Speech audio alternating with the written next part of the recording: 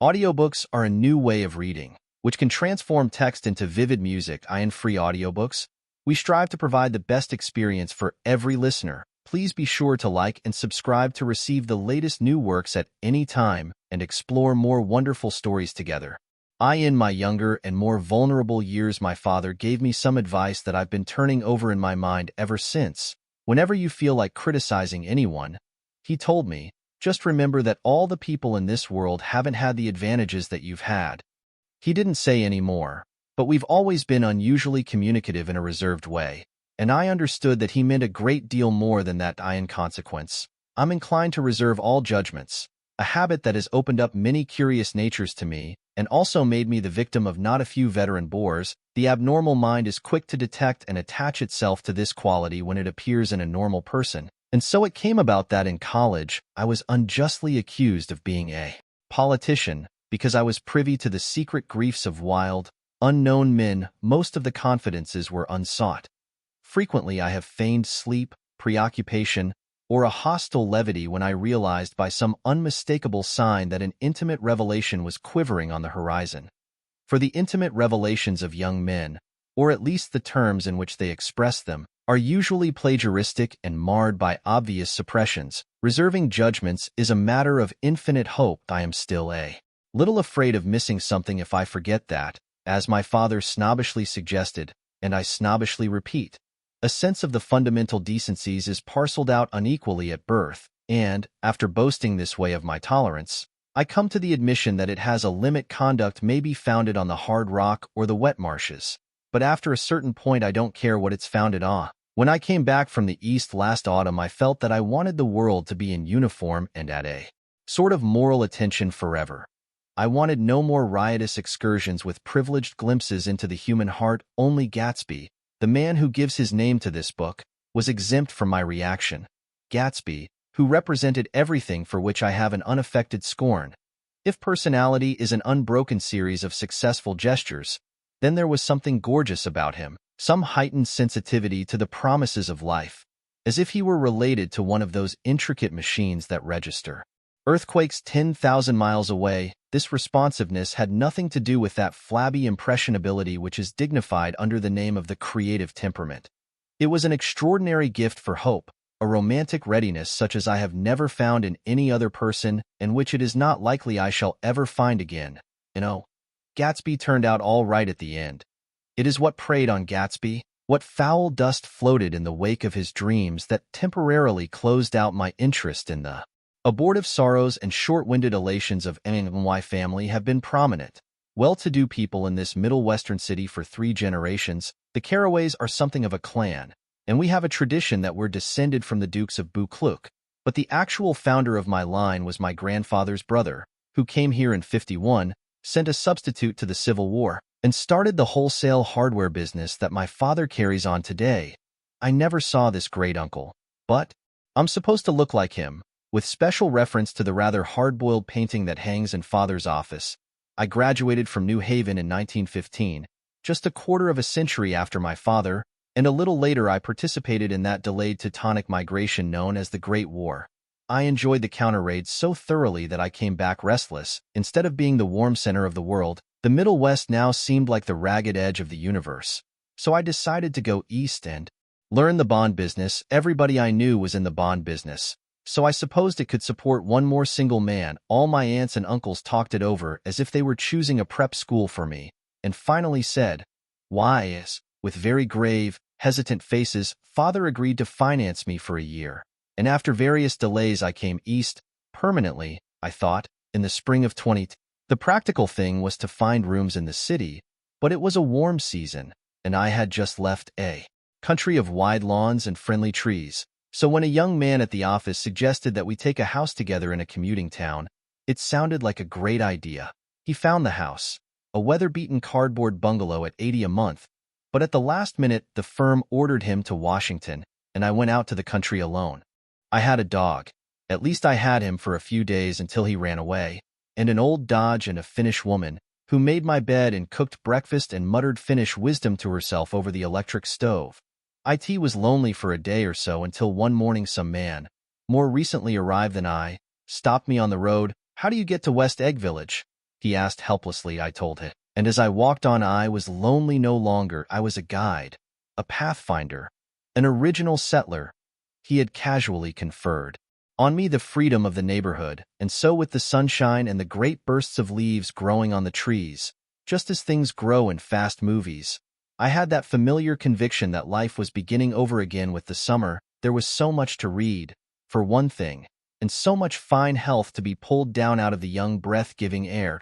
I bought a dozen volumes on banking and credit and investment securities, and they stood on my shelf in red and gold like new money from the mint, promising to unfold the shining secrets that only Midas and Morgan and Maecenas knew. And I had the high intention of reading many other books besides. I was rather literary in college. One year I wrote a series of very solemn and obvious editorials for the Yale News. And now I was going to bring back all such things into my life and become again that most limited of all specialists, the well-rounded man. This isn't just an epigram. Life is much more successfully looked at from a single window.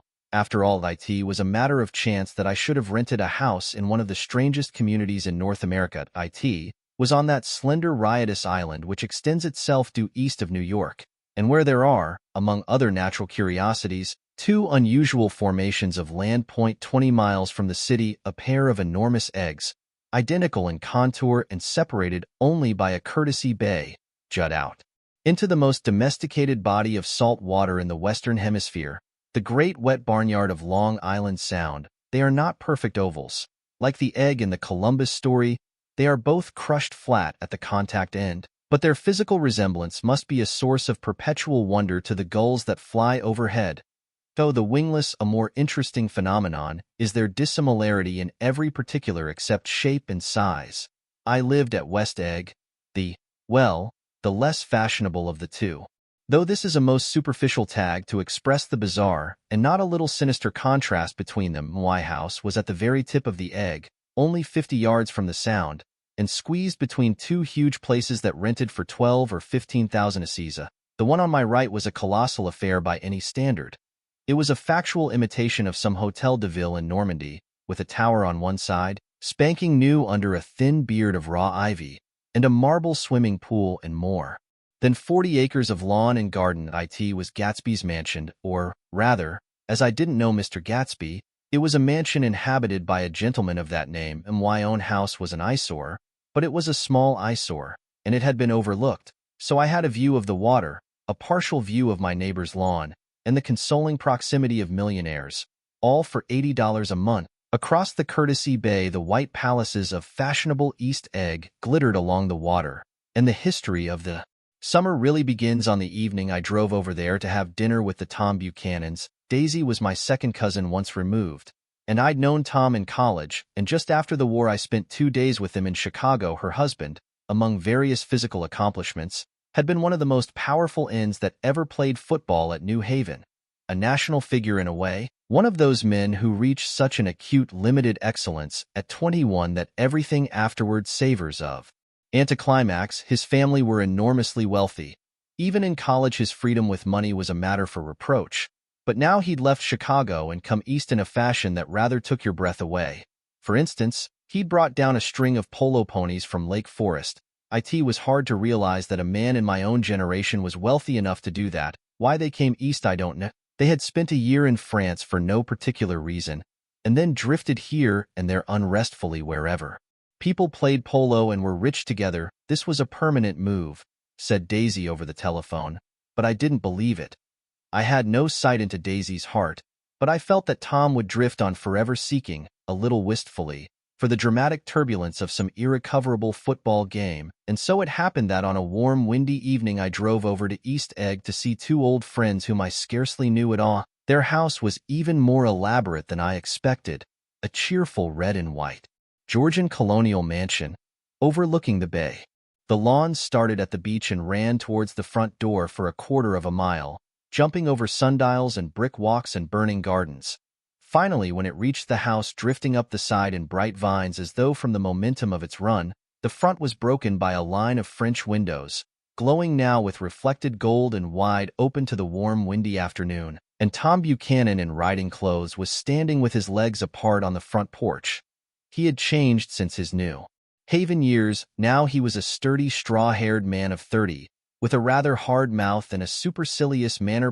Two shining, arrogant eyes had established dominance over his face and gave him the appearance of always leaning aggressively forward. Not even the effeminate swank of his riding clothes could hide the enormous power of that body. He seemed to fill those glistening boots until he strained the top lacing, and you could see a great pack of muscle shifting when his shoulder moved under his thin coat. It was a body capable of enormous leverage. A cruel body, his speaking voice, a gruff husky tenor, added to the impression of fractiousness he conveyed. There was a touch of paternal contempt in it, even toward people he liked. And there were men at New Haven who had hated his guts. Now, don't think my opinion on these matters is final, he seemed to say, just because I'm stronger and more of a man than you are. We were in the same senior society, and while we were never intimate, I always had the impression that he approved of me and wanted me to like him with some harsh, defiant wistfulness of his own. We talked for a few minutes on the sunny porch. "I've got a nice place here," he said, his eyes flashing about restlessly, turning me around by one arm. He moved a broad, flat hand along the front vista, including in its sweep a sunken Italian garden, a half-acre of deep, pungent roses, and a snub-nosed motorboat that bumped the tide offshore. It belonged to Domain, the oil man. He turned me around again, politely and abruptly. "We'll go inside." We walked through a high hallway into a bright rosy-colored space, fragilely bound into the house by French windows at either end. The windows were ajar and gleaming white against the fresh grass outside that seemed to grow a little way into the house. A breeze blew through the room, blew curtains in at one end and out the other like pale flags, twisting them up toward the frosted wedding cake of the ceiling, and then rippled over the wine-colored rug, making a shadow on it as wind does on the sieve. The only completely stationary object in the room was an enormous couch on which two young women were buoyed up as though upon an anchored balloon. They were both in white, and their dresses were rippling and fluttering as if they had just been blown back in after a short flight around the house. I must have stood for a few moments listening to the whip and snap of the curtains and the groan of a picture on the wall. Then there was a boom as Tom Buchanan shut the rear windows and the caught wind died out about the room, and the curtains and the rugs and the two young women ballooned slowly to the floor. The younger of the two was a stranger to me. She was extended full length at her end of the divan, completely motionless, and with her chin raised a little, as if she were balancing something on it which was quite likely to fall. If she saw me out of the corner of her eyes, she gave no hint of it. Indeed, I was almost surprised into murmuring an apology for having disturbed her by coming in. The other girl, Daisy, made an attempt to rise. She leaned slightly forward with a conscientious expression. Then she laughed, an absurd, charming little laugh, and I laughed too and came forward into the room. I'm paralyzed with happiness. She laughed again, as if she said something very witty, and held my hand for a moment, looking up into my face, promising that there was no one in the world she so much wanted to see. That was a way she had. She hinted in a murmur that the surname of the balancing girl was Baker. I've heard it said that Daisy's murmur was only to make people lean toward her, an irrelevant criticism that made it no less charming. At any rate, Miss Baker's lips fluttered. She nodded at me almost imperceptibly, and then quickly tipped her head back again. The object she was balancing had obviously tottered a little and given her something of a fright. Again a sort of apology arose to my lips. Almost any exhibition of complete self-sufficiency draws a stunned tribute from me. I looked back at my cousin, who began to ask me questions in her low, thrilling voice. It was the kind of voice that the ear follows up and down, as if each speech is an arrangement of notes that will never be played again. Her face was sad and lovely with bright things in it, bright eyes and a bright passionate mouth, but there was an excitement in her voice that men who had cared for her found difficult to forget. A singing compulsion, a whispered listen, a promise that she had done gay, exciting things just a while since and that there were gay, exciting things hovering in the next hour. I told her how I had stopped off in Chicago for a day on my way east, and how a dozen people had sent their love through me. "Do they miss me?" she cried ecstatically. "The whole town is desolate. All the cars have the left rear wheel painted black as a mourning wreath, and there's a persistent wail all night along the North Shore. How gorgeous! Let's go back, Tom, tomorrow." Then she added irrelevantly, "You ought to see the baby." I'd like to. She's asleep. She's 3 years old. Haven't you ever seen her? Never. Well, you ought to see her. She's... Tom Buchanan, who had been hovering restlessly about the room, stopped and rested his hand on my shoulder. What you doing, Nick? I'm a bondman. Who with? I told him, never heard of them. He remarked decisively. This annoyed me. You will. I answered shortly, you will if you stay in the East. Oh, I'll stay in the East. Don't you worry, he said, glancing at Daisy and then back at me, as if he were alert for something more. I'd be a goddamned fool to live anywhere else. At this point, Miss Baker said, absolutely, with such suddenness that I started. It was the first word she had uttered since I came into the room. Evidently it surprised her as much as it did me, for she yawned and with a series of rapid, deft movements stood up into the room. I'm stiff, she complained. I've been lying on that sofa for as long as I can remember. Don't look at me, Daisy retorted. I've been trying to get you to New York all afternoon. No, thanks, said Miss Baker to the 4 cocktails just in from the pantry. I'm absolutely in training. Her host looked at her incredulously. You are? He took down his drink as if it were a drop in the bottom of a glass. How you ever get anything done is beyond me. I looked at Miss Baker, wondering what it was she got done. I enjoyed looking at her. She was a slender, small-breasted girl with an erect carriage, which she accentuated by throwing her body backward at the shoulders like a young cadet. Her gray, sun-strained eyes looked back at me with polite reciprocal curiosity out of a wan, charming, discontented face. It occurred to me now that I had seen her, or a picture of her, somewhere before. You live in West Egg? She remarked contemptuously. I know somebody there. I don't know a single. You must know Gatsby. Gatsby? Demanded Daisy. What Gatsby? Before I could reply that he was my neighbor, dinner was announced. Wedging his tense arm imperatively under mine, Tom Buchanan compelled me from the room as though he were moving a checker to another square. Slenderly, languidly, their hands set lightly on their hips, the 2 young women preceded us out onto a rosy-colored porch, open toward the sunset, where 4 candles flickered on the table in the diminished wind. Why candles? Objected Daisy, frowning. She snapped them out with her fingers. In 2 weeks, it'll be the longest day in the year. She looked at us all radiantly. Do you always watch for the longest day of the year and then miss it? I always watch for the longest day in the year and then miss it. We ought to plan something, yawned Miss Baker, sitting down at the table as if she were getting into bed. All right, said Daisy. What'll we plan? She turned to me helplessly. What do people plan? Before I could answer, her eyes fastened with an odd expression on her little finger. Look, she complained. I heard it. We all looked. The knuckle was black and blue. You did it, Tom, she said accusingly. I know you didn't mean to, but you did do it. That's what I get for marrying a brute of a man. A great, big, hulking physical specimen of a... I hate that word, hulking, objected Tom crossly. Even in kidding. Hulking, insisted Daisy. Sometimes she and Miss Baker talked at once, unobtrusively and with a bantering inconsequence that was never quite chatter. That was as cool as their white dresses and their impersonal eyes in the absence of all desire. They were here, and they accepted Tom and me, making only a polite, pleasant effort to entertain or to be entertained. They knew that presently dinner would be over, and a little later the evening too would be over, and casually put away. It was sharply different from the West, where an evening was hurried from phase to phase towards its close, in a continually disappointed anticipation or else in sheer nervous dread of the moment itself. You make me feel uncivilized, Daisy. I confessed on my second glass of corky but rather impressive claret. Can't you talk about crops or something? I meant nothing in particular by this remark, but it was taken up in an unexpected way. Civilization's going to pieces, broke out Tom violently. I've gotten to be a terrible pessimist about things. Have you read The Rise of the Colored Empires by this man Goddard? Why, no, I answered, rather surprised by his tone. Well, it's a fine book, and everybody ought to read it. The idea is if we don't look out, the white race will be utterly submerged. It's all scientific stuff. It's been proved.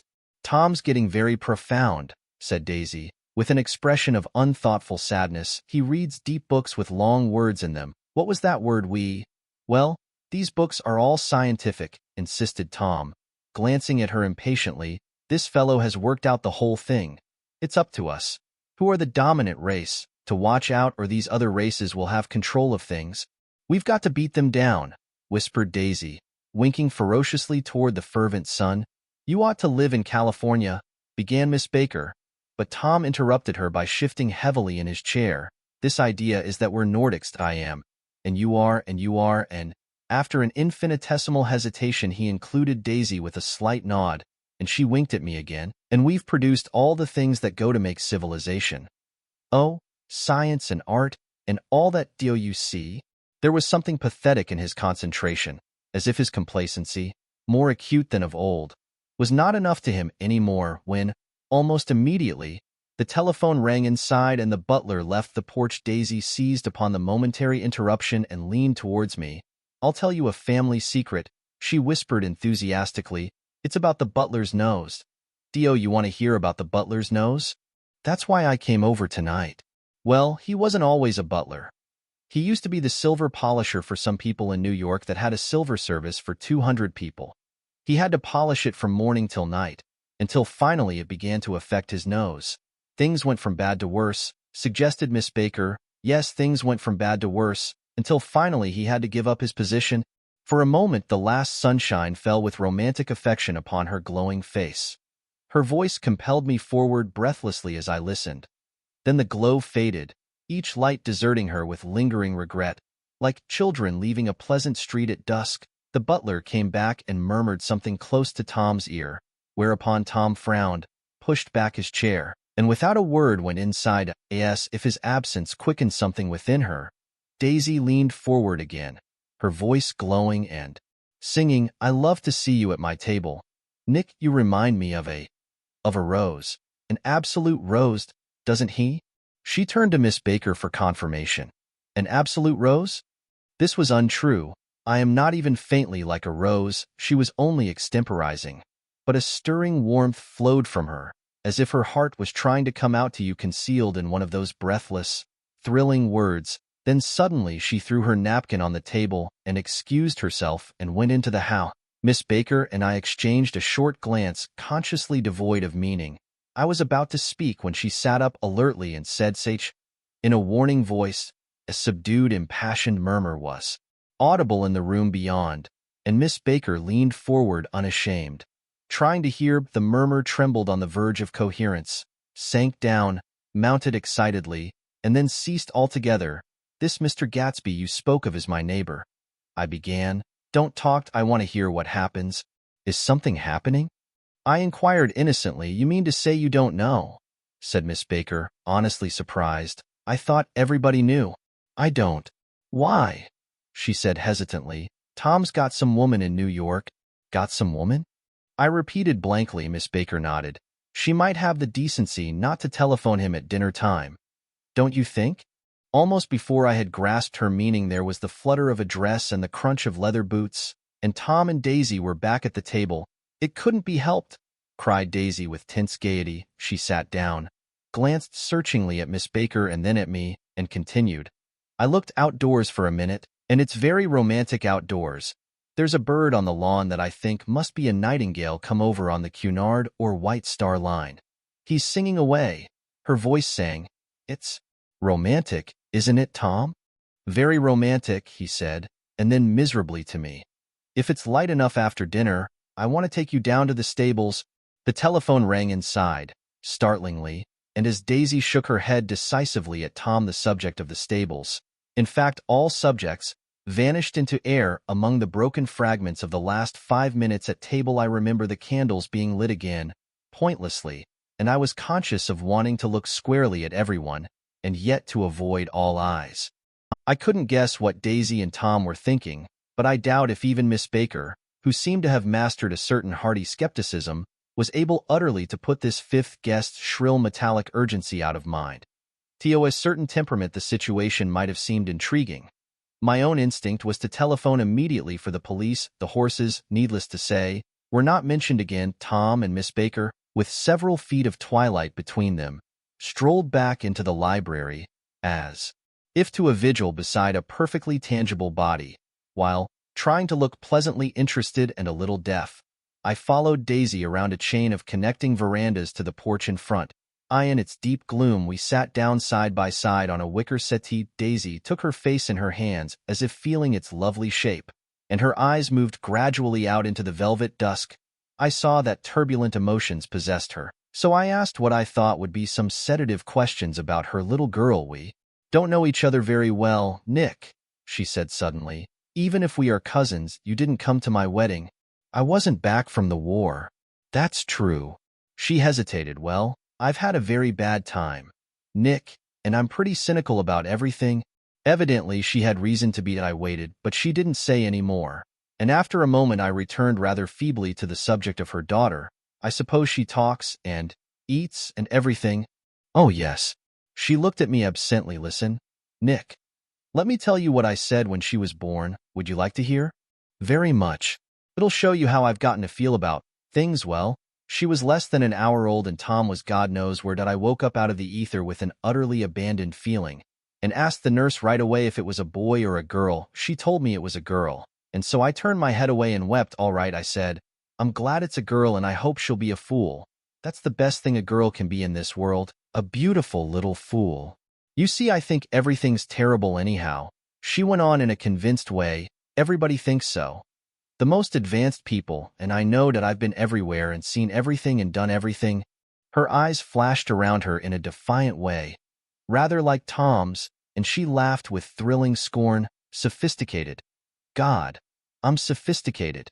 The instant her voice broke off, ceasing to compel my attention, my belief, I felt the basic insincerity of what she had said.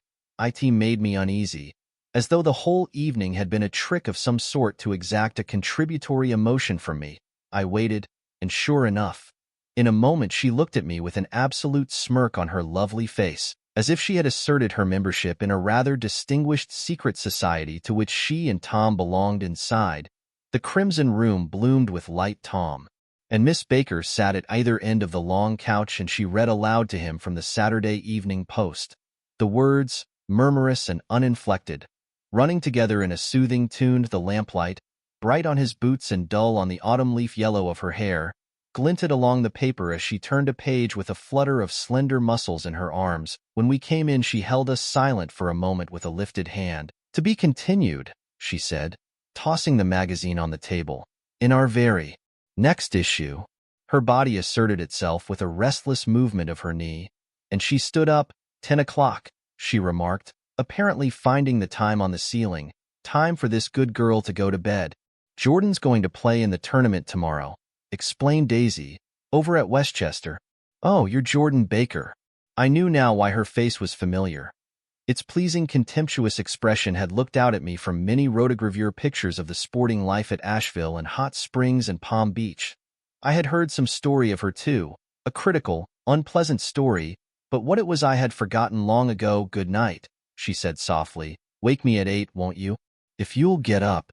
"I will. Good night, Mr. Carraway. See you anon." "Of course you will," confirmed Daisy. "In fact, I think I'll arrange a marriage. Come over often, Nick, and I'll sort of, fling you together, you know. Lock you up accidentally in linen closets and push you out to sea in a boat, and all that sort of thing." "Good night," called Miss Baker from the stairs. "I haven't heard a word." "She's a nice girl," said Tom after a moment. "They oughtn't to let her run around the country this way." "Who oughtn't to?" inquired Daisy coldly. "Her family." "Her family is one aunt about 1,000 years old. Besides, Nick's going to look after her, aren't you, Nick? She's going to spend lots of weekends out here this summer. I think the home influence will be very good for her." Daisy and Tom looked at each other for a moment in silence. "Is she from New York?" I asked quickly. "From Louisville. Our white girlhood was passed together there, our beautiful white." "Did you give Nick a little heart-to-heart talk on the veranda?" demanded Tom suddenly. "Did I?" She looked at me. "I can't seem to remember, but I think we talked about the Nordic race. Yes, I'm sure we did. It sort of crept up on us, and first thing you know, 'Don't believe everything you hear, Nick,' he advised me." I said lightly that I had heard nothing at all, and a few minutes later I got up to go home. They came to the door with me and stood side by side in a cheerful square of light. I started my motor. Daisy peremptorily called, "Wait, I forgot to ask you something, and it's important. We heard you were engaged to a girl out west." "That's right." corroborated Tom kindly. "We heard that you were engaged." "It's a libel that I'm too poor." "But we heard it," insisted Daisy, surprising me by opening up again in a flower-like way. "We heard it from 3 people, so it must be true." Of course I knew what they were referring to, but I wasn't even vaguely engaged. The fact that gossip had published the banns was one of the reasons I had come east. You can't stop going with an old friend on account of rumors. And on the other hand, I had no intention of being rumored into marriage. Their interest rather touched me and made them less remotely rich. Nevertheless, I was confused and a little disgusted as I drove away. It seemed to me that the thing for Daisy to do was to rush out of the house, child in arms. But apparently there were no such intentions in her head as for Tom. The fact that he had some woman in New York was really less surprising than that he had been depressed by a book. Something was making him nibble at the edge of stale ideas, as if his sturdy physical egotism no longer nourished his peremptory heart. Already it was deep summer on roadhouse roofs and in front of wayside garages, where new red petrol pumps sat out in pools of light, and when I reached my estate at West Egg, I ran the car under its shed and sat for a while on an abandoned grass roller in the yard. The wind had blown off, leaving a loud, bright night, with wings beating in the trees and a persistent organ sound as the full bellows of the earth blew the frogs full of life. The silhouette of a moving cat wavered across the moonlight, and, turning my head to watch it, I saw that I was not alone. 50 feet away, a figure had emerged from the shadow of my neighbor's mansion and was standing with his hands in his pockets regarding the silver pepper of the stars. Something in his leisurely movements and the secure position of his feet upon the lawn suggested that it was Mr. Gatsby himself, come out to determine what share was his of our local heavens. I decided to call to him. Miss Baker had mentioned him at dinner, and that would do for an introduction, but I didn't call to him, for he gave a sudden intimation that he was content to be alone.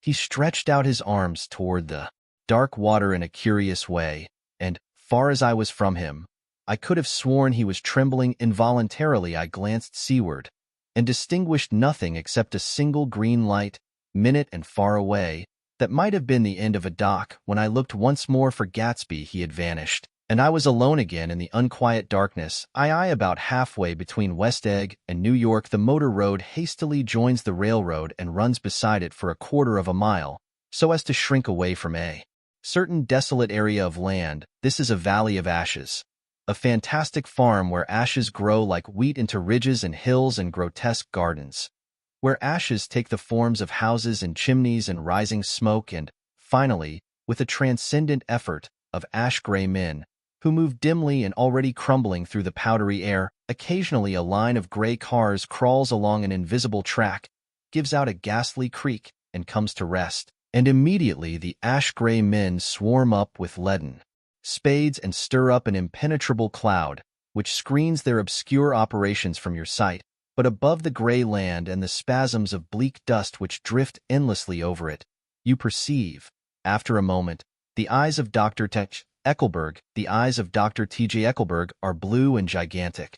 Their retinas are 1 yard high. They look out of no face, but, instead, from a pair of enormous yellow spectacles which pass over a non-existent nose. Evidently some wild wag of an oculist set them there to fatten his practice in the borough of Queens, and then sank down himself into eternal blindness, or forgot them and moved away. But his eyes, dimmed a little by many paintless days, under sun and rain, brood on over the solemn dumping ground. The Valley of Ashes is bounded on one side by a small foul river, and, when the drawbridge is up to let barges through, the passengers on waiting trains can stare at the dismal scene for as long as half an hour. There is always a halt thereof at least a minute, and it was because of this that I first met Tom Buchanan's mistress. The fact that he had one was insisted upon wherever he was known. His acquaintances resented the fact that he turned up in popular cafes with her and, leaving her at a table, sauntered about, chatting with whomsoever he knew. Though I was curious to see her, I had no desire to meet her, but I did. I went up to New York with Tom on the train one afternoon, and when we stopped by the ash heaps he jumped to his feet and, taking hold of my elbow, literally forced me from the car. "We're getting off," he insisted. "I want you to meet my girl."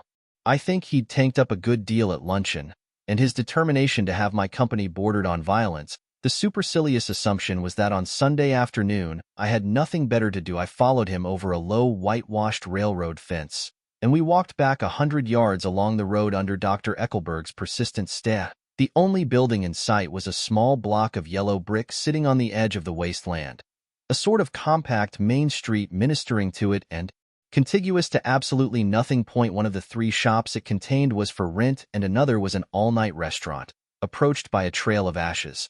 The third was a garage. Repairs, George B. Wilson, cars bought and sold. And I followed Tom inside. The interior was unprosperous and bare. The only car visible was the dust-covered wreck of a Ford which crouched in a dim corner. It had occurred to me that this shadow of a garage must be a blind, and that sumptuous and romantic apartments were concealed overhead, when the proprietor himself appeared in the door of an office, wiping his hands on a piece of waste. He was a blond, spiritless man, anemic and faintly handsome. When he saw us, a damp gleam of hope sprang into his light blue eyes. "Hello, Wilson, old man," said Tom, slapping him jovially on the shoulder. "How's business?" "I can't complain," answered Wilson unconvincingly. "When are you going to sell me that car?" "Next week. I've got my man working on it now. Works pretty slow, don't he?" "No, he doesn't," said Tom coldly. "And if you feel that way about it, maybe I'd better sell it somewhere else after all." "I don't mean that," explained Wilson quickly. "I just meant—" His voice faded off and Tom glanced impatiently around the garage. Then I heard footsteps on a stairs, and in a moment the thickish figure of a woman blocked out the light from the office door. She was in the middle 30s and faintly stout, but she carried her flesh sensuously as some women can't. Her face, above a spotted dress of dark blue crepe de chine, contained no facet or gleam of beauty, but there was an immediately perceptible vitality about her, as if the nerves of her body were continually smoldering. She smiled slowly and, walking through her husband as if he were a ghost, shook hands with Tom, looking him flush in the eye. Then she wet her lips, and without turning around spoke to her husband in a soft, coarse voice. "Get some chairs, why don't you? So somebody can sit down." "Oh, sure," agreed Wilson hurriedly, and went toward the little office, mingling immediately with the cement color of the walls. The white ashen dust veiled his dark suit and his pale hair as it veiled everything in the vicinity, except his wife, who moved close to Tom. "I want to see you," said Tom intently. "Get on the next train." "All right. I'll meet you by the newsstand on the lower level." She nodded and moved away from him just as George Wilson emerged with 2 chairs from his office door. We waited for her down the road and out of sight. It was a few days before the 4th of July, and a gray, scrawny Italian child was setting torpedoes in a row along the railroad track. "Terrible place, isn't it?" said Tom, exchanging a frown with Dr. Eckelberg. "Awful. It does her good to get away." "Doesn't her husband object, Wilson?" "He thinks she goes to see her sister in New York. He's so dumb he doesn't know he's alive." So Tom Buchanan and his girl and I went up together to New York.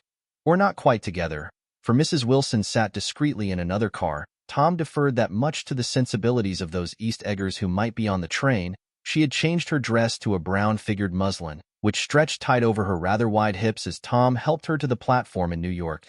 The newsstand, she bought a copy of Town Tattle and a moving picture magazine, and in the station drugstore some cold cream and a small flask of perfume upstairs. In the solemn echoing drive, she let 4 taxicabs drive away before she selected a new one, lavender-colored with gray upholstery, and in this we slid out from the mass of the station into the glowing sunshine. But immediately she turned sharply from the window and, leaning forward, tapped on the front glass. "I want to get one of those dogs," she said earnestly. "I want to get one for the apartment. They're nice to have, a dog."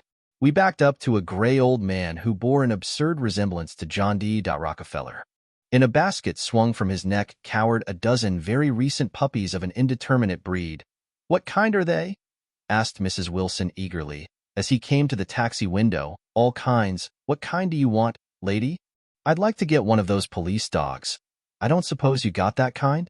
The man peered doubtfully into the basket, plunged in his hand and drew one up, wriggling by the back of the neck. "That's no police dog," said Tom. "No. It's not exactly a police dog," said the man with disappointment in his voice. "It's more of an Airedale." He passed his hand over the brown washrag of a back, Look at that coat, some coat. That's a dog that'll never bother you with catching cold. I think it's cute, said Mrs. Wilson enthusiastically. How much is it? That dog? He looked at it admiringly. That dog will cost you $10. The Airedale. Undoubtedly there was an Airedale concerned in it somewhere, though its feet were startlingly white. Changed hands and settled down into Mrs. Wilson's lap, where she fondled the weatherproof coat with rapture. Is it a boy or a girl? She asked delicately. That dog? That dog's a boy. It's a bitch, said Tom decisively. Here's your money. Go and buy 10 more dogs with it. We drove over to Fifth Avenue, warm and soft, almost pastoral, on the summer Sunday afternoon. I wouldn't have been surprised to see a great flock of white sheep turn the corner. Hold on, I said. I have to leave you here. No, you don't, interposed Tom quickly. Myrtle'll be hurt if you don't come up to the apartment. Won't you, Myrtle? Come on, she urged. I'll telephone my sister Catherine. She's said to be very beautiful by people who ought to know. Well, I'd like to, but, we went on, cutting back again over the park toward the West Hundreds. At 158th Street, the cab stopped at one slice in a long white cake of apartment houses, throwing a regal homecoming glance around the neighborhood. Mrs. Wilson gathered up her dog and her other purchases, and went haughtily in. I'm going to have the McKees come up, she announced as we rose in the elevator, and, of course, I got to call up my sister, too. The apartment was on the top floor. A small living room, a small dining room, a small bedroom, and a bath. The living room was crowded to the doors with a set of tapestried furniture entirely too large for it, so that to move about was to stumble continually over scenes of ladies swinging in the gardens of Versailles. The only picture was an over-enlarged photograph, apparently a hen sitting on a blurred rock, looked at from a distance. However, the hen resolved itself into a bonnet, and the countenance of a stout old lady beamed down into the room. Several old copies of Town Tattle lay on the table together with a copy of Simon Called Peter, and some of the small scandal magazines of Broadway. Mrs. Wilson was first concerned with the dog. A reluctant elevator boy went for a box full of straw and some milk, to which he added on his own initiative a tin of large, hard dog biscuits, one of which decomposed apathetically in the saucer of milk all afternoon. Meanwhile, Tom brought out a bottle of whiskey from a locked bureau door.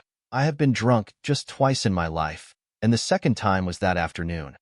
So everything that happened has a dim, hazy cast over it, although until after 8 o'clock the apartment was full of cheerful sun. Sitting on Tom's lap, Mrs. Wilson called up several people on the telephone.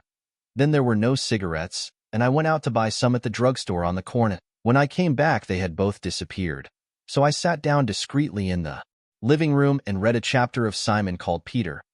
Either it was terrible stuff or the whiskey distorted things, because it didn't make any sense to me. Just as Tom and Myrtle, after the first drink Mrs. Wilson and I called each other by our first names, reappeared, company commenced to arrive at the apartment door. The sister, Catherine, was a slender, worldly girl of about 30, with a solid, sticky bob of red hair, and a complexion powdered milky white. Her eyebrows had been plucked and then drawn on again at a more rakish angle, but the efforts of nature toward the restoration of the old alignment gave a blurred air to her face. When she moved about, there was an incessant clicking as innumerable pottery bracelets jingled up and down upon her arms. She came in with such a proprietary haste, and looked around so possessively at the furniture, that I wondered if she lived here. But when I asked her, she laughed immoderately, repeated my question aloud, and told me she lived with a girl friend at a hotel.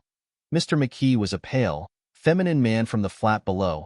He had just shaved, for there was a white spot of lather on his cheekbone, and he was most respectful in his greeting to everyone in the room. He informed me that he was in the artistic game, and I gathered later that he was a photographer and had made the dim enlargement of Mrs. Wilson's mother, which hovered like an ectoplasm on the wall. His wife was shrill, languid, handsome, and horrible. She told me with pride that her husband had photographed her 127 times since they had been married.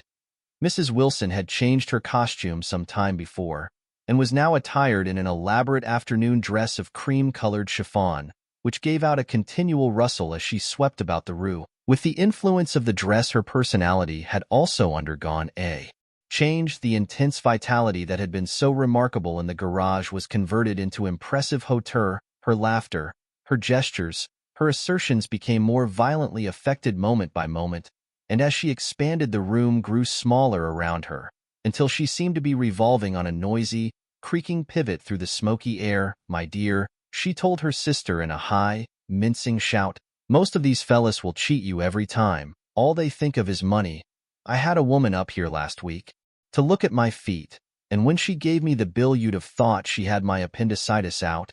"What was the name of the woman?" asked Mrs. McKee. "Mrs. Eberhardt. She goes around looking at people's feet in their own homes." "I like your dress," remarked Mrs. McKee. "I think it's adorable." Mrs. Wilson rejected the compliment by raising her eyebrow in disdain. "It's just a crazy old thing," she said. "I just slip it on sometimes when I don't care what I look like. But it looks wonderful on you, if you know what I mean," pursued Mrs. McKee. "If Chester could only get you in that pose, I think he could make something of it."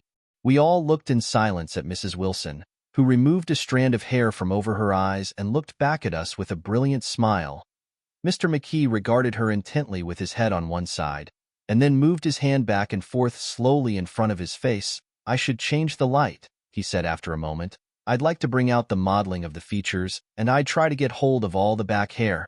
"I wouldn't think of changing the light," cried Mrs. McKee. "I think it's," her husband said, "sick." And we all looked at the subject again.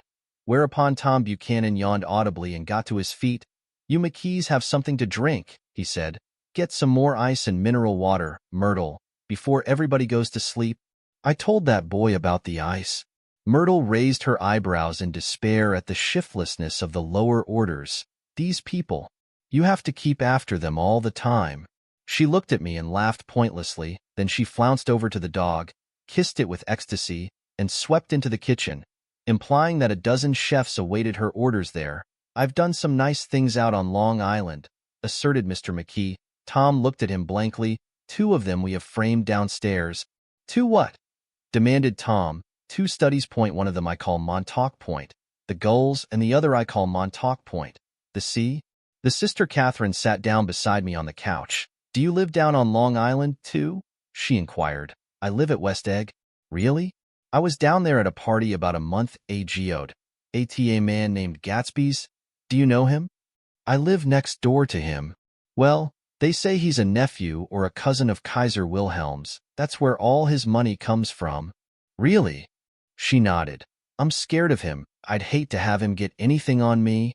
This absorbing information about my neighbor was interrupted by Mrs. McKee's pointing suddenly at Catherine Chester. "I think you could do something with her," she broke out. But Mr. McKee only nodded in a bored way, and turned his attention to Tom. "I'd like to do more work on Long Island. If I could get the entry, all I ask is that they should give me a start." "Ask Myrtle," said Tom, breaking into a short shout of laughter as Mrs. Wilson entered with a tray. "She'll give you a letter of introduction." "Won't you, Myrtle?" "Do what?" she asked, startled. "You'll give McKee a letter of introduction to your husband, so he can do some studies of him." His lips moved silently for a moment as he invented, "George B. Wilson at the gasoline pump," or something like that. Catherine leaned close to me and whispered in my ear, "Neither of them can stand the person they're married to." "Can't they?" "Can't stand them." She looked at Myrtle and then at Tom. "What I say is, why go on living with them if they can't stand them? If I was them, I'd get a divorce and get married to each other right away." "Doesn't she like Wilson either?" The answer to this was unexpected. It came from Myrtle, who had overheard the question, and it was violent and obscene, you see, cried Catherine triumphantly. She lowered her voice again. "It's really his wife that's keeping them apart. She's a Catholic, and they don't believe in divorce." Daisy was not a Catholic, and I was a little shocked at the elaborateness of the lie. "When they do get married," continued Catherine, "they're going west to live for a while until it blows over. It'd be more discreet to go to Europe." "Oh, do you like Europe?" she exclaimed surprisingly. "I just got back from Monte Carlo." "Really?" "Just last year, I went over there with another girl." "Stay long?" "No, we just went to Monte Carlo and back. We went by way of Marseilles. We had over $1,200 when we started, but we got gypped out of it all in 2 days in the private rooms. We had an awful time getting back. I can tell you, God, how I hated that town." The late afternoon sky bloomed in the window for a moment like the blue honey of the Mediterranean. Then the shrill voice of Mrs. McKee called me back into the room. "I almost made a mistake, too," she declared vigorously. I almost married a little kike who'd been after me for years. I knew he was below me. Everybody kept saying to me, "Lucille, that man's way below you." But if I hadn't met Chester, he'd have got me sure. "Yes, but listen," said Myrtle Wilson, nodding her head up and down. "At least you didn't marry him." "I know I didn't." "Well, I married him," said Myrtle ambiguously, "and that's the difference between your case and mine." "Why did you, Myrtle?" demanded Catherine. "Nobody forced you to." Myrtle considered. "I married him because I thought he was a gentleman," she said finally. "I thought he knew something about breeding, but he wasn't fit to lick my shoe." "You were crazy about him for a while," said Catherine. "Crazy about him?" cried Myrtle incredulously. "Who said I was crazy about him? I never was any more crazy about him than I was about that man there." She pointed suddenly at me, and everyone looked at me accusingly. That I tried to show by my expression that I expected no affection. The only crazy I was when I married him. I knew right away I made a mistake. He borrowed somebody's best suit to get married in, and never even told me about it. And the man came after it one day when he was out. "Oh, is that your suit?" I said. "This is the first I ever heard about it." But I gave it to him, and then I lay down and cried to beat the band all afternoon. "She really ought to get away from him," resumed Catherine to me. "They've been living over that garage for 11 years, and Tom's the first sweetie she ever had." The bottle of whiskey, a second one, was now in constant demand by all present, excepting Catherine, who felt just as good on nothing at all. Tom rang for the janitor and sent him for some celebrated sandwiches, which were a complete supper in themselves. I wanted to get out and walk eastward toward the park through the soft twilight. But each time I tried to go I became entangled in some wild, strident argument which pulled me back, as if with ropes, into my chair. Yet high over the city our line of yellow windows must have contributed their share of human secrecy to the casual watcher in the darkening streets, and I saw him too. Looking up and wondering, I was within and without, simultaneously enchanted and repelled by the inexhaustible variety of life. Myrtle pulled her chair close to mine, and suddenly her warm breath poured over me the story of her first meeting with Tom. It was on the two little seats facing each other that are always the last ones left on the train. I was going up to New York to see my sister and spend the night. He had on a dress suit and patent leather shoes, and I couldn't keep my eyes off him. But every time he looked at me I had to pretend to be looking at the advertisement over his head. When we came into the station he was next to me, and his white shirt front pressed against my arm, and so I told him I'd have to call a policeman, but he knew I lied. I was so excited that when I got into a taxi with him, I didn't hardly know I wasn't getting into a subway train. All I kept thinking about over and over was, "You can't live forever. You can't live forever." She turned to Mrs. McKee, and the room rang full of her artificial laughter. "My dear," she cried, "I'm going to give you this dress as soon as I'm through with it. I've got to get another one tomorrow. I'm going to make a list of all the things I've got to get: a massage and a wave, and a collar for the dog, and one of those cute little ashtrays where you touch a spring, and a wreath with a black silk bow for Mother's grave that'll last all summer." I got to write down a list so I won't forget all the things I got to do. It was 9 o'clock. Almost immediately afterward I looked at my watch and found it was 10. Mr. McKee was asleep on a chair with his fists clenched in his lap, like a photograph of a man of action. Taking out my handkerchief, I wiped from his cheek the spot of dried lather that had worried me all the afternoon. The little dog was sitting on the table looking with blind eyes through the smoke, and from time to time groaning faintly. People disappeared, reappeared, made plans to go somewhere, and then lost each other, searched for each other, found each other a few feet away. Sometime toward midnight Tom Buchanan and Mrs. Wilson stood face to face discussing, in impassioned voices, whether Mrs. Wilson had any right to mention Daisy's name. "Daisy, Daisy, Daisy," shouted Mrs. Wilson. "I'll say it whenever I want to. Daisy, die." Making a short, deft movement, Tom Buchanan broke her nose with his open hand. Then there were bloody towels upon the bathroom floor, and women's voices scolding, and high over the confusion a long broken wail of pain. Mr. McKee awoke from his doze and started in a daze toward the door. When he had gone halfway, he turned around and stared at the scene. His wife and Catherine scolding and consoling as they stumbled here and there among the crowded furniture with articles of aid, and the despairing figure on the couch, bleeding fluently, and trying to spread a copy of Town Tattle over the tapestry scenes of Versailles. Then Mr. McKee turned and continued on out the door, taking my hat from the chandelier. I followed. "Come to lunch some day," he suggested, as we groaned down in the elevator. "Where?" "Anywhere." "Keep your hands off the lever," snapped the elevator boy. "I beg your pardon," said Mr. McKee with dignity. "I didn't know I was touching it." "All right," I agreed. "I'll be glad to." I was standing beside his bed and he was sitting up between the sheets, clad in his underwear, with a great portfolio in his hands, Beauty and the Beast, Loneliness, Old Grocery Horse, Brooklyn Bridge. Then I was lying half asleep in the cold lower level of the Pennsylvania station, staring at the Morning Tribune, and waiting for the 4 o'clock train. There was music from my neighbor's house through the summer nights.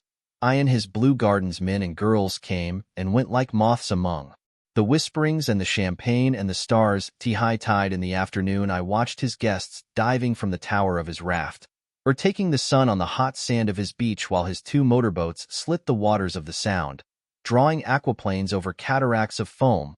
On weekends his Rolls-Royce became an omnibus, bearing parties to and from the city between 9 in the morning and long past midnight, while his station wagon scampered like a brisk yellow bug to meet all trains. And on Mondays 8 servants, including an extra gardener, toiled all day with mops and scrubbing brushes and hammers and garden shears, repairing the ravages of the night before. Every Friday 5 crates of oranges and lemons arrived from a fruiterer in New York. Every Monday these same oranges and lemons left his back door in a pyramid of pulpless half. There was a machine in the kitchen which could extract the juice of 200 oranges in half an hour if a little button was pressed 200 times by a butler's thumb. At least once a fortnight a corps of caterers came down with several hundred feet of canvas and enough colored lights to make a Christmas tree of Gatsby's enormous garden, on buffet tables, garnished with glistening hors d'oeuvre, spiced baked hams crowded against salads of harlequin designs and pastry pigs and turkeys bewitched to a dark gold. In the main hall a bar with a real brass rail was set up, and stocked with gins and liquors, and with cordials so long forgotten that most of his female guests were too young to know one from another. By 7 o'clock the orchestra has arrived, no thin 5-piece affair, but a whole pitful of oboes and trombones and saxophones and viols and cornets and piccolos, and low and high drums. The last swimmers have come in from the beach now and are dressing upstairs. The cars from New York are parked 5 deep in the drive, and already the halls and salons and verandas are gaudy with primary colors, and hair-bobbed and strange new ways and shawls beyond the dreams of Castile. The bar is in full swing, and floating rounds of cocktails permeate the garden outside, until the air is alive with chatter and laughter, and casual innuendo and introductions forgotten on the spot, and enthusiastic meetings between women who never knew each other's names. The lights grow brighter as the earth lurches away from the sun, and now the orchestra is playing yellow cocktail music, and the opera of voices pitches a key higher. Laughter is easier minute by minute, spilled with prodigality, tipped out at a cheerful word. The groups change more swiftly, swell with new arrivals, dissolve and form in the same breath. Already there are wanderers, confident girls who weave here and there among the stouter and more stable, become for a sharp, joyous moment the center of a group, and then, excited with triumph, glide on through the sea change of faces and voices and color under the constantly changing light. Suddenly one of these gypsies, in trembling opal, seizes a cocktail out of the air, dumps it down for courage, and, moving her hands like Frisco, dances out alone on the canvas platform. A momentary hush. The orchestra leader varies his rhythm obligingly for her, and there is a burst of chatter as the erroneous news goes around that she is Gilda Gray's understudy from the Follies. The party has begun. I believe that on the first night I went to Gatsby's house I was one of the few guests who had actually been invited. People were not invited. They went there. They got into automobiles which bore them out to Long Island, and somehow they ended up at Gatsby's door. Once there they were, introduced by somebody who knew Gatsby, and after that they conducted themselves according to the rules of behavior associated with an amusement park. Sometimes they came and went without having met Gatsby at all, came for the party with a simplicity of heart that was its own ticket of admission. I had been actually invited. A chauffeur in a uniform of robin's egg blue crossed my lawn early that Saturday morning with a surprisingly formal note from his employer. The honor would be entirely Gatsby's, it said, if I would attend his little party that night. He had seen me several times and had intended to call on me long before, but a peculiar combination of circumstances had prevented it. Signed J. Gatsby. In a majestic hand, dressed up in white flannels, I went over to his lawn a little after 7 and wandered around rather ill at ease among swirls and eddies of people I didn't know. Though here and there was a face I had noticed on the commuting train, I was immediately struck by the number of young Englishmen dotted about, all well-dressed, all looking a little hungry, and all talking in low, earnest voices to solid and prosperous Americans. I was sure that they were selling something, bonds or insurance or automobile. They were at least agonizingly aware of the easy money in the vicinity and convinced that it was theirs for a few words in the right key. As soon as I arrived, I made an attempt to find my host, but the 2 or 3 people of whom I asked his whereabouts stared at me in such an amazed way and denied so vehemently any knowledge of his movements that I slunk off in the direction of the cocktail table, the only place in the garden where a single man could linger without looking purposeless and alone. I was on my way to get roaring drunk from sheer embarrassment when Jordan Baker came out of the house and stood at the head of the marble steps, leaning a little backward and looking with contemptuous interest down into the garden. Welcome or not, I found it necessary to attach myself to someone before I should begin to address cordial remarks to the passers-by. Hello, I roared, advancing toward her. My voice seemed unnaturally loud across the garden. I thought you might be here, she responded absently as I came up. I remembered you lived next door too. She held my hand impersonally, as a promise that she'd take care of me in a minute, and gave ear to 2 girls in twin yellow dresses, who stopped at the foot of the steps. Hello, they cried together. Sorry you didn't win. That was for the golf tournament. She had lost in the finals the week before. You don't know who we are, said one of the girls in yellow. But we met you here about a month ago. You've dyed your hair since then, remarked Jordan, and I started. But the girls had moved casually on, and her remark was addressed to the premature moon, produced like the supper, no doubt, out of a caterer's basket, with Jordan's slender golden arm resting in mine. We descended the steps and sauntered about the garden. A tray of cocktails floated at us through the twilight, and we sat down at a table with the 2 girls in yellow and 3 men, each one introduced to us as Mr. Mumble. Do you come to these parties often? Inquired Jordan of the girl beside her. The last one was the one I met you at, answered the girl. In an alert, confident voice, she turned to her companion. Wasn't it for you, Lucille? It was for Lucille, too. I like to come, Lucille said. I never care what I do, so I always have a good time. When I was here last, I tore my gown on a chair, and he asked me my name and address. Inside of a week, I got a package from Courier's with a new evening gown in it. Did you keep it? Asked Jordan. Sure I did. I was going to wear it tonight, but it was too big in the bust and had to be altered. It was gas blue with lavender beads. $265. There's something funny about a fellow that'll do a thing like that, said the other girl eagerly. He doesn't want any trouble with anybody. Who doesn't? I inquired. Gatsby, somebody told me. The 2 girls and Jordan leaned together confidentially. Somebody told me they thought he killed a man once. A thrill passed over all of us. The 3 Mr. Mumbles bent forward and listened eagerly. I don't think it's so much that, argued Lucille skeptically. It's more that he was a German spy during the war. One of the men nodded in confirmation. I heard that from a man who knew all about him, grew up with him in Germany. He assured us positively. Oh no, said the first girl. It couldn't be that, because he was in the American Army during the war. As our credulity switched back to her, she leaned forward with enthusiasm. You look at him sometimes when he thinks nobody's looking at him. I'll bet he killed a man. She narrowed her eyes and shivered. Lucille shivered. We all turned and looked around for Gatsby. It was testimony to the romantic speculation. He inspired that there were whispers about him from those who had found little that it was necessary to whisper about in this world. The first supper, there would be another one after midnight, was now being served, and Jordan invited me to join her own party, who were spread around a table on the other side of the garden. There were 3 married couples and Jordan's escort, a persistent undergraduate given to violent innuendo, and obviously under the impression that sooner or later Jordan was going to yield him up her person to a greater or lesser degree instead of rambling. This party had preserved a dignified homogeneity and assumed to itself the function of representing the staid nobility of the countryside. East Egg condescending to West Egg and carefully on guard against its spectroscopic gaiety, "Let's get out," whispered Jordan, after a somehow wasteful and inappropriate half hour. "This is much too polite for me." We got up, and she explained that we were going to find the host. "I had never met him," she said, "and it was making me uneasy." The undergraduate nodded in a cynical, melancholy way. The bar, where we glanced first, was crowded, but Gatsby was not there. She couldn't find him from the top of the steps, and he wasn't on the veranda. On a chance, we tried an important-looking door and walked into a high Gothic library, paneled with carved English oak, and probably transported complete from some ruin. Overseas, a stout, middle-aged man, with enormous owl-eyed spectacles, was sitting somewhat drunk on the edge of a great table, staring with unsteady concentration at the shelves of books. As we entered, he wheeled excitedly around and examined Jordan from head to foot. "What do you think?" he demanded impetuously. "About what?"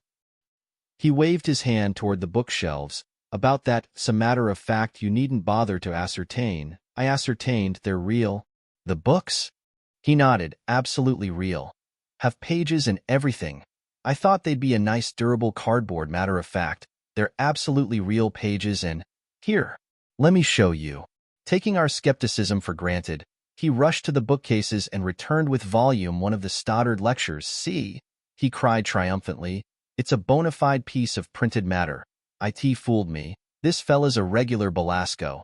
It's a triumph. What thoroughness. What realism. Knew when to stop, too. Didn't cut the pages, but what do you want? What do you expect?"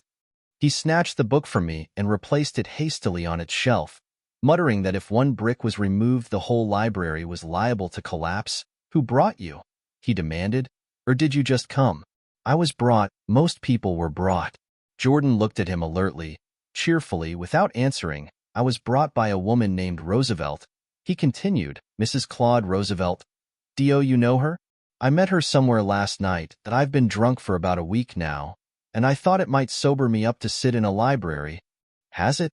"A little bit. I think that I can't tell yet. I've only been here an hour. Did I tell you about the books?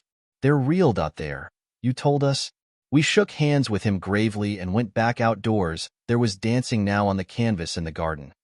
Old men pushing young girls backward in eternal graceless circles, superior couples holding each other tortuously, fashionably, and keeping in the corners, and a great number of single girls dancing individually or relieving the orchestra for a moment of the burden of the banjo or the traps. By midnight the hilarity had increased. A celebrated tenor had sung in Italian, and a notorious contralto had sung in jazz, and between the numbers people were doing stunts all over the garden, while happy, vacuous bursts of laughter rose toward the summer sky. A pair of stage twins, who turned out to be the girls in yellow, did a baby act in costume, and champagne was served in glasses bigger than finger bowls. The moon had risen higher, and floating in the sound was a triangle of silver scales, trembling a little to the stiff, tinny drip of the banjos on the lawn. I was still with Jordan Baker. We were sitting at a table with a man of about my age and a rowdy little girl, who gave way upon the slightest provocation to uncontrollable laughter. I was enjoying myself now. I had taken 2 finger bowls of champagne, and the scene had changed before my eyes into something significant, elemental, and profound. A lull in the entertainment. The man looked at me and smiled. "Your face is familiar," he said politely. "Weren't you in the 1st Division during the war?" "Why, yes, I was in the 28th Infantry. I was in the 16th until June 1918. I knew I'd seen you somewhere before." We talked for a moment about some wet, gray little villages in France. Evidently he lived in this vicinity, for he told me that he had just bought a hydroplane and was going to try it out in the morning. "Want to go with me, old sport?" "Just near the shore along the Sound." "What time?" "Any time that suits you best." It was on the tip of my tongue to ask his name when Jordan looked around and smiled. "Having a gay time now?" she inquired. "Much better." I turned again to my new acquaintance. "This is an unusual party for me. I haven't even seen the host. I live over there." I waved my hand at the invisible hedge in the distance, and this man Gatsby sent over his chauffeur with an invitation. For a moment he looked at me as if he failed to understand. "I'm Gatsby," he said suddenly. "What?" I exclaimed. "Oh, I beg your pardon. I thought you knew, old sport, that I'm afraid I'm not a very good host." He smiled understandingly. Much more than understandingly. It was one of those rare smiles with a quality of eternal reassurance in it that you may come across 4 or 5 times in life. It faced, or seemed to face, the whole eternal world for an instant, and then concentrated on you with an irresistible prejudice in your favor. It understood you just so far as you wanted to be understood, believed in you as you would like to believe in yourself, and assured you that it had precisely the impression of you that, at your best, you hoped to convey. Precisely at that point it vanished, and I was looking at an elegant young roughneck, a year or two over 30, whose elaborate formality of speech just missed being absurd. Some time before he introduced himself, I'd got a strong impression that he was picking his words with care. Almost at the moment when Mr. Gatsby identified himself, a butler hurried toward him with the information that Chicago was calling him on the wire. He excused himself with a small bow that included each of us in turn. "If you want anything, just ask for it, old sport," he urged me. "Excuse me, I will rejoin you later." When he was gone, I turned immediately to Jordan, constrained to assure her of my surprise. I had expected that Mr. Gatsby would be a florid and corpulent person in his middle years. "Who is he?" I demanded. "Do you know?" "He's just a man named Gatsby." "Where is he from? And what does he do?" "Now you're started on the subject," she answered with a wan smile. "Well, he told me once he was an Oxford man." A dim background started to take shape behind him, but at her next remark it faded away. "However, I don't believe it." "Why not?" "I don't know," she insisted. "I just don't think he went there." Something in her tone reminded me of the other girls. "I think he killed a man," and had the effect of stimulating my curiosity. I would have accepted without question the information that Gatsby sprang from the swamps of Louisiana or from the Lower East Side of New York. That was comprehensible, but young men didn't. At least in my provincial inexperience, I believe they didn't drift coolly out of nowhere and buy a palace on Long Island Sound.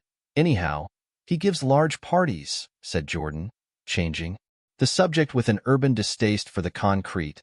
"And I like large parties. They're so intimate. Small parties, there isn't any privacy." There was the boom of a bass drum, and the voice of the orchestra leader rang out suddenly above the echolalia of the garden. "Ladies and gentlemen," he cried, "at the request of Mr. Gatsby, we are going to play for you Mr. Vladimir Tolstoy's latest work, which attracted so much attention at Carnegie Hall last May. If you read the papers, you know there was a big sensation." He smiled with jovial condescension and added, "Some sensation?" Whereupon everybody laughed. "The piece is known," he concluded lustily, "as Vladimir Tolstoy's Jazz History of the World." The nature of Mr. Tolstoy's composition eluded me, because just as it began my eyes fell on Gatsby, standing alone on the marble steps and looking from one group to another with approving eye. His tan skin was drawn attractively tight on his face, and his short hair looked as though it were trimmed every day. I could see nothing sinister about him. I wondered if the fact that he was not drinking helped to set him off from his guests, for it seemed to me that he grew more correct as the fraternal hilarity increased. When the Jazz History of the World was over, girls were putting their heads on men's shoulders in a puppyish, convivial way. Girls were swooning backward playfully into men's arms, even into groups, knowing that someone would arrest their falls. But no one swooned backward on Gatsby, and no French bob touched Gatsby's shoulder, and no singing quartets were formed with Gatsby's head for one link. "I beg your pardon." Gatsby's butler was suddenly standing beside us. "Miss Baker?" he inquired.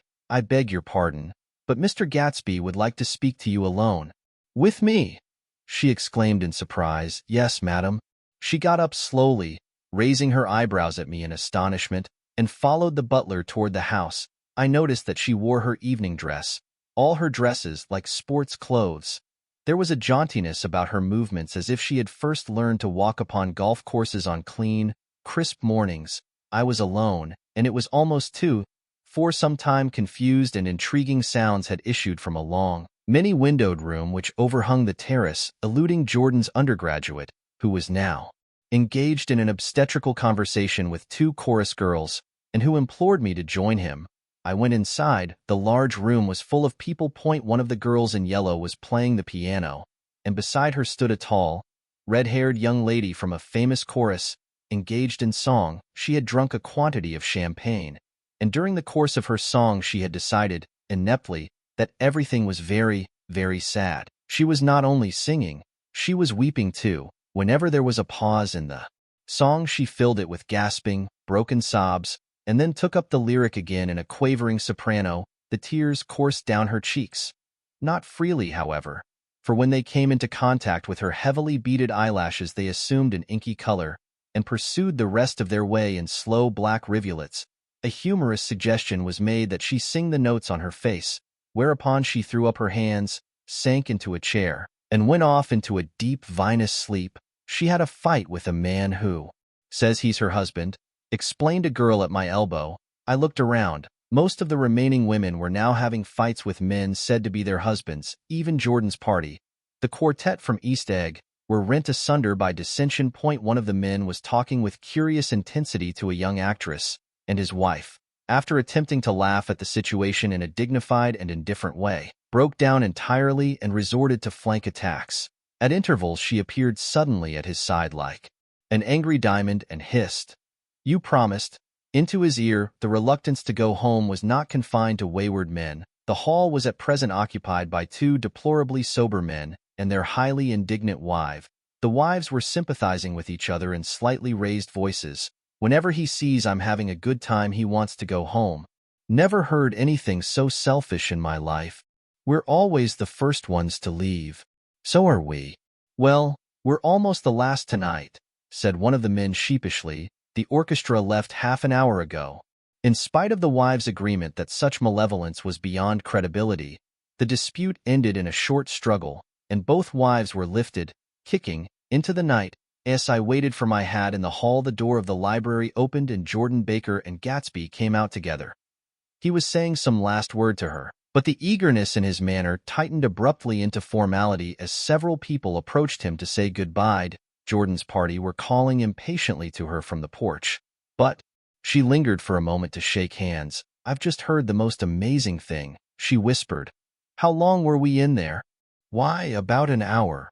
"It was simply amazing," she repeated abstractedly, "but I swore I wouldn't tell it, and here I am tantalizing you." She yawned gracefully in my face. "Please come and see me." "Phone book?" "Under the name of Mrs. Sigourney Howard. My aunt." She was hurrying off as she talked. Her brown hand waved a jaunty salute as she melted into her party at the door, rather ashamed that on my first appearance I had stayed so late. I joined the last of Gatsby's guests, who were clustered around him. I wanted to explain that I'd hunted for him early in the evening, and to apologize for not having known him in the garden. "Don't mention it." He enjoined me eagerly. "Don't give it another thought, old sport." The familiar expression held no more familiarity than the hand which reassuringly brushed my shoulder. "And don't forget we're going up in the hydroplane tomorrow morning, at 9 o'clock. Then the butler, behind his shoulder, "Philadelphia wants you on the phone, sir." "All right, in a minute. Tell them I'll be right there. Good night." "Good night. Good night." He smiled, and suddenly there seemed to be a pleasant significance in having been among the last to go, as if he had desired it all the time. "Good night, old sport. Good night." But as I walked down the steps I saw that the evening was not quite over. 50 feet from the door a dozen headlights illuminated a bizarre and tumultuous scene. I in the ditch beside the road, right side up, but violently shorn of one wheel, rested a new coupe which had left Gatsby's drive not 2 minutes before. The sharp jut of a wall accounted for the detachment of the wheel, which was now getting considerable attention from half a dozen curious chauffeurs. However, as they had left their cars blocking the road, a harsh, discordant din from those in the rear had been audible for some time, and added to the already violent confusion of the scene. A man in a long duster had dismounted from the wreck and now stood in the middle of the road, looking from the car to the tire and from the tire to the observers in a pleasant, puzzled way. "See," he explained, "it went in the ditch." The fact was infinitely astonishing to him, and I recognized first the unusual quality of wonder, and then the man. It was the late patron of Gatsby's library. "How'd it happen?" He shrugged his shoulders. "I know nothing whatever about mechanics," he said decisively, "but how did it happen? Did you run into the wall?" "Don't ask me," said Owl Eyes, washing his hands of the whole matter. "I know very little about driving. Next to nothing. He happened, and that's all I know." "Well, if you're a poor driver, you oughtn't to try driving at night." "But I wasn't even trying." he explained indignantly. I wasn't even trying. An odd hush fell upon the bystanders. Do you want to commit suicide? You're lucky it was just a wheel. A bad driver and not even trying. You don't understand, explained the criminal. I wasn't driving, there's another man in the car. The shock that followed this declaration found voice in a sustained "ich." As the door of the coupe swung slowly open, the crowd, it was now a crowd, stepped back involuntarily, and when the door had opened wide there was a ghostly pause. Then, very gradually, part by part, a pale, dangling individual stepped out of the wreck, pawing tentatively at the ground with a large, uncertain dancing blinded by the glare of the headlights and confused by the incessant groaning of the horns. The apparition stood swaying for a moment before he perceived the man in the duster. What's matter? He inquired calmly. Did we run out of gas? Look. Half a dozen fingers pointed at the amputated wheel. He stared at it for a moment, and then looked upward as though he suspected that it had dropped from the sky. It came off. Someone explained. He nodded. At first I didn't notice we'd stopped. A pause then. Taking a long breath and straightening his shoulders, he remarked in a determined voice, Wonder if tell me where there's a gas line station? At least a dozen men, some of them a little better off than he was, explained to him that wheel and car were no longer joined by any physical bond. Back out, he suggested after a moment, put her in reverse. But the wheel's off. He hesitated. No harm in trying, he said. The caterwauling horns had reached a crescendo and I turned away and cut across the lawn toward home. I glanced back once. The wafer of a moon was shining over Gatsby's house, making the night fine as before, and surviving the laughter and the sound of his still glowing garden. A sudden emptiness seemed to flow now from the windows and the great doors, endowing with complete isolation the figure of the host, who stood on the porch, his hand up in a formal gesture of farewell, reading over what I have written so far. I see I have given the impression that the events of 3 nights several weeks apart were all that absorbed me. On the contrary, they were merely casual events in a crowded summer, and, until much later, they absorbed me infinitely less than my personal affair. Most of the time I worked in the early morning. The sun threw my shadow westward as I hurried down the white chasms of lower New York to the Probity Trust. I knew the other clerks and young bond salesmen by their first names, and lunched with them in dark, crowded restaurants on little pig sausages and mashed potatoes and coffee. I even had a short affair with a girl who lived in Jersey City and worked in the accounting department, but her brother began throwing mean looks in my direction. So when she went on her vacation in July, I let it blow quietly away. I took dinner, usually at the Yale Club. For some reason, it was the gloomiest event of my day, and then I went upstairs to the library and studied investments and securities for a conscientious hour. There were generally a few rioters around, but they never came into the library, so it was a good place to work after that. If the night was mellow, I strolled down Madison Avenue past the old Murray Hill Hotel and over 33rd Street to the Pennsylvania Station. I began to like New York, the racy, adventurous feel of it at night, and the satisfaction that the constant flicker of men and women and machines gives to the restless. I liked to walk up Fifth Avenue and pick out romantic women from the crowd and imagine that in a few minutes I was going to enter into their lives, and no one would ever know or disapprove. Sometimes, in my mind, I followed them to their apartments on the corners of hidden streets, and they turned and smiled back at me before they faded through a door into warm darkness. The enchanted metropolitan twilight. I felt a haunting loneliness sometimes, and felt it in others. Poor young clerks who loitered in front of windows waiting until it was time for a solitary restaurant dinner. Young clerks in the dusk, wasting the most poignant moments of night and life again at 8 o'clock, when the dark lanes of the 40s were lined 5 deep with throbbing taxicabs, bound for the theater district. I felt a sinking in my heart. Forms leaned together in the taxis as they waited, and voices sang, and there was laughter from unheard jokes, and lighted cigarettes made unintelligible circles inside, imagining that I, too, was hurrying towards gaiety and sharing their intimate excitement. I wished them well. For a while I lost sight of Jordan Baker, and then in midsummer I found her again.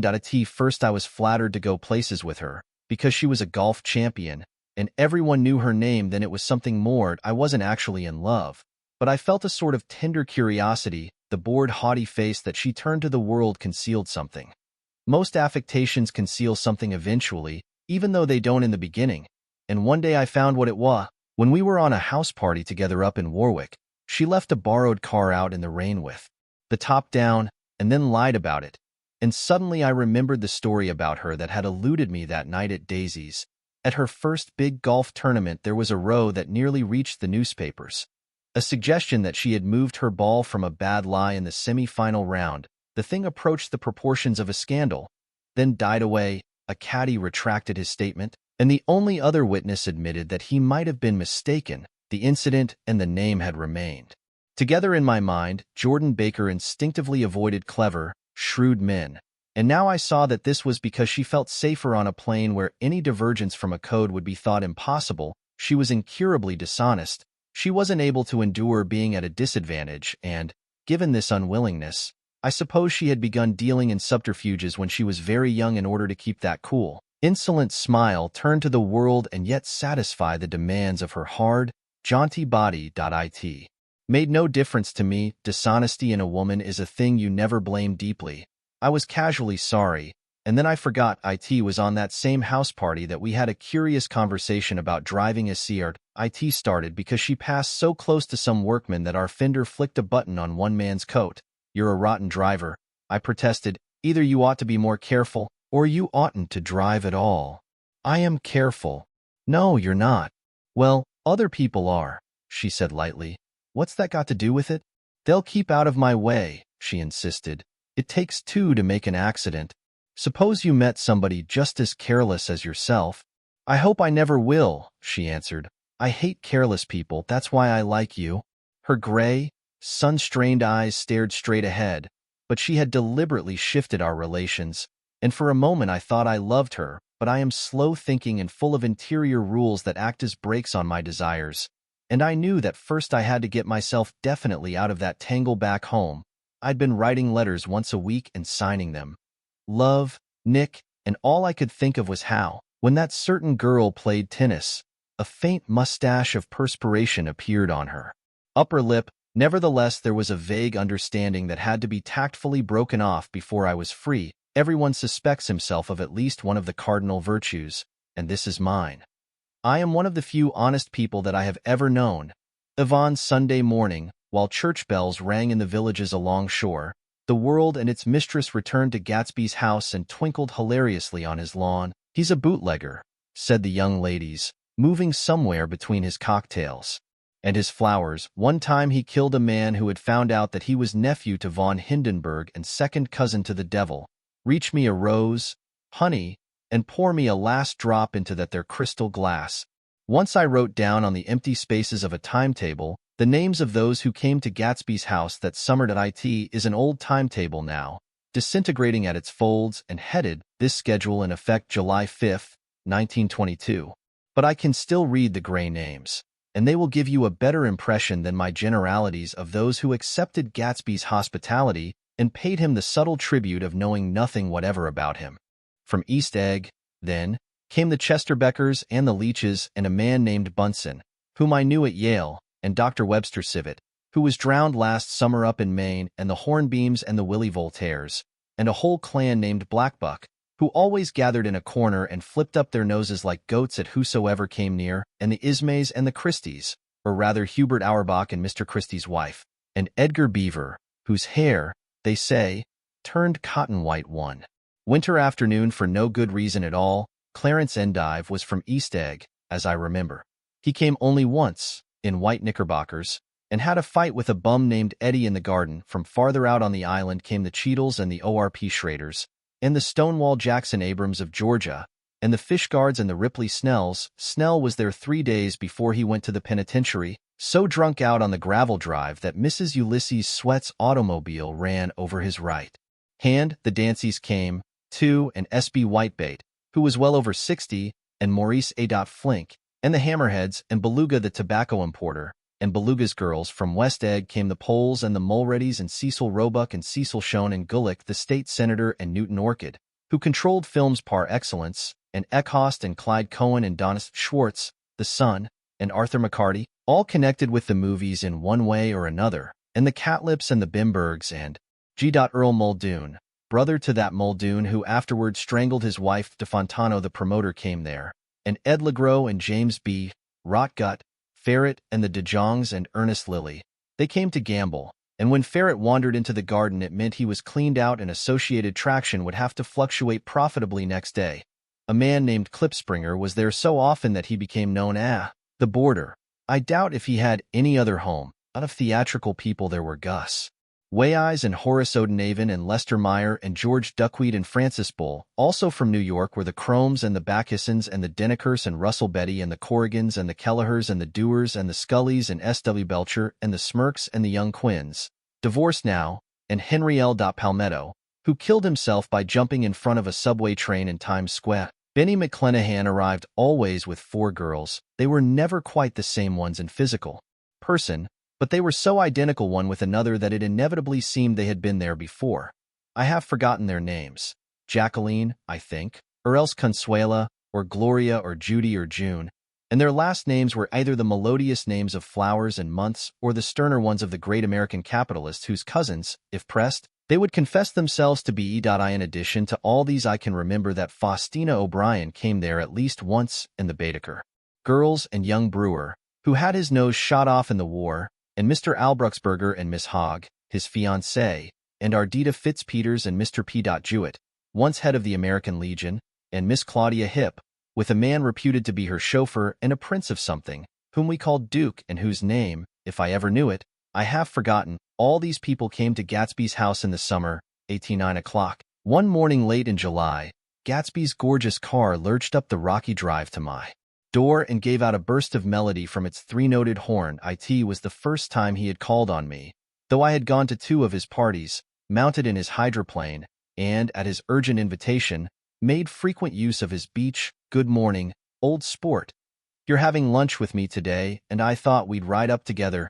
He was balancing himself on the dashboard of his car with that resourcefulness of movement that is so peculiarly American. That comes, I suppose, with the absence of lifting work in youth and, even more, with the formless grace of our nervous, sporadic games. This quality was continually breaking through his punctilious manner in the shape of restlessness. He was never quite still. There was always a tapping foot somewhere, or the impatient opening and closing of a hand. He saw me looking with admiration at his car. "It's pretty, isn't it, old sport?" He jumped off to give me a better view. "Haven't you ever seen it before?" I'd seen it. Everybody had seen it. It was a rich cream color, bright with nickel, swollen here and there in its monstrous length with triumphant hat boxes and supper boxes and toolboxes, and terraced with a labyrinth of windshields that mirrored a dozen suns, sitting down behind many layers of glass in a sort of green leather conservatory. We started to town, and I had talked with him perhaps half a dozen times in the past month and found, to my disappointment, that he had little to say. So my first impression, that he was a person of some undefined consequence, had gradually faded, and he had become simply the proprietor of an elaborate roadhouse next door. And then came that disconcerting ride. We hadn't reached West Egg Village before Gatsby began leaving his elegant sentences unfinished and slapping himself indecisively on the knee of his caramel-colored suit. "Look here, old sport," he broke out surprisingly. "What's your opinion of me, anyhow?" A little overwhelmed, I began the generalized evasions which that question deserves. "Well, I'm going to tell you something about my life," he interrupted. "I don't want you to get a wrong idea of me from all these stories you hear." So he was aware of the bizarre accusations that flavored conversation in his halls. "I'll tell you God's truth." His right hand suddenly ordered divine retribution to stand by. "I am the son of some wealthy people in the Middle West. All dead now. I was brought up in America but educated at Oxford, because all my ancestors have been educated there for many years. It is a family tradition." He looked at me sideways, and I knew why Jordan Baker had believed he was lying. He hurried the phrase "educated at Oxford," or swallowed it, or choked on it, as though it had bothered him before, and with this doubt, his whole statement fell to pieces, and I wondered if there wasn't something a little sinister about him. After all, what part of the Middle West? I inquired casually. "San Francisco." "I see. My family all died, and I came into a good deal of money."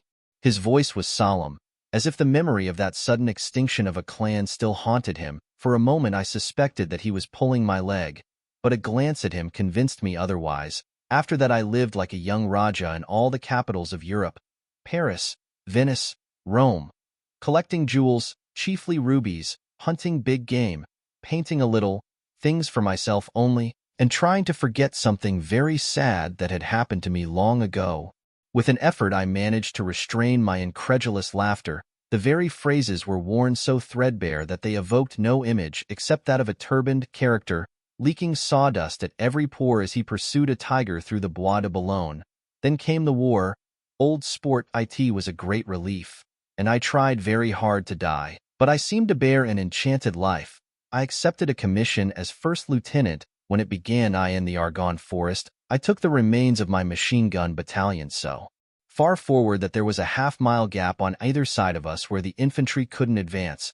We stayed there 2 days and 2 nights, 130 men with 16 Lewis guns, and when the infantry came up at last they found the insignia of 3 German divisions among the piles of dead. I was promoted to be a major, and every Allied government gave me a decoration, even Montenegro. Little Montenegro down on the Adriatic Sea. Little Montenegro. He lifted up the words and nodded at them.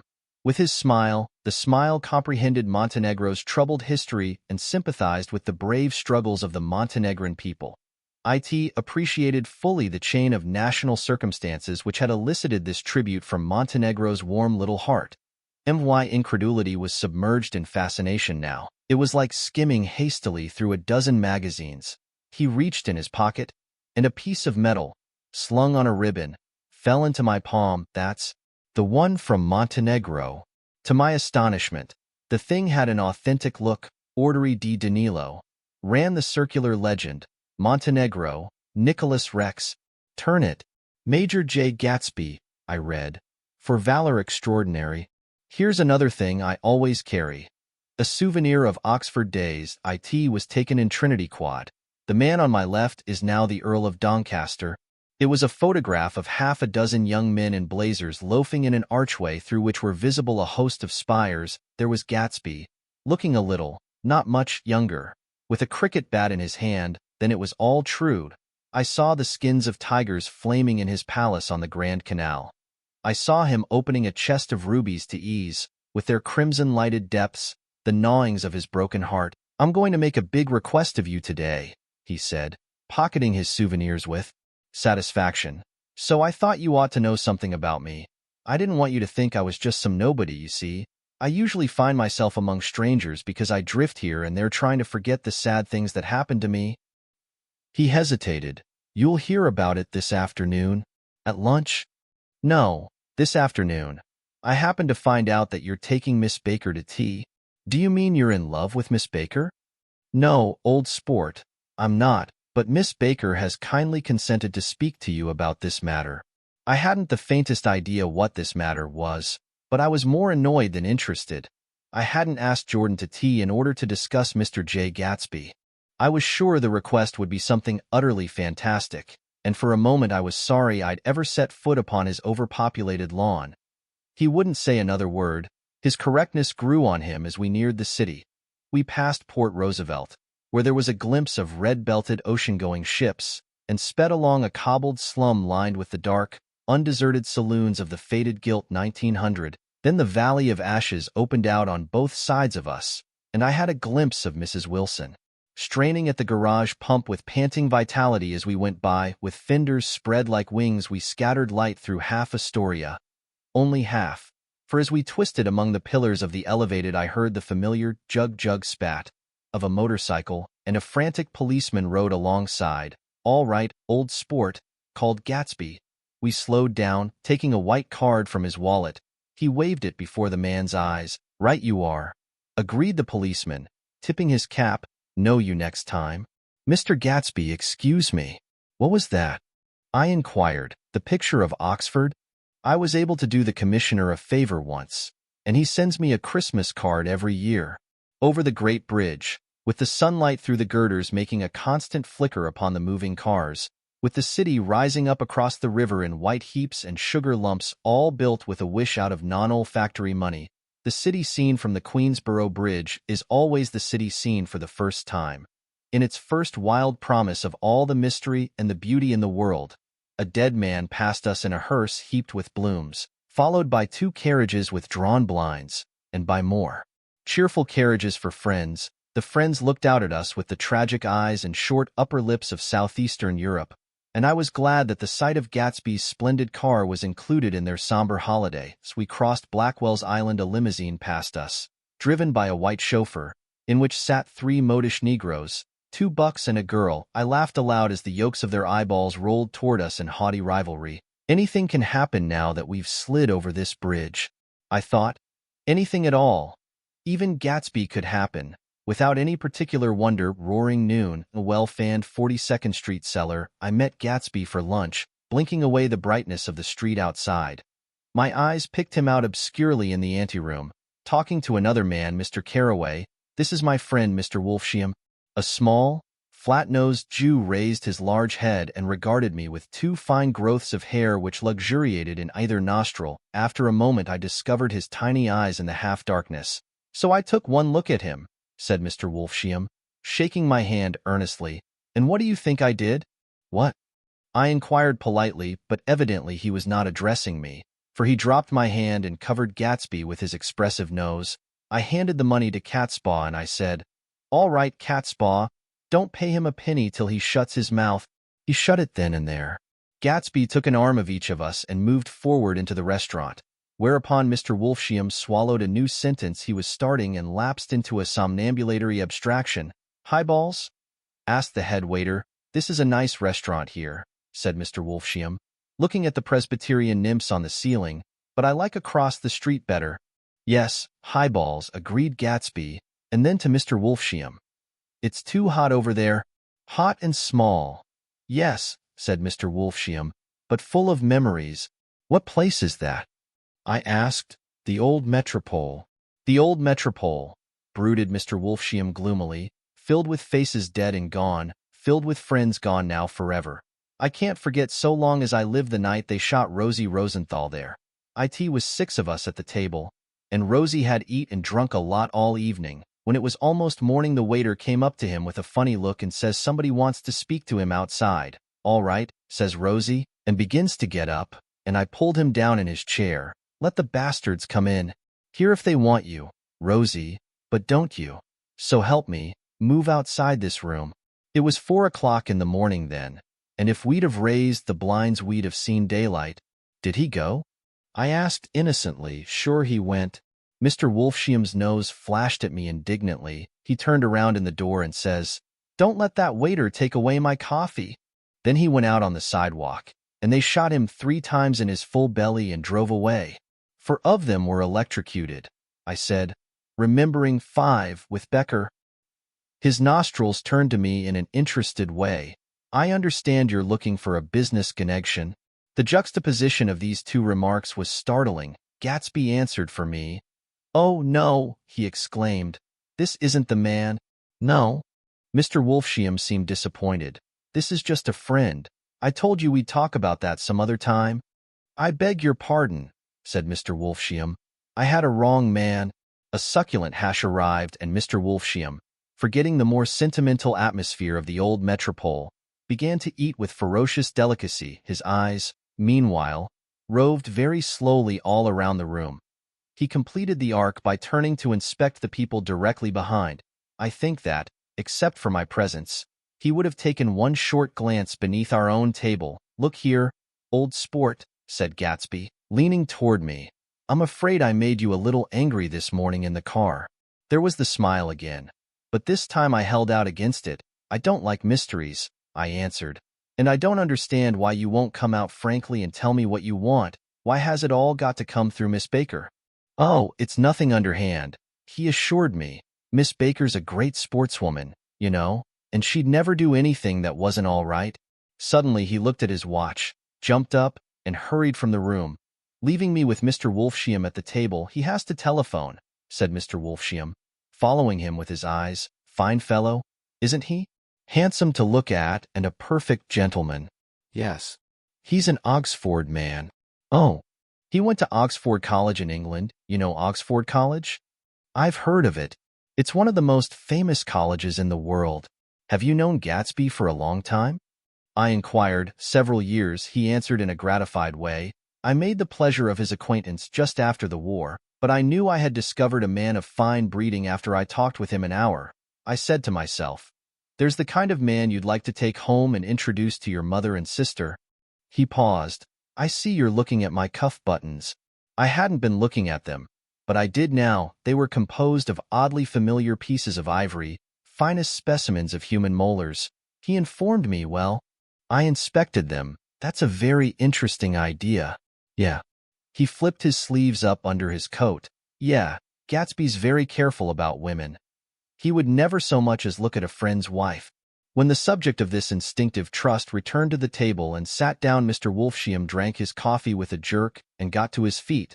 I have enjoyed my lunch, he said, and I'm going to run off from you two young men before I outstay my welcome.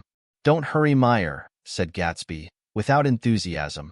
Mr. Wolfsheim raised his hand in a sort of benediction. You're very polite, but I belong to another generation. He announced solemnly, you sit here and discuss your sports and your young ladies and your... He supplied an imaginary noun with another wave of his hand. As for me, I am 50 years old, and I won't impose myself on you any longer. As he shook hands and turned away, his tragic nose was trembling. I wondered if I had said anything to offend him. He becomes very sentimental sometimes, explained Gatsby. This is one of his sentimental days. He's quite a character around New York. A denizen of Broadway. Who is he, anyhow, an actor? No, a dentist. Meyer Wolfsheim? No, he's a gambler. Gatsby hesitated, then added coolly. He's the man who fixed the World Series back in 1919? Fixed the World Series? I repeated. The idea staggered me. I remembered, of course, that the World Series had been fixed in 1919, but if I had thought of it at all, I would have thought of it as a thing that merely happened, the end of some inevitable chain. It never occurred to me that one man could start to play with the faith of 50 million people. With the single-mindedness of a burglar blowing a safe, how did he happen to do that? I asked after a minute. He just saw the opportunity. Why isn't he in jail? They can't get him. Old sport, he's a smart man. I insisted on paying the check. As the waiter brought my change, I caught sight of Tom Buchanan across the crowded room. Come along with me for a minute, I said. I've got to say hello to someone. When he saw us, Tom jumped up and took half a dozen steps in our direction. Where have you been? He demanded eagerly. Daisy's furious because you haven't called up. This is Mr. Gatsby, Mr. Buchanan. They shook hands briefly, and a strained, unfamiliar look of embarrassment came over Gatsby's face. How've you been? Anyhow, demanded Tom of me. How'd you happen to come up this far to eat? I've been having lunch with Mr. Gatsby.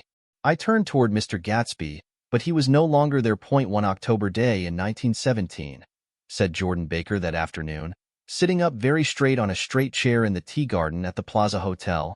I was walking along from one place to another, half on the sidewalks and half on the lawns.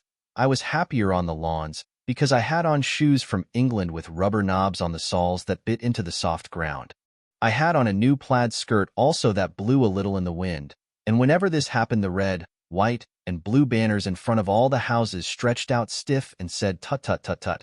In a disapproving way, the largest of the banners and the largest of the lawns belonged to Daisy Faye's house. She was just 18, 2 years older than me, and by far the most popular of all the young girls in Louisville. She dressed in white, and had a little white roadster, and all day long the telephone rang in her house, and excited young officers from Camp Taylor demanded the privilege of monopolizing her that night. Anyways, for an hour. When I came opposite her house that morning, her white roadster was beside the curb, and she was sitting in it with a lieutenant I had never seen before. They were so engrossed in each other that she didn't see me until I was 5 feet away. Hello, Jordan, she called unexpectedly. Please come here. I was flattered that she wanted to speak to me. Because of all the older girls I admired her most, she asked me if I was going to the Red Cross to make bandages. I was. Well, then, would I tell them that she couldn't come that day? The officer looked at Daisy while she was speaking, in a way that every young girl wants to be looked at sometime, and because it seemed romantic to me, I have remembered the incident ever since. His name was J. Gatsby, and I didn't lay eyes on him again for over 4 years. Even after I'd met him on Long Island, I didn't realize it was the same man. That was 19-17. By the next year, I had a few beaux myself, and I began to play in tournaments. So I didn't see Daisy very often. She went with a slightly older crowd. When she went with anyone at all, wild rumors were circulating about her. How her mother had found her packing her bag one winter night to go to New York and say goodbye to a soldier who was going overseas. She was effectually prevented, but she wasn't on speaking terms with her family for several weeks. After that, she didn't play around with the soldiers anymore, but only with a few flat-footed, short-sighted young men in town who couldn't get into the army at all. By the next autumn, she was gay again, gay as ever. She had a debut after the armistice, and in February she was presumably engaged to a man from New Orleans. In June, she married Tom Buchanan of Chicago, with more pomp and circumstance than Louisville ever knew before. He came down with 100 people in 4 private cars and hired a whole floor of the Mulbach Hotel. And the day before the wedding, he gave her a string of pearls valued at $350,000. I was a bridesmaid. I came into her room half an hour before the bridal dinner and found her lying on her bed as lovely as the June night in her flowered dress, and as drunk as a monkey. She had a bottle of Sauterne in one hand and a letter in the other. "Gratulate me," she muttered. "Never had a drink before, but oh, how I do enjoy it." "What's the matter, Daisy?" I was scared, I can tell you. I'd never seen a girl like that before. "Here, dearies." She groped around in a wastebasket she had with her on the bed and pulled out the string of pearls. "Take 'em downstairs and give 'em back to whoever they belong to. Tell 'em all Daisy's change her mind. Say, Daisy's change her mind." She began to cry. She cried and cried. I rushed out and found her mother's maid, and we locked the door and got her into a cold bath. She wouldn't let go of the letter. She took it into the tub with her and squeezed it up in a wet ball, and only let me leave it in the soap dish when she saw that it was coming to pieces like snow. But she didn't say another word. We gave her spirits of ammonia and put ice on her forehead and hooked her back into her dress, and half an hour later, when we walked out of the room, the pearls were around her neck and the incident was over. Next day at 5 o'clock, she married Tom Buchanan without so much as a shiver and started off on a 3-month trip to the South Seas. I saw them in Santa Barbara when they came back, and I thought I'd never seen a girl so mad about her husband. If he left the room for a minute, she'd look around uneasily and say, "Where's Tom gone?" and wear the most abstracted expression until she saw him coming in the door. She used to sit on the sand with his head in her lap by the hour, rubbing her fingers over his eyes and looking at him with unfathomable delight. It was touching to see them together. It made you laugh in a hushed, fascinated way. That was in August. A week after I left Santa Barbara, Tom ran into a wagon on the Ventura Road one night and ripped a front wheel off his car. The girl who was with him got into the papers, too, because her arm was broken. She was one of the chambermaids in the Santa Barbara Hotel. The next April, Daisy had her little girl, and they went to France for a year. I saw them one spring in Cannes and later in Deauville, and then they came back to Chicago to settle down. Daisy was popular in Chicago. As you know, they moved with a fast crowd, all of them young and rich and wild, but she came out with an absolutely perfect reputation, perhaps because she doesn't drink. It's a great advantage not to drink among hard-drinking people. You can hold your tongue and, moreover, you can time any little irregularity of your own, so that everybody else is so blind that they don't see or care. Perhaps Daisy never went in for a more at all, and yet there's something in that voice of hers. Well, about 6 weeks ago, she heard the name Gatsby for the first time in years. It was when I asked you, "Do you remember if you knew Gatsby in West Egg?" After you had gone home, she came into my room and woke me up and said, "What, Gatsby?" And when I described him, I was half asleep. She said in the strangest voice that it must be the man she used to know. It wasn't until then that I connected this Gatsby with the officer in her white car. When Jordan Baker had finished telling all this, we had left the plaza for half an hour and were driving in a Victoria through Central Park. The sun had gone down behind the tall apartments of the movie stars in the West 50s, and the clear voices of children, already gathered like crickets on the grass, rose through the hot twilight. "I'm the Sheik of Arab. Your love belongs to me. At night when you're asleep, into your tent I'll creep."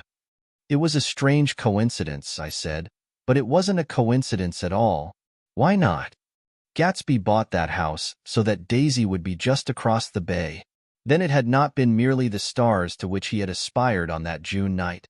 He came alive to me, delivered suddenly from the womb of his purposeless splendor. "He wants to know," continued Jordan, "if you'll invite Daisy to your house some afternoon, and then let him come over." The modesty of the demand shook me. He had waited 5 years and bought a mansion where he dispensed starlight to casual moths. so that he could come over some afternoon to a stranger's garden. Did I have to know all this before he could ask such a little thing? He's afraid.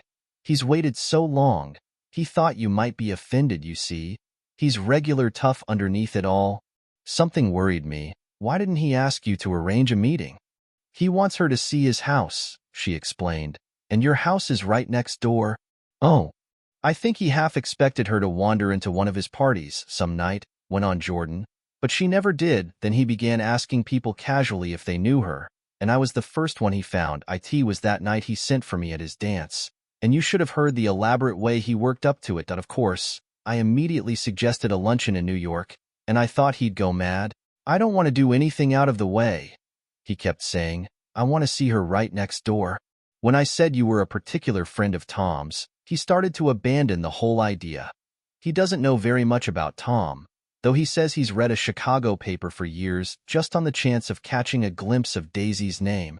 It was dark now, and as we dipped under a little bridge, I put my arm around Jordan's golden shoulder and drew her toward me and asked her to dinner. Suddenly I wasn't thinking of Daisy and Gatsby anymore, but of this clean, hard, limited person who dealt in universal skepticism, and who leaned back jauntily just within the circle of my arm.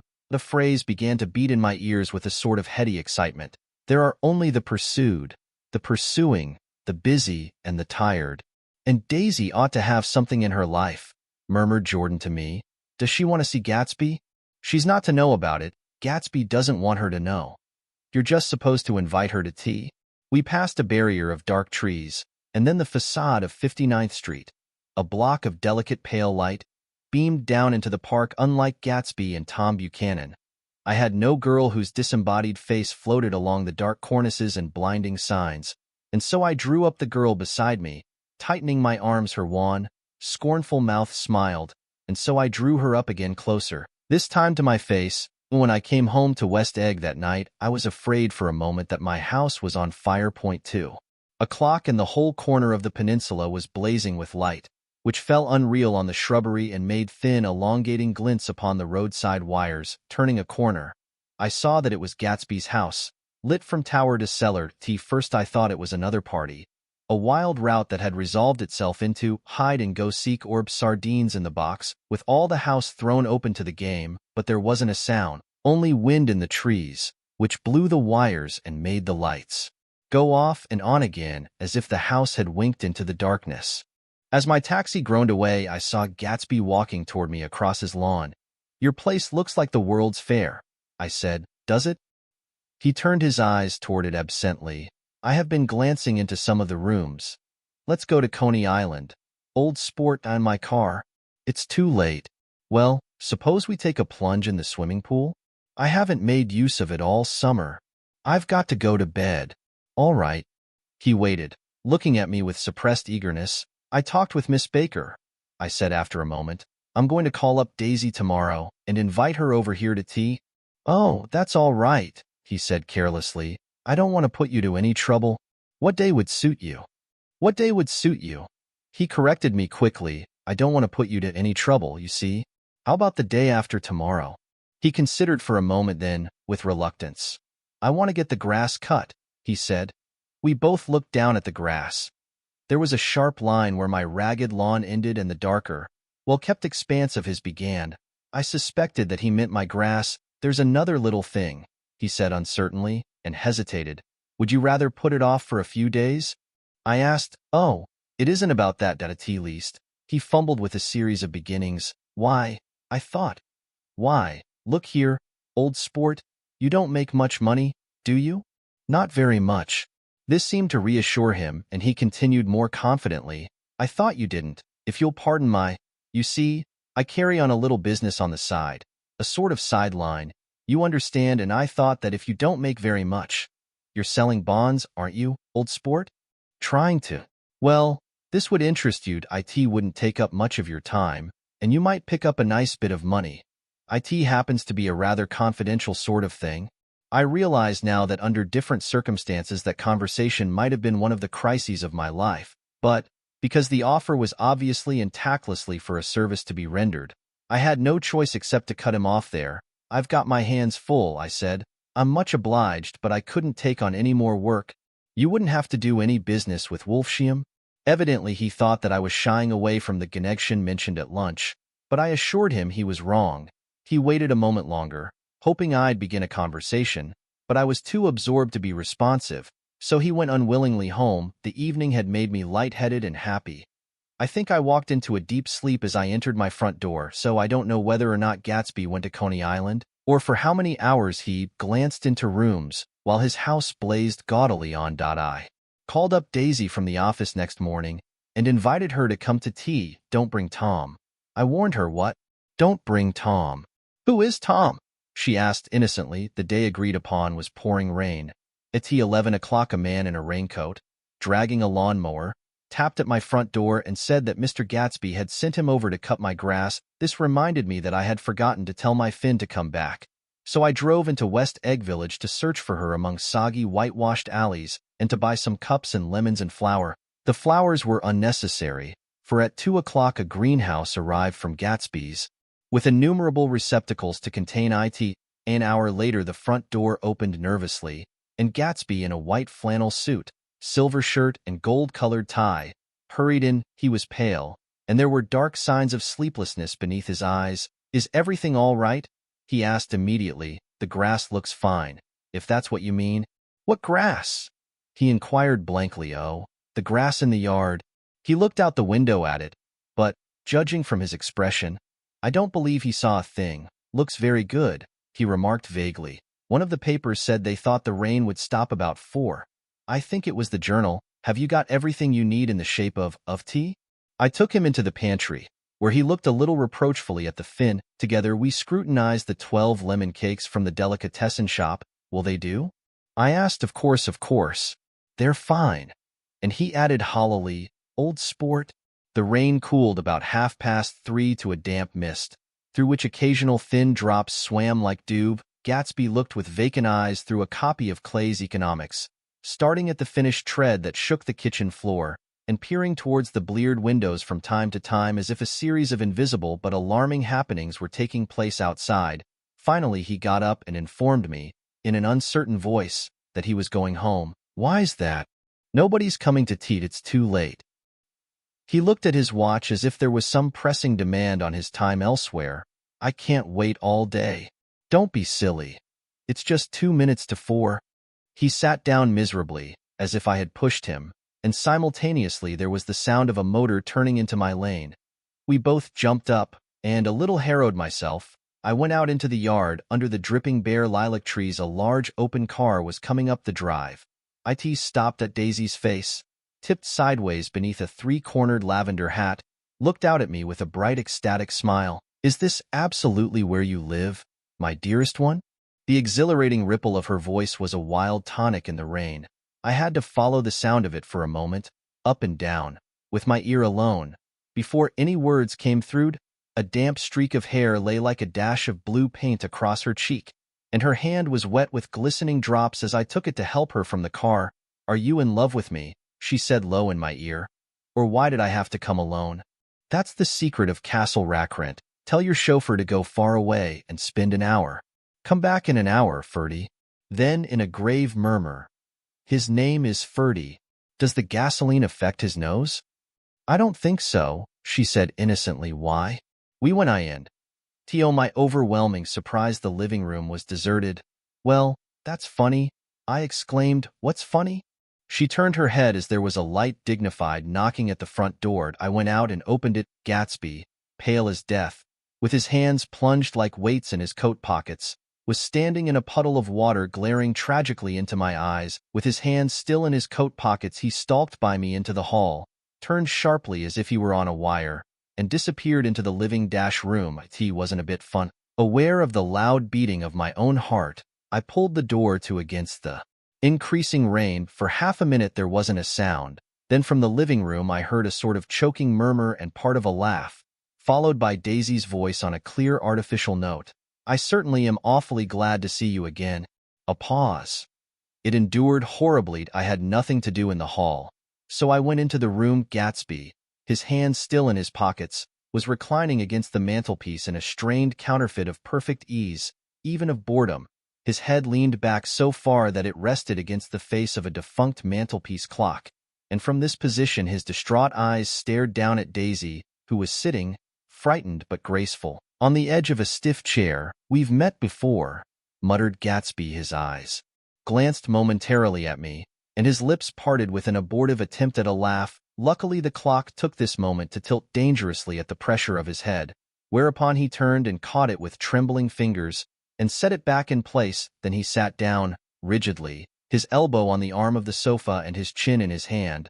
"I'm sorry about the clock," he said. My own face had now assumed a deep tropical burn. I couldn't muster up a single commonplace out of the thousand in my head.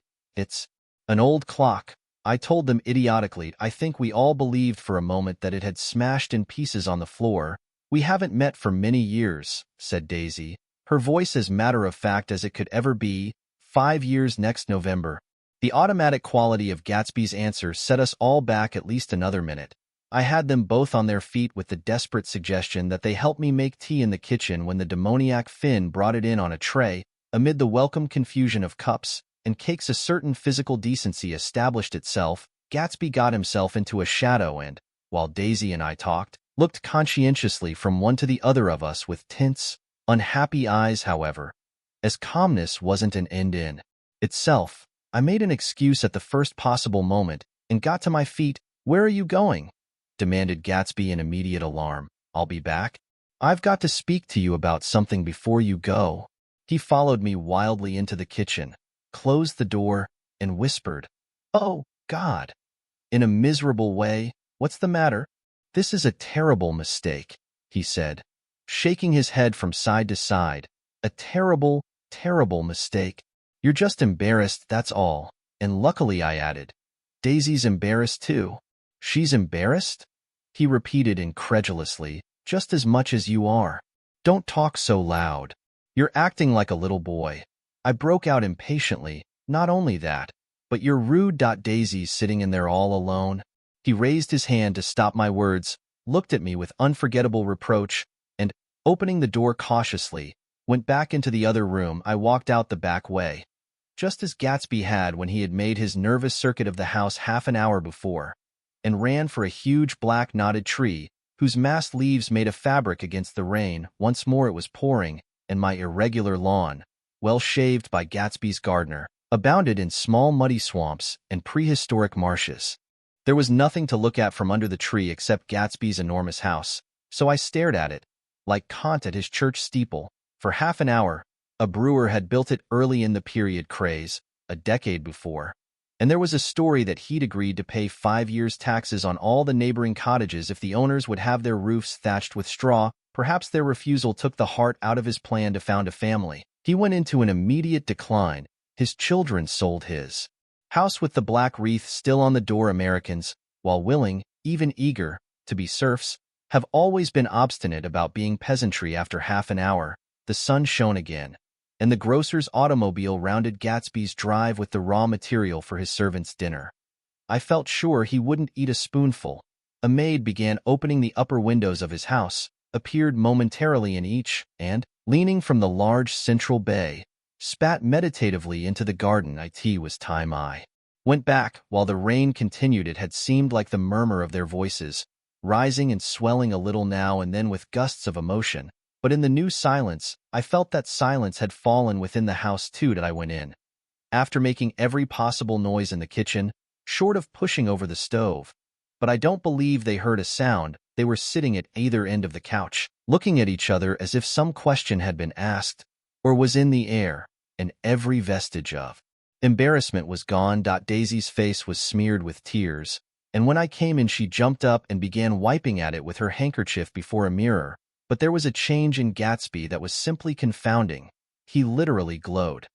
Without a word or a gesture of exultation, a new well-being radiated from him and filled the little room. "Oh, hello, old sport," he said, as if he hadn't seen me for years. I thought for a moment he was going to shake hands. "It's stopped raining, has it?" When he realized what I was talking about, that there were twinkle bells of sunshine in the room, he smiled like a weatherman, like an ecstatic patron of recurrent light, and repeated the news to Daisy. "What do you think of that?" "It stopped raining." I'm glad, Jay. Her throat, full of aching, grieving beauty, told only of her unexpected joy. I want you and Daisy to come over to my house, he said. I'd like to show her around. You're sure you want me to come? Absolutely, old sport. Daisy went upstairs to wash her face. Too late, I thought with humiliation of my towels. While Gatsby and I waited on the lawn. My house looks well, doesn't it? He demanded. See how the whole front of it catches the light. I agreed that it was splendid, yes? His eyes went over it. Every arched door and square tower. It took me just 3 years to earn the money that bought it.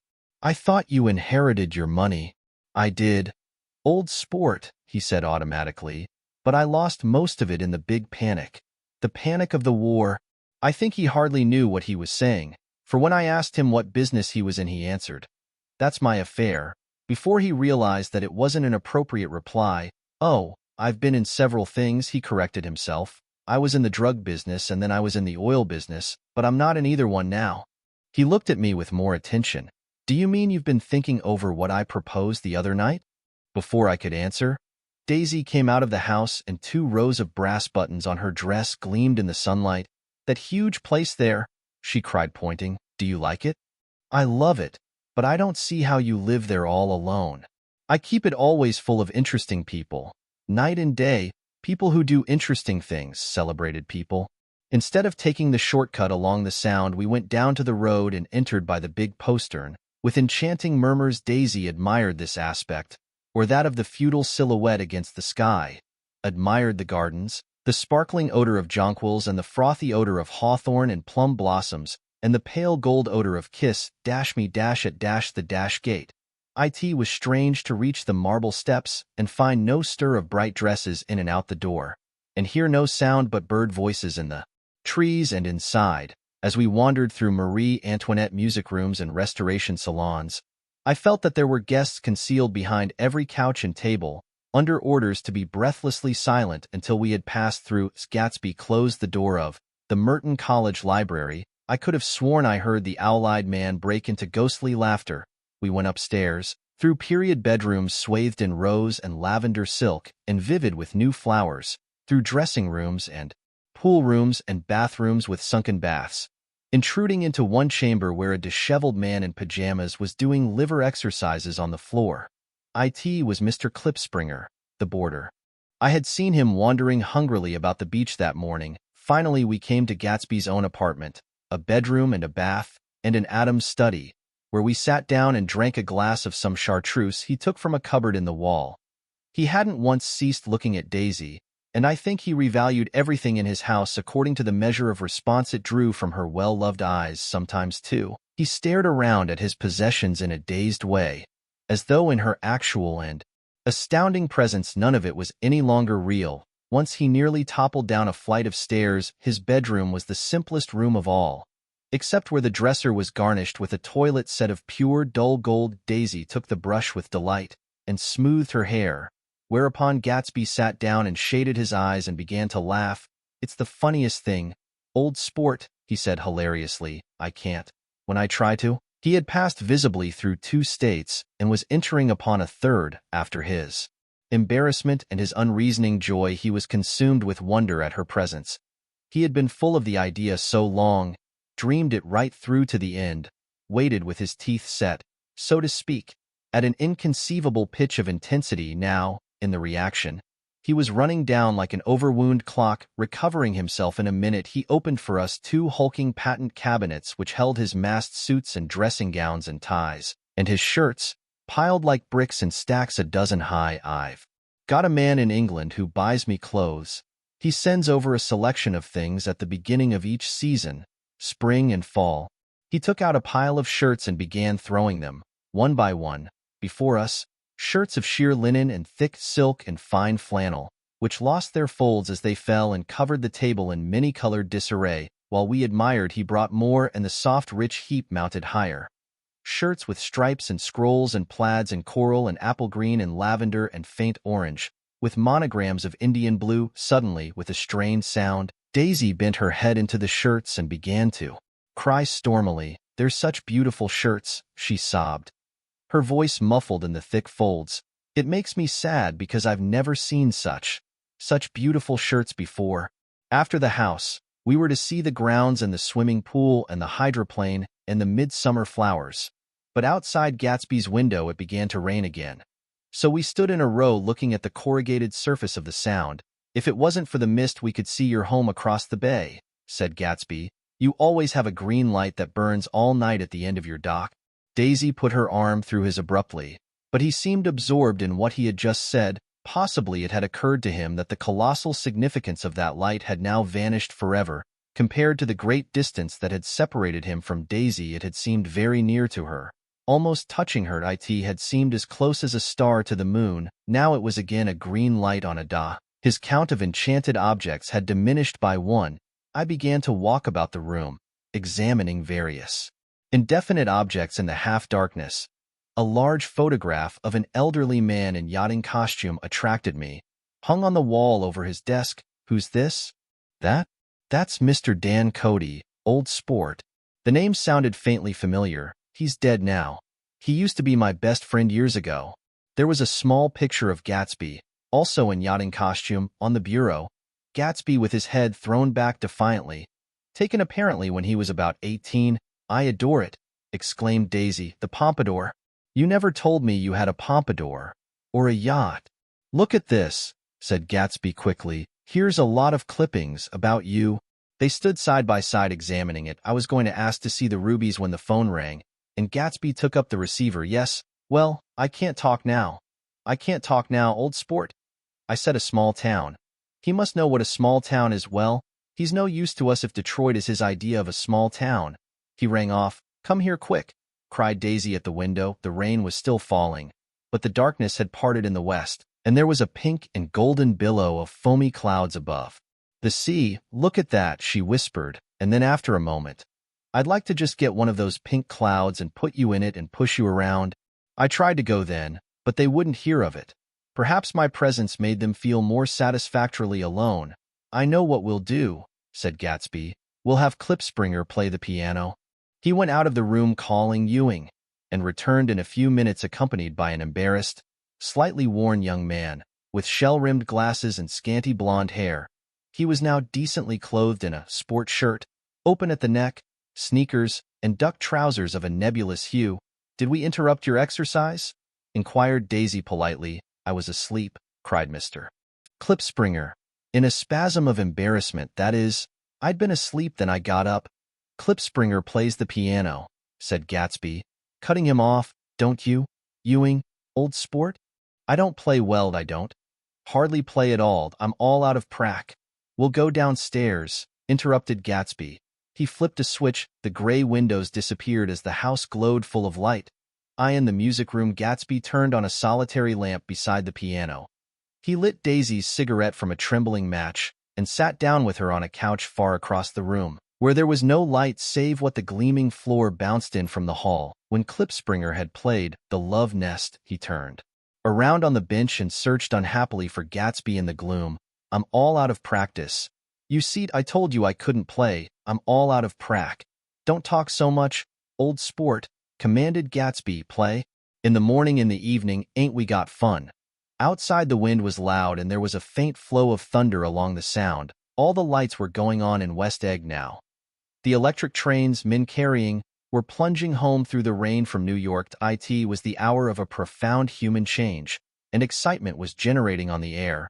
One thing's sure and nothing's sure: the rich get richer and the poor get children. In the meantime, in between time, as I went over to say goodbye, I saw that the expression of bewilderment had come back into Gatsby's face, as though a faint doubt had occurred to him as to the quality of his present happiness. Almost 5 years. There must have been moments even that afternoon when Daisy tumbled short of his dreams, not through her own fault, but because of the colossal vitality of his illusion. It had gone beyond her, beyond everything. He had thrown himself into it with a creative passion, adding to it all the time, decking it out with every bright feather that drifted his way. No amount of fire or freshness can challenge what a man can store up in his ghostly heart. As I watched him, he adjusted himself a little. Visibly, his hand took hold of hers, and as she said something low in his ear, he turned toward her with a rush of emotion. I think that voice held him most. with its fluctuating, feverish warmth, because it couldn't be overdreamed. That voice was a deathless song. They had forgotten me. But Daisy glanced up and held out her hand. Gatsby didn't know me now at all. I looked once more at them, and they looked back at me, remotely, possessed by intense life. Then I went out of the room and down the marble steps into the rain, leaving them there together. VI About this time, an ambitious young reporter from New York arrived one morning at Gatsby's door and asked him if he had anything to say. Anything to say about what? Inquired Gatsby politely. Why, any statement to give out. It transpired after a confused 5 minutes that the man had heard Gatsby's name around his office in a connection which he either wouldn't reveal or didn't fully understand. This was his day off, and with laudable initiative he had hurried out to see. It was a random shot, and yet the reporter's instinct was right. Gatsby's notoriety, spread about by the hundreds who had accepted his hospitality and so become authorities upon his past, had increased all summer until he fell just short of being news. Contemporary legends such as the underground pipeline to Canada attached themselves to him. And there was one persistent story that he didn't live in a house at all, but in a boat that looked like a house, and was moved secretly up and down the Long Island shore. Just why these inventions were a source of satisfaction to James Gatz of North Dakota isn't easy to say. James Gatz, that was really, or at least legally, his name. He had changed it at the age of 17, and at the specific moment that witnessed the beginning of his career, when he saw Dan Cody's yacht drop anchor over the most insidious flat on Lake Superior. It was James Gatz, who had been loafing along the beach that afternoon in a torn green jersey and a pair of canvas pants. But it was already Jay Gatsby who borrowed a rowboat, pulled out to the Tuolumne, and informed Cody that a wind might catch him and break him up in half an hour. I suppose he'd had the name ready for a long time. Even then, his parents were shiftless and unsuccessful farm people. His imagination had never really accepted them as his parents at all. The truth was that Jay Gatsby of West Egg, Long Island, sprang from his platonic conception of himself. He was a son of God, a phrase which, if it means anything, means just that, and he must be about his father's business, the service of a vast, vulgar, and meretricious beauty. So he invented just the sort of Jay Gatsby that a 17-year-old boy would be likely to invent, and to this conception he was faithful to the end. For over a year he had been beating his way along the south shore of Lake Superior as a clam digger and a salmon fisher, or in any other capacity that brought him food and bed. His brown, hardening body lived naturally through the half-fierce, half-lazy work of the bracing days. He knew women early, and since they spoiled him he became contemptuous of them, of young virgins because they were ignorant, of the others because they were hysterical about things which in his overwhelming self-absorption he took for granted, but his heart was in a constant, turbulent riot. The most grotesque and fantastic conceits haunted him in his bed at night. A universe of ineffable gaudiness spun itself out in his brain while the clock ticked on the washstand, and the moon soaked with wet light his tangled clothes upon the floor. Each night he added to the pattern of his fancies until drowsiness closed down upon some vivid scene with an oblivious embrace. For a while these reveries provided an outlet for his imagination. They were a satisfactory hint of the unreality of reality, a promise that the rock of the world was founded securely on a fairy's wing. An instinct toward his future glory had led him, some months before, to the small Lutheran college of St. Olaf's in southern Minnesota.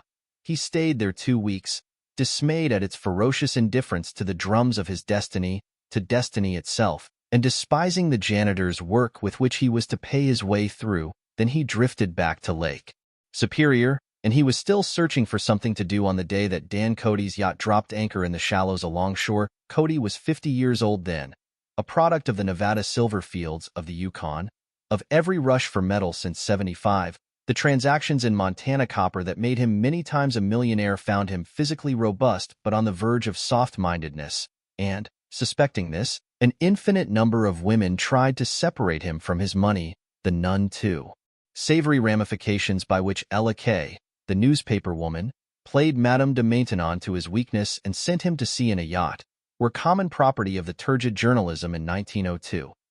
He had been coasting along all too hospitable shores for 5 years when he turned up as James Gatz's destiny and little girl Biawito young Gatz. Resting on his oars and looking up at the railed deck, that yacht represented all the beauty and glamour in the world. I suppose he smiled at Cody. He had probably discovered that people liked him when he smiled. At any rate, Cody asked him a few questions. One of them elicited the brand new name, and found that he was quick and extravagantly ambitious. A few days later, he took him to Duluth and bought him a blue coat, 6 pairs of white duck trousers, and a yachting cap, and when the Tuolumne left for the West Indies and the Barbary Coast, Gatsby left too. He was employed in a vague personal capacity. While he remained with Cody, he was in turn steward, mate, skipper, secretary, and even jailer. For Dan Cody sober knew what lavish doings Dan Cody drunk might soon be about, and he provided for such contingencies by reposing more and more trust in Gatsby. The arrangement lasted 5 years, during which the boat went 3 times around the continent. It might have lasted indefinitely except for the fact that Ella Kay came on board one night in Boston, and a week later Dan Cody inhospitably died. I remember the portrait of him up in Gatsby's bedroom, a gray, florid man with a hard, empty face, the pioneer debauchee, who during one phase of American life brought back to the eastern seaboard the savage violence of the frontier brothel and saloon.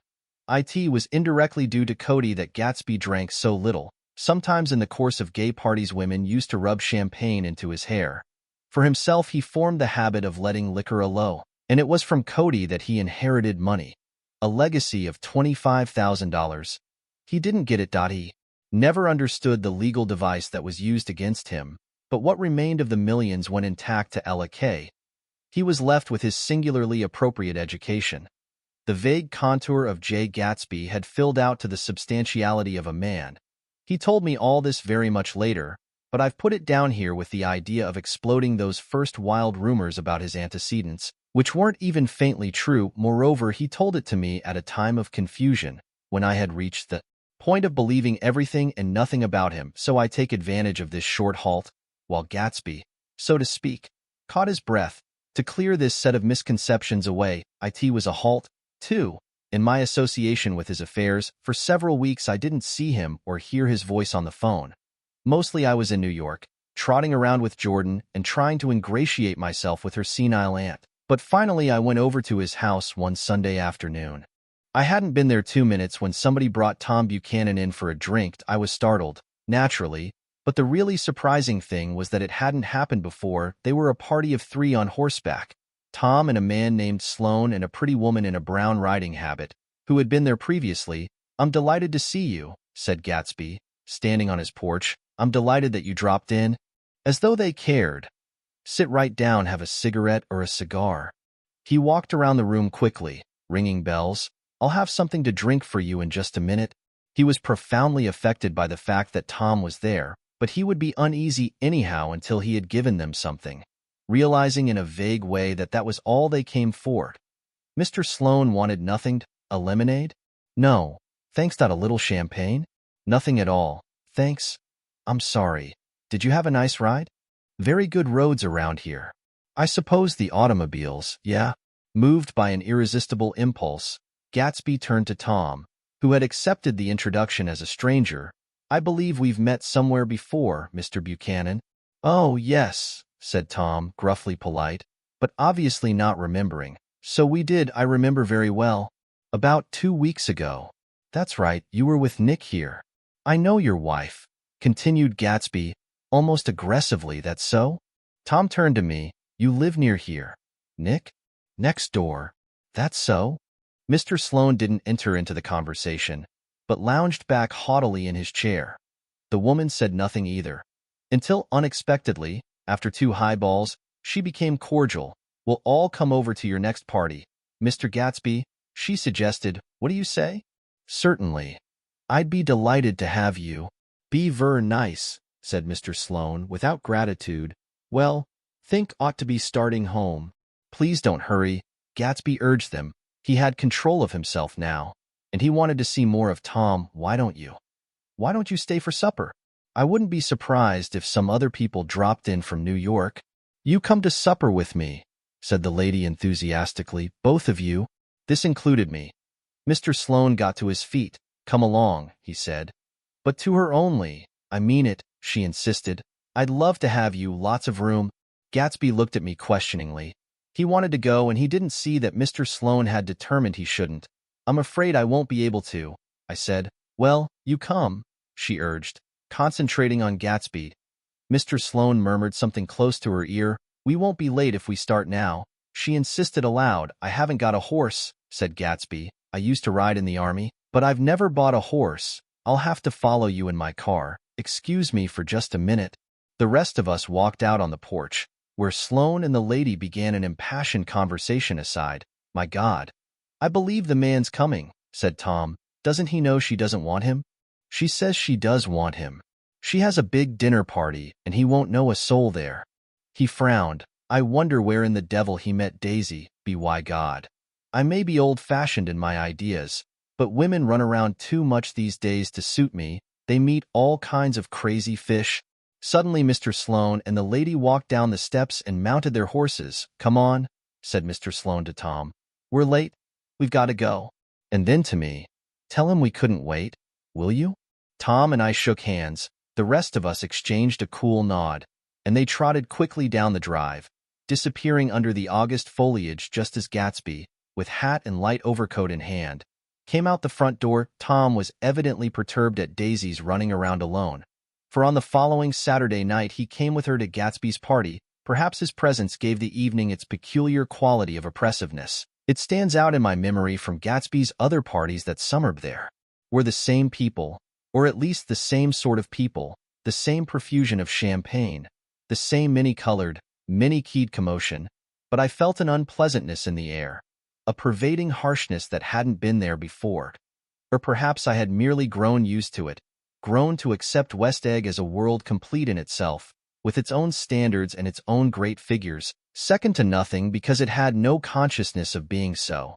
And now I was looking at it again, through Daisy's eyes. It is invariably saddening to look through new eyes at things upon which you have expended your own powers of adjustment. They arrived at twilight, and, as we strolled out among the sparkling hundreds, Daisy's voice was playing murmurous tricks in her throat. These things excite me so, she whispered. If you want to kiss me any time during the evening, Nick, just let me know and I'll be glad to arrange it for you. Just mention my name, or present a green card. I'm giving out green. Look around, suggested Gatsby. I'm looking around. I'm having a marvelous. You must see the faces of many people you've heard about. Tom's arrogant eyes roamed the crowd. We don't go around very much, he said.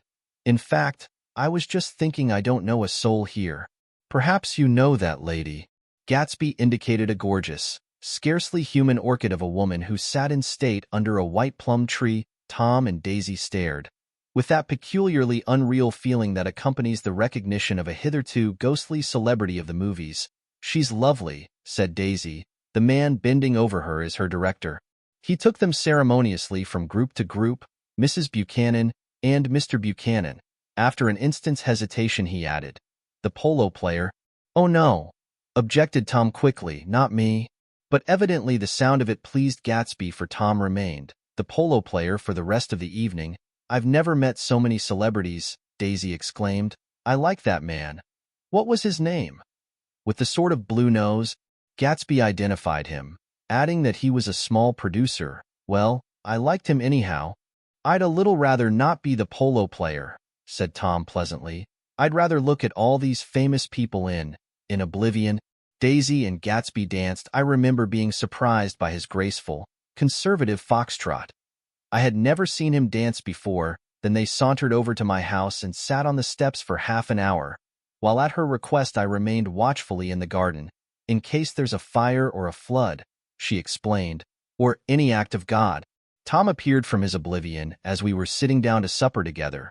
Do you mind if I eat with some people over here? He said. A fellow's getting off some funny stuff. Go ahead, answered Daisy genially. And if you want to take down any addresses, here's my little gold pencil. She looked around after a moment and told me the girl was common but pretty, and I knew that except for the half hour she'd been alone with Gatsby, she wasn't having a good time. We were at a particularly tipsy table. That was my fault. Gatsby had been called to the phone, and I'd enjoyed these same people only 2 weeks before, but what had amused me then turned septic on the air now. How do you feel, Miss Baedeker? The girl addressed was trying, unsuccessfully, to slump against my shoulder. To this inquiry, she sat up and opened her eyes. What? A massive and lethargic woman, who had been urging Daisy to play golf with her at the local club tomorrow, spoke in Miss Baedeker's defense. "Oh, she's all right now. When she's had 5 or 6 cocktails, she always starts screaming like that. I tell her she ought to leave it alone." "I do leave it alone," affirmed the accused hollowly. "We heard you yelling. So I said to Doc Civet here, 'There's somebody that needs your help, document.'" "She's much obliged, I'm sure," said another friend, without gratitude. "But you got her dress all wet when you stuck her head in the pool." "Anything I hate is to get my head stuck in a pool," mumbled Miss Baedeker. "They almost drowned me once over in New Jersey." "Then you ought to leave it alone," countered Dr. Civet. "Speak for yourself," cried Miss Baedeker violently. "Your hand shakes. I wouldn't let you operate on me." It was like that. Almost the last thing I remember was standing with Daisy and watching the moving picture director and his star. They were still under the white plum tree and their faces were touching except for a pale, thin ray of moonlight between.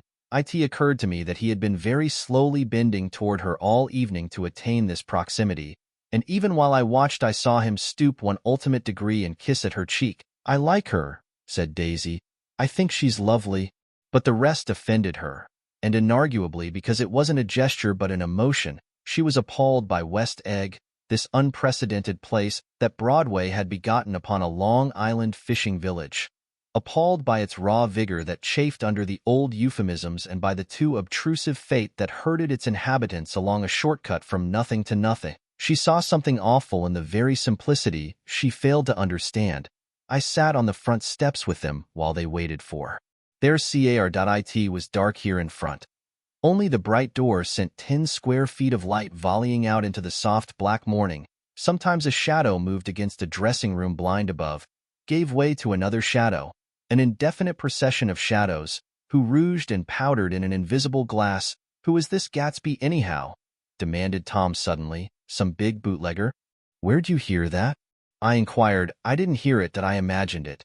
A lot of these newly rich people are just big bootleggers, you know." "Not Gatsby," I said shortly. He was silent for a moment. The pebbles of the drive crunched under his feet. Well, he certainly must have strained himself to get this menagerie together. A breeze stirred the gray haze of Daisy's fur collar. "At least they are more interesting than the people we know," she said with an effort. "You didn't look so interested." "Well, I was." Tom laughed and turned to me. "Did you notice Daisy's face when that girl asked her to put her under a cold shower?" Daisy began to sing with the music in a husky, rhythmic whisper, bringing out a meaning in each word that it had never had before and would never have again. When the melody rose, her voice broke up sweetly, following it, in a way contralto voices have, and each change tipped out a little of her warm human magic upon the air. "Lots of people come who haven't been invited," she said suddenly. That girl hadn't been invited. They simply force their way in, and he's too polite to object. "I'd like to know who he is and what he does," insisted Tom, "and I think I'll make a point of finding out." "I can tell you right now," she answered. "He owns some drugstores. A lot of drugstores. He built them up himself." The dilatory limousine came rolling up the drive. "Good night, Nick," said Daisy. Her glance left me and sought the lighted top of the steps, where 3 o'clock in the morning, a neat, sad little waltz of that year, was drifting out the open door after all. In the very casualness of Gatsby's party there were romantic possibilities totally absent from her world. What was it up there in the song that seemed to be calling her back inside? What would happen now in the dim, incalculable hours? Perhaps some unbelievable guest would arrive, a person infinitely rare and to be marveled at, some authentically radiant young girl who, with one fresh glance at Gatsby, one moment of magical encounter, would blot out those 5 years of unwavering devotion. I stayed late that night. Gatsby asked me to wait until he was free, and I lingered in the garden until the inevitable swimming party had run up, chilled and exalted, from the black beach, until the lights were extinguished in the guest rooms. Overhead, when he came down the steps at last, the tan skin was drawn unusually tight on his face, and his eyes were bright and tired. "She didn't like it," he said immediately. "Of course she did. She didn't like it," he insisted. "She didn't have a good time." He was silent, and I guessed at his unutterable depression. "I feel far away from her," he said. "It's hard to make her understand." "You mean about the dance?" "The dance?" He dismissed all the dances he had given with a snap of his fingers. "Old sport, the dance is unimportant." He wanted nothing less of Daisy than that she should go to Tom and say, "I never loved you." After she had obliterated 4 years with that sentence, they could decide upon the more practical measures to be taken. Point one of them was that, after she was free, they were to go back to Louisville and be married from her house. Just as if it were 5 years ago, and she doesn't understand, he said. She used to be able to understand. We'd sit for hours. He broke off and began to walk up and down a desolate path of fruit rinds and discarded favors and crushed flowers. "I wouldn't ask too much of her," I ventured. "You can't repeat the past." "Can't repeat the past?" he cried incredulously. "Why, of course you can." He looked around him wildly, as if the past were lurking here in the shadow of his house, just out of reach of his hand. "I'm going to fix everything just the way it was before," he said, nodding determinedly. "She'll see." He talked a lot about the past, and I gathered that he wanted to recover something. Some idea of himself, perhaps, that had gone into loving Daisy. His life had been confused and disordered since then, but if he could once return to a certain starting place and go over it all slowly, he could find out what that thing was. One autumn night, 5 years before, they had been walking down the street when the leaves were falling, and they came to a place where there were no trees and the sidewalk was white with moonlight. They stopped here and turned toward each other. Now it was a cool night with that mysterious excitement in it which comes at the 2 changes of the year. The quiet lights in the houses were humming out into the darkness, and there was a stir and bustle among the stars. Out of the corner of his eye, Gatsby saw that the blocks of the sidewalks really formed a ladder and mounted to a secret place above the trees. He could climb to it, if he climbed alone, and once there he could suck on the pap of life, gulp down the incomparable milk of wonder. His heart beat faster as Daisy's white face came up to his own. He knew that when he kissed this girl, and forever wed his unutterable visions to her perishable breath, his mind would never romp again like the mind of Geoda. So he waited, listening for a moment longer to the tuning fork that had been struck upon a sta. Then he kissed her. At his lips' touch, she blossomed for him like a flower, and the incarnation was complete. Through all he said, even through his appalling sentimentality, I was reminded of something, an elusive rhythm, a fragment of lost words that I had heard somewhere a long time ago. For a moment a phrase tried to take shape in my mouth, and my lips parted like a dumb man's, as though there was more struggling upon them than a wisp of startled air, but they made no sound. And what I had almost remembered was uncommunicable forever. It was when curiosity about Gatsby was at its highest that the lights in his house failed to go on one Saturday night, and, as obscurely as it had begun, his career as Trimalchio was over. Only gradually did I become aware that the automobiles, which turned expectantly into his drive, stayed for just a minute and then drove sulkily away. Wondering if he were sick, I went over to find out. An unfamiliar butler with a villainous face squinted at me suspiciously from the door. "Is Mr. Gatsby sick?" "Nope." After a pause he added, "Sir," in a dilatory, grudging way. I hadn't seen him around, and I was rather worried. "Tell him Mr. Carroway came over." "Who?" he demanded rudely. "Carroway." "Carroway, all right. I'll tell him." Abruptly he slammed the door. Finn informed me that Gatsby had dismissed every servant in his house a week ago and replaced them with half a dozen others, who never went into West Egg Village to be bribed by the tradesmen, but ordered moderate supplies over the telephone. The grocery boy reported that the kitchen looked like a pigsty, and the general opinion in the village was that the new people weren't servants at all. Next day Gatsby called me on the phone. "Going away?" I inquired. "No, old sport. I hear you fired all your servants." I wanted somebody who wouldn't gossip. "Daisy comes over quite often, in the afternoons." So the whole caravansary had fallen in like a card house at the disapproval in her eyes. "There's some people Wolfsheim wanted to do something for. They're all brothers and sisters. They used to run a small hotel." "I see." He was calling up at Daisy's request. Would I come to lunch at her house tomorrow? Miss Baker would be there. Half an hour later Daisy herself telephoned and seemed relieved to find that I was coming. Something was up, and yet I couldn't believe that they would choose this occasion for a scene.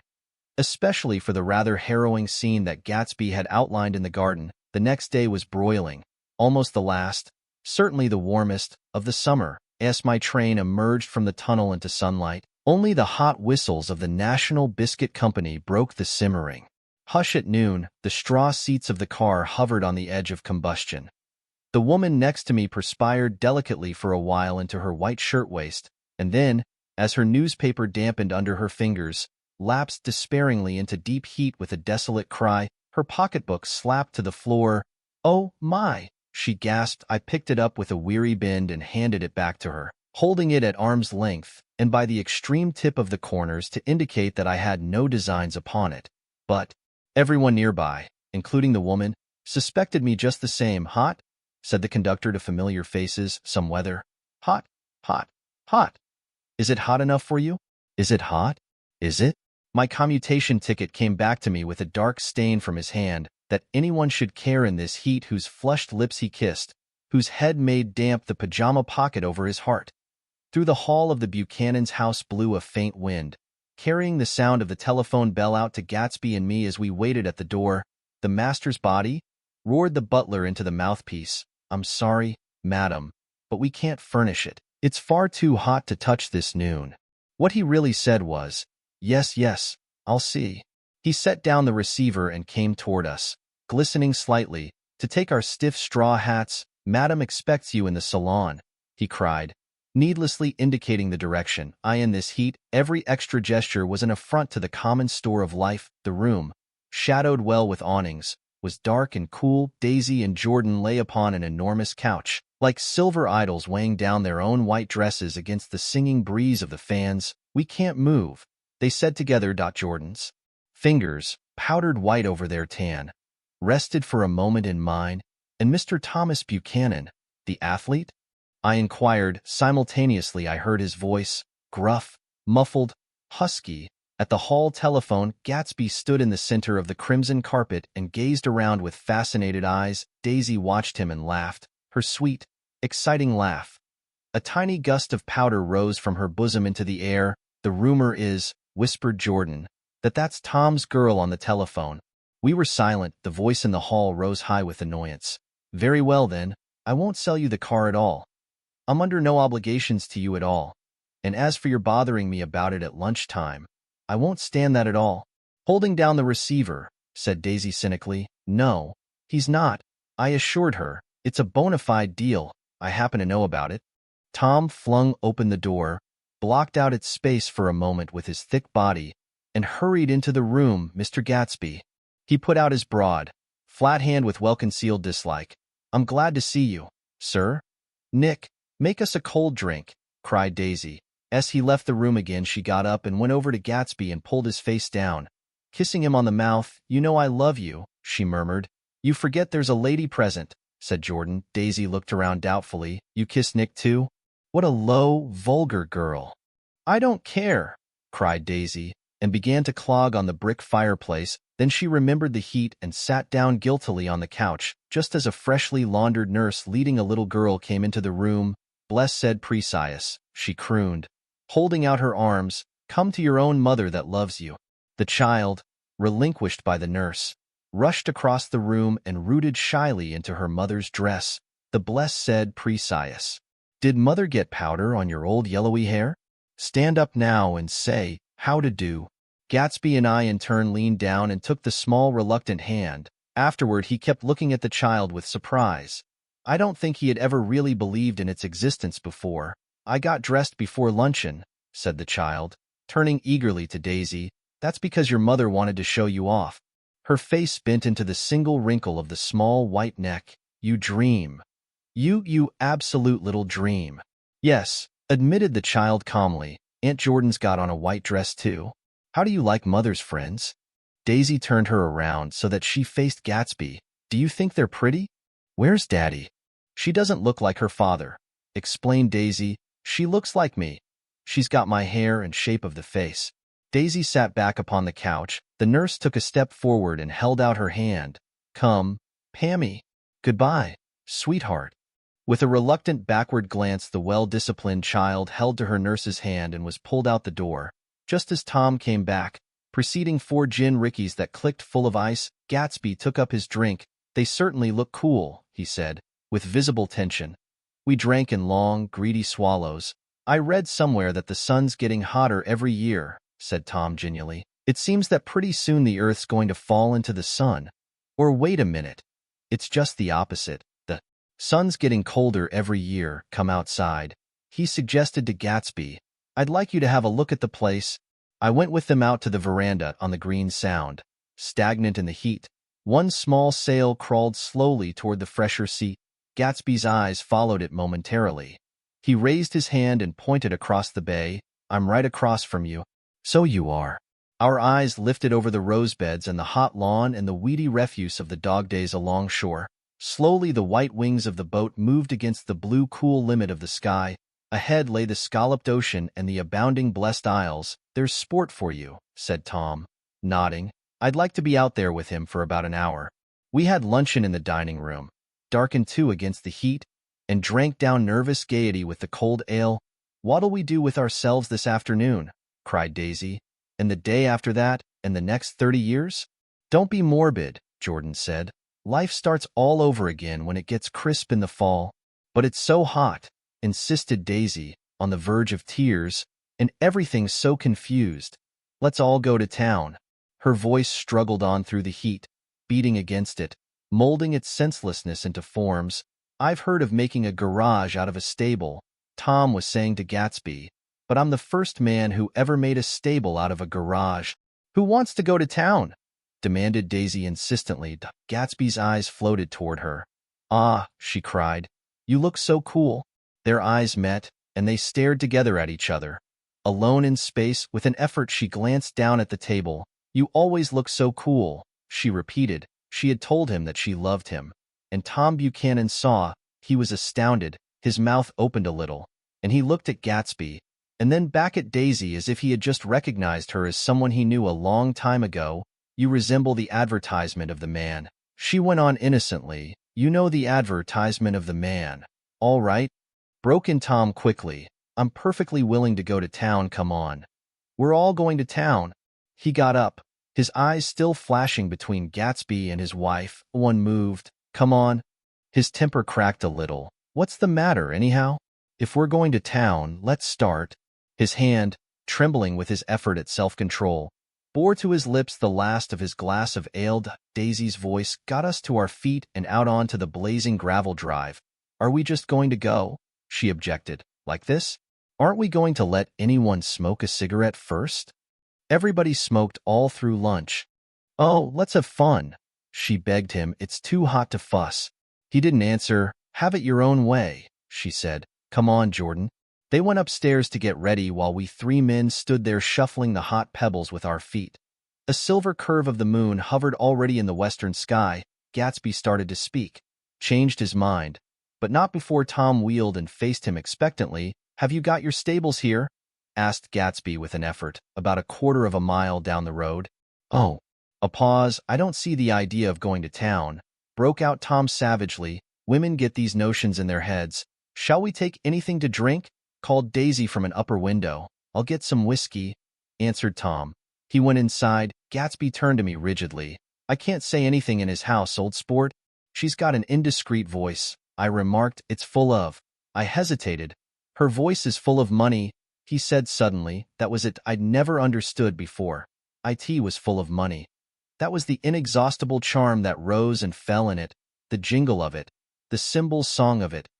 High in a white palace, the king's daughter, the golden girl. Tom came out of the house wrapping a quart bottle in a towel, followed by Daisy and Jordan wearing small tight hats of metallic cloth and carrying light capes over their arms. Shall we all go in my car? Suggested Gatsby. He felt the hot, green leather of the seat. I ought to have left it in the shade. Is it standard shift? Demanded Tom. Yes. Well, you take my coupe and let me drive your car to town. The suggestion was distasteful to Gatsby. I don't think there's much gas, he objected. Plenty of gas, said Tom boisterously. He looked at the gauge. And if it runs out, I can stop at a drugstore. You can buy anything at a drugstore nowadays. A pause followed this apparently pointless remark. Daisy looked at Tom frowning, and an indefinable expression, at once definitely unfamiliar and vaguely recognizable, as if I had only heard it described in words, passed over Gatsby's face. Come on, Daisy, said Tom, pressing her with his hand toward Gatsby's car. I'll take you in this circus wagon. He opened the door, but she moved out from the circle of his arm. You take Nick and Jordan. We'll follow you in the coupe. She walked close to Gatsby, Touching his coat with her hand, Jordan and Tom and I got into the front seat of Gatsby's car.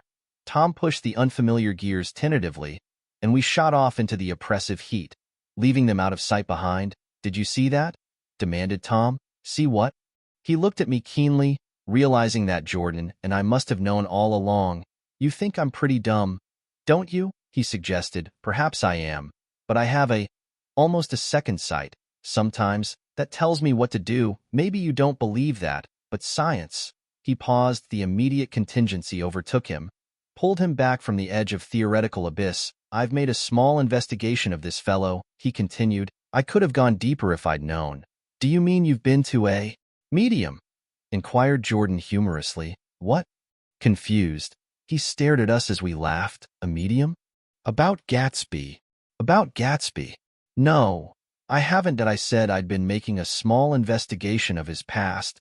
"And you found he was an Oxford man," said Jordan helpfully. "An Oxford man?" He was incredulous. "Like hell he is. He wears a pink suit. Nevertheless, he's an Oxford man." "Oxford, New Mexico," snorted Tom contemptuously. "Or something like that." "Listen, Tom, but if you're such a snob, why did you invite him to lunch?" demanded Jordan crossly. "Daisy invited him. She knew him before we were married. God knows where." We were all irritable now with the fading ale, and aware of it we drove for a while in silence. Then as Dr. T.J. Eckelberg's faded eyes came into sight down the road, I remembered Gatsby's caution about gasoline. "We've got enough to get us to town," said Tom. "But there's a garage right here," objected Jordan. "I don't want to get stalled in this baking heat." Tom threw on both brakes impatiently, and we slid to an abrupt, dusty stop under Wilson's sign. After a moment, the proprietor emerged from the interior of his establishment and gazed hollow-eyed at the car.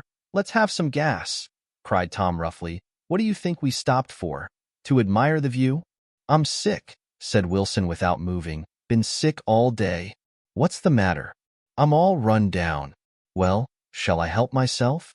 Tom demanded. "You sounded well enough on the phone." With an effort, Wilson left the shade in support of the doorway and, breathing hard, unscrewed the cap of the tank. In the sunlight his face was green. "I didn't mean to interrupt your lunch," he said, "but I need money pretty bad, and I was wondering what you were going to do with your old car." "How do you like this one?" inquired Tom. "I bought it last week." "It's a nice yellow one," said Wilson, as he strained at the handle. "Like to buy it?" "Big chance." Wilson smiled faintly. "No, but I could make some money on the other." "What do you want money for, all of a sudden?" "I've been here too long. I want to get away. My wife and I want to go west." "Your wife does?" exclaimed Tom, startled. "She's been talking about it for 10 years. He rested for a moment against the pump, shading his eyes. "And now she's going whether she wants to or not. I'm going to get her away." The coupe flashed by us with a flurry of dust and the flash of a waving hand. "What do I owe you?" demanded Tom harshly. "I just got wised up to something funny the last 2 days," remarked Wilson. "That's why I want to get away. That's why I've been bothering you about the car." "What do I owe you?" $20. The relentless beating heat was beginning to confuse me, and I had a bad moment there before I realized that so far his suspicions hadn't alighted on Tom. He had discovered that Myrtle had some sort of life apart from him in another world, and the shock had made him physically sick. I stared at him and then at Tom, who had made a parallel discovery less than an hour before, and it occurred to me that there was no difference between men, in intelligence or race, so profound as the difference between the sick and the well. Wilson was so sick that he looked guilty, unforgivably guilty, as if he had just got some poor girl with child. "I'll let you have that car," said Tom. "I'll send it over tomorrow afternoon." That locality was always vaguely disquieting, even in the broad glare of afternoon, and now I turned my head as though I had been warned of something behind. Over the ash heaps the giant eyes of Dr. T.J. Eckelberg kept their vigil, but I perceived, after a moment, that other eyes were regarding us with peculiar intensity from less than 20 feet away. In one of the windows over the garage, the curtains had been moved aside a little, and Myrtle Wilson was peering down at the car. So engrossed was she that she had no consciousness of being observed, and one emotion after another crept into her face like objects into a slowly developing picture. Her expression was curiously familiar. It was an expression I had often seen on women's faces, But on Myrtle Wilson's face it seemed purposeless and inexplicable until I realized that her eyes, wide with jealous terror, were fixed not on Tom, but on Jordan Baker, whom she took to be his wife. There is no confusion like the confusion of a simple mind, and as we drove away Tom was feeling the hot whips of panic, his wife and his mistress, until an hour ago secure and inviolate, were slipping precipitately from his control. Instinct made him step on the accelerator with the double purpose of overtaking Daisy and leaving Wilson behind, and we sped along toward Astoria at 50 miles an hour, until, among the spidery girders of the elevated, we came in sight of the easygoing blue coupe. "Those big movies around 50th Street are cool," suggested Jordan. "I love New York on summer afternoons when everyone's away. There's something very sensuous about it.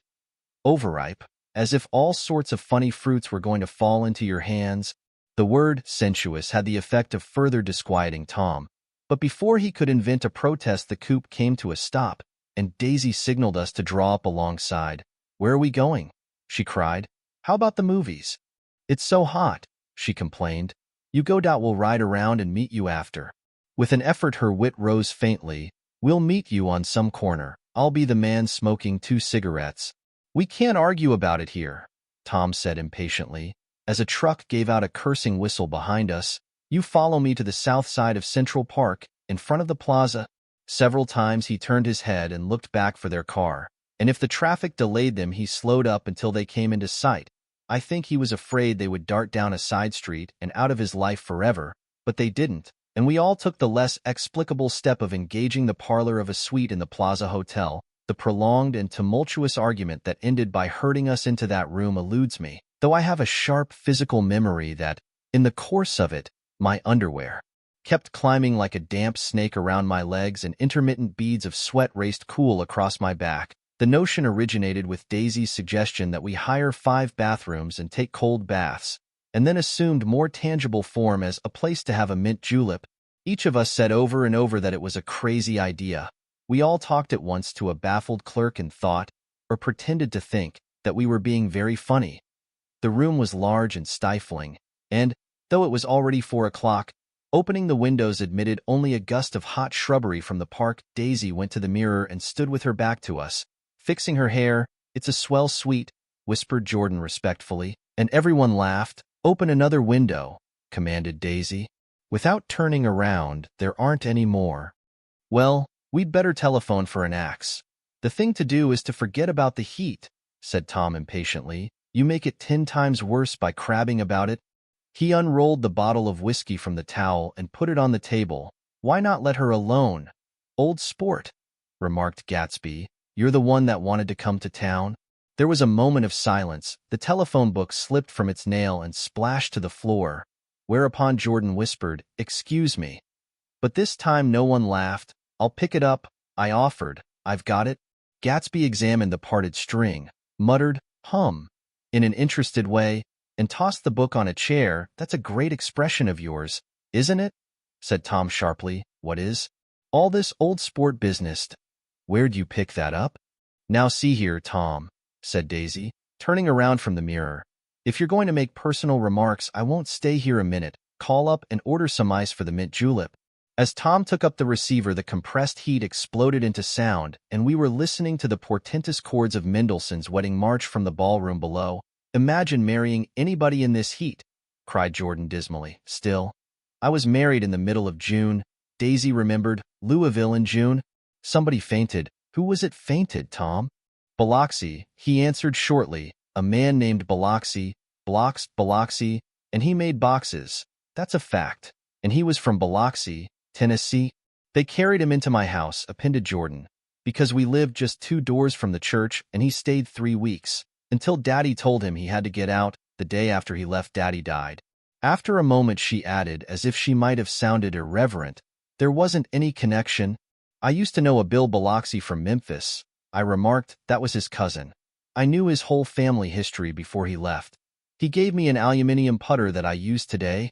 The music had died down as the ceremony began, and now a long cheer floated in at the window, followed by intermittent cries of, "Yeah, eh, and finally by a burst of jazz as the dancing began. "We're getting old," said Daisy. "If we were young we'd rise and dance." Remember Biloxi? Jordan warned her. Where'd you know him, Tom?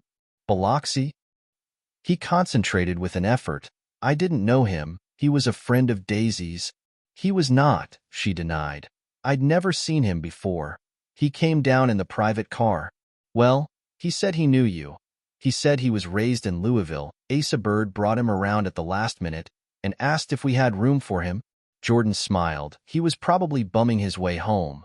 He told me he was president of your class at Yale. Tom and I looked at each other blankly. Biloxi? First place, we didn't have any president. Gatsby's foot beat a short, restless tattoo, and Tom eyed him suddenly. By the way, Mr. Gatsby, I understand you're an Oxford man. Not exactly. Oh, yes, I understand you went to Oxford. Yes, I went there. A pause, then Tom's voice, incredulous and insulting. You must have gone there about the time Biloxi went to New Haven. Another pause. A waiter knocked and came in with crushed mint and ice, but the silence was unbroken by his thank you and the soft closing of the door. This tremendous detail was to be cleared up at last. I told you I went there, said Gatsby. I heard you. But I'd like to know when. It was in 1919. I only stayed 5 months. That's why I can't really call myself an Oxford man. Tom glanced around to see if we mirrored his unbelief, but we were all looking at Gatsby. It was an opportunity they gave to some of the officers after the armistice, he continued. We could go to any of the universities in England or France. I wanted to get up and slap him on the back. I had one of those renewals of complete faith in him that I'd experienced before. Daisy rose, smiling faintly, and went to the table. Open the whiskey, Tom, she ordered. And I'll make you a mint julep, then you won't seem so stupid to yourself. Look at the mint. Wait a minute, snapped Tom. I want to ask Mr. Gatsby one more question. Go on, Gatsby said politely. What kind of a row are you trying to cause in my house anyhow? They were out in the open at last, and Gatsby was content. He isn't causing a row. Daisy looked desperately from one to the other. You're causing a row. Please have a little self-control. Self-control, repeated Tom incredulously. I suppose the latest thing is to sit back and let Mr. Nobody from Nowhere make love to your wife. Well, if that's the idea, you can count me out. Nowadays, people begin by sneering at family life and family institutions, and next they'll throw everything overboard and have intermarriage between black and white. Flushed with his impassioned gibberish, he saw himself standing alone on the last barrier of civilization. We're all white here, murmured Jordan. I know I'm not very popular. I don't give big parties. I suppose you've got to make your house into a pigsty in order to have any friends. In the modern world, angry as I was, as we all were, I was tempted to laugh whenever he opened his mouth. The transition from libertine to prig was so complete. I've got something to tell you, old sport, began Gatsby, but Daisy guessed at his intention. Please don't. She interrupted helplessly. Please, let's all go home. Why don't we all go home? That's a good idea. I got up. Come on. Tom, nobody wants a drink. I want to know what Mr. Gatsby has to tell me. Your wife doesn't love you, said Gatsby. She's never loved you. She loves me. You must be crazy, exclaimed Tom automatically. Gatsby sprang to his feet, vivid with excitement. She never loved you. Do you hear? He cried. She only married you because I was poor and she was tired of waiting for me. It was a terrible mistake. But in her heart, she never loved anyone except me. At this point, Jordan and I tried to go, but Tom and Gatsby insisted with competitive firmness that we remain, as though neither of them had anything to conceal and it would be a privilege to partake vicariously of their emotions. Sit down, Daisy. Tom's voice groped unsuccessfully for the paternal note. What's been going on? I want to hear all about it. I told you what's been going on, said Gatsby. Going on for 5 years. And you didn't know? Tom turned to Daisy sharply. You've been seeing this fellow for 5 years? Not seeing, said Gatsby. No, we couldn't meet, but both of us loved each other all that time. Old sport, and you didn't know it. I used to laugh sometimes. But there was no laughter in his eyes. To think that you didn't know. Oh, that's all. Tom tapped his thick fingers together like a clergyman and leaned back in his chair. You're crazy, he exploded. I can't speak about what happened 5 years ago, because I didn't know Daisy then. And I'll be damned if I see how you got within a mile of her unless you brought the groceries to the back door. But all the rest of that's a goddamned lie. Daisy loved me when she married me, and she loves me now. No, said Gatsby. shaking his head. She does. Though the trouble is that sometimes she gets foolish ideas in her head and doesn't know what she's doing. He nodded sagely, and what's more, I love Daisy too. Once in a while I go off on a spree and make a fool of myself, but I always come back and in my heart I love her all the time. You're revolting, said Daisy. She turned to me, and her voice, dropping an octave lower, filled the room with thrilling scorn. Do you know why we left Chicago? I'm surprised that they didn't treat you to the story of that little spree. Gatsby walked over and stood beside her. Daisy, that's all over now, he said earnestly. It doesn't matter anymore. Just tell him the truth, that you never loved him. And it's all wiped out forever. She looked at him blindly. Why? How could I love him? Possibly. You never loved him. She hesitated. Her eyes fell on Jordan and me with a sort of appeal, as though she realized at last what she was doing, and as though she had never, all along, intended doing anything at all, but it was done now. It was too late. I never loved him, she said, with perceptible reluctance. Not at Kapiolani? Demanded Tom suddenly. No, from the ballroom beneath. Muffled and suffocating chords were drifting up on hot waves of air. Not that day I carried you down from the punch bowl to keep your shoes dry. There was a husky tenderness in his tone. Daisy, please don't. Her voice was cold, but the rancor was gone from it. She looked at Gatsby. There, Jay, she said. But her hand as she tried to light a cigarette was trembling. Suddenly she threw the cigarette and the burning match on the carpet. Oh, you want too much, she cried to Gatsby. I love you now. Isn't that enough? I can't help what's past. She began to sob helplessly. I did love him once, but I loved you too. Gatsby's eyes opened and closed. You loved me too? He repeated. Even that's a lie, said Tom savagely. She didn't know you were alive. Why? There's things between Daisy and me that you'll never know. Things that neither of us can ever forget. The words seemed to bite physically into Gatsby. I want to speak to Daisy alone, he insisted. She's all excited now. Even alone I can't say I never loved Tom. She admitted in a pitiful voice. It wouldn't be true. Of course it wouldn't, agreed Tom. She turned to her husband, as if it mattered to you. She said, of course it matters. I'm going to take better care of you from now on. You don't understand, said Gatsby, with a touch of panic. You're not going to take care of her anymore. I'm not. Tom opened his eyes wide and laughed. He could afford to control himself now. Why's that? Daisy's leaving you. Nonsense. I am, though, she said with a visible effort. She's not leaving me. Tom's words suddenly leaned down over Gatsby. Certainly not for a common swindler who'd have to steal the ring he put on her finger. I won't stand this, cried Daisy. Oh, please let's get out. Who are you, anyhow? Broke out Tom. You're one of that bunch that hangs around with Meyer Wolfsheim. That much I happen to know. I've made a little investigation into your affairs, and I'll carry it further tomorrow. You can suit yourself about that, old sport, said Gatsby steadily. I found out what your drugstores were. He turned to us and spoke rapidly. He and this Wolfsheim bought up a lot of side street drugstores here and in Chicago and sold grain alcohol over the counter. That's one of his little stunts. I picked him for a bootlegger the first time I saw him, and I wasn't far wrong. What about it? Said Gatsby politely. I guess your friend Walter Chase wasn't too proud to come in on it. And you left him in the lurch, didn't you? You let him go to jail for a month over in New Jersey. God. You ought to hear Walter on the subject of you. He came to us dead broke. He was very glad to pick up some money, old sport. Don't you call me old sport, cried Tom. Gatsby said nothing. Walter could have you up on the betting laws too, but Wolfsheim scared him into shutting his mouth. That unfamiliar yet recognizable look was back again in Gatsby's face. That drugstore business was just small change, continued Tom slowly. But you've got something on now that Walter's afraid to tell me about. I glanced at Daisy, who was staring terrified between Gatsby and her husband, and at Jordan, who had begun to balance an invisible but absorbing object on the tip of her chin. Then I turned back to Gatsby, and was startled at his expression. He looked, and this is said in all contempt for the babbled slander of his garden, as if he had killed a man.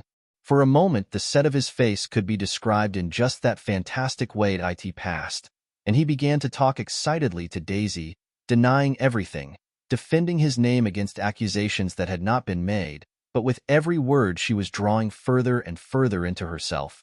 So he gave that up, and only the dead dream fought on as the afternoon slipped away, trying to touch what was no longer tangible, struggling unhappily, undespairingly, toward that lost voice across the room, the voice. Begged again to go, please, Tom. I can't stand this any more. Her frightened eyes told that whatever intentions, whatever courage she had had, were definitely gone. You two start on home, Daisy, said Tom in Mr. Gatsby's car. She looked at Tom, alarmed now, but he insisted with magnanimous scorn, go on, he won't annoy you. I think he realizes that his presumptuous little flirtation is over. They were gone, without a word, snapped out, made accidental, isolated, like ghosts, even from our pity. After a moment Tom got up and began wrapping the unopened bottle of whiskey in the towel. Want any of this stuff? Jordan? Nick? I didn't answer, Nick. He asked again, what? Want any? No. I just remembered that today's my birthday. I was 30. Before me stretched the portentous, menacing road of a new decade. It was 7 o'clock when we got into the coupe with him and started for Long Island. Tom talked incessantly, exulting and laughing, but his voice was as remote from Jordan and me as the foreign clamor on the sidewalk or the tumult of the elevated overhead. Human sympathy has its limits, and we were content to let all their tragic arguments fade with the city lights behind Point 30. The promise of a decade of loneliness, a thinning list of single men to know, a thinning briefcase of enthusiasm, thinning hair, but there was Jordan beside me, who, unlike Daisy, was too wise ever to carry well-forgotten dreams from age to age. As we passed over the dark bridge, her wan face fell lazily against my coat's shoulder, and the formidable stroke of 30 died away with the reassuring pressure of her hand. So we drove on toward death through the cooling twilight. The young Greek, Michaelis, who ran the coffee joint beside the ash heaps, was the principal witness at the inquest. He had slept through the heat until after 5, when he strolled over to the garage and found George Wilson sick in his office. Really sick, pale as his own pale hair and shaking all over. Michaelis advised him to go to bed, but Wilson refused, saying that he'd miss a lot of business if he did. While his neighbor was trying to persuade him, a violent racket broke out overhead. I've got my wife locked in up there, explained Wilson calmly. She's going to stay there till the day after tomorrow, and then we're going to move away. Michaelis was astonished. They had been neighbors for 4 years, and Wilson had never seemed faintly capable of such a statement. Generally, he was one of these worn-out men. When he wasn't working, he sat on a chair in the doorway and stared at the people and the cars that passed along the road. When anyone spoke to him, he invariably laughed in an agreeable, colorless way. He was his wife's man and not his own. So naturally, Michaelis tried to find out what had happened, but Wilson wouldn't say a word. Instead, he began to throw curious, suspicious glances at his visitor and ask him what he'd been doing at certain times on certain days. Just as the latter was getting uneasy, some workmen came past the door bound for his restaurant, and Michaelis took the opportunity to get away, intending to come back late. But he didn't. He supposed he forgot to. That's all. When he came outside again, a little after 7, he was reminded of the conversation because he heard Mrs. Wilson's voice, loud and scolding, downstairs in the garage. Beat me, he heard her cry. Throw me down and beat me, you dirty little coward. A moment later she rushed out into the dusk, waving her hands and shouting. Before he could move from his door, the business was over. The death car, as the newspapers called it, didn't stop. It came out of the gathering darkness, wavered tragically for a moment, and then disappeared around the next bend. Mavro Michaelis wasn't even sure of its color. He told the first policeman that it was light green. The other car, the one going toward New York, came to rest 100 yards beyond, and its driver hurried back to where Myrtle Wilson, her life violently extinguished, knelt in the road and mingled her thick, dark blood with the dust. Michaelis and this man reached her first, but when they had torn open her shirtwaist, still damp with perspiration, they saw that her left breast was swinging loose like a flap, and there was no need to listen for the heart beneath. The mouth was wide open and ripped a little at the corners, as though she had choked a little in giving up the tremendous vitality she had stored so long. We saw the 3 or 4 automobiles and the crowd when we were still some distance away, Rec, said Tom. That's good. Wilson will have a little business at last. He slowed down, but still without any intention of stopping. Until, as we came nearer, the hushed, intent faces of the people at the garage door made him automatically put on the brakes. "We'll take a look," he said doubtfully. "Just a look?" I became aware now of a hollow, wailing sound which issued incessantly from the garage, a sound which as we got out of the coupe and walked toward the door resolved itself into the words, "Oh, my God," uttered over and over in a gasping moan. "There's some bad trouble here," said Tom excitedly. He reached up on tiptoes and peered over a circle of heads into the garage, which was lit only by a yellow light in a swinging metal basket overhead. Then he made a harsh sound in his throat, and with a violent thrusting movement of his powerful arms pushed his way through. The circle closed up again with a running murmur of expostulation.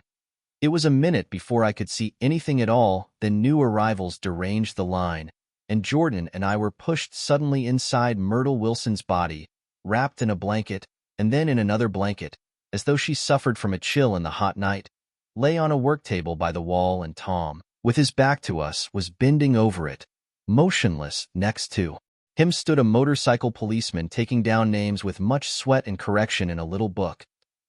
First I couldn't find the source of the high, groaning words that echoed clamorously through the bare garage.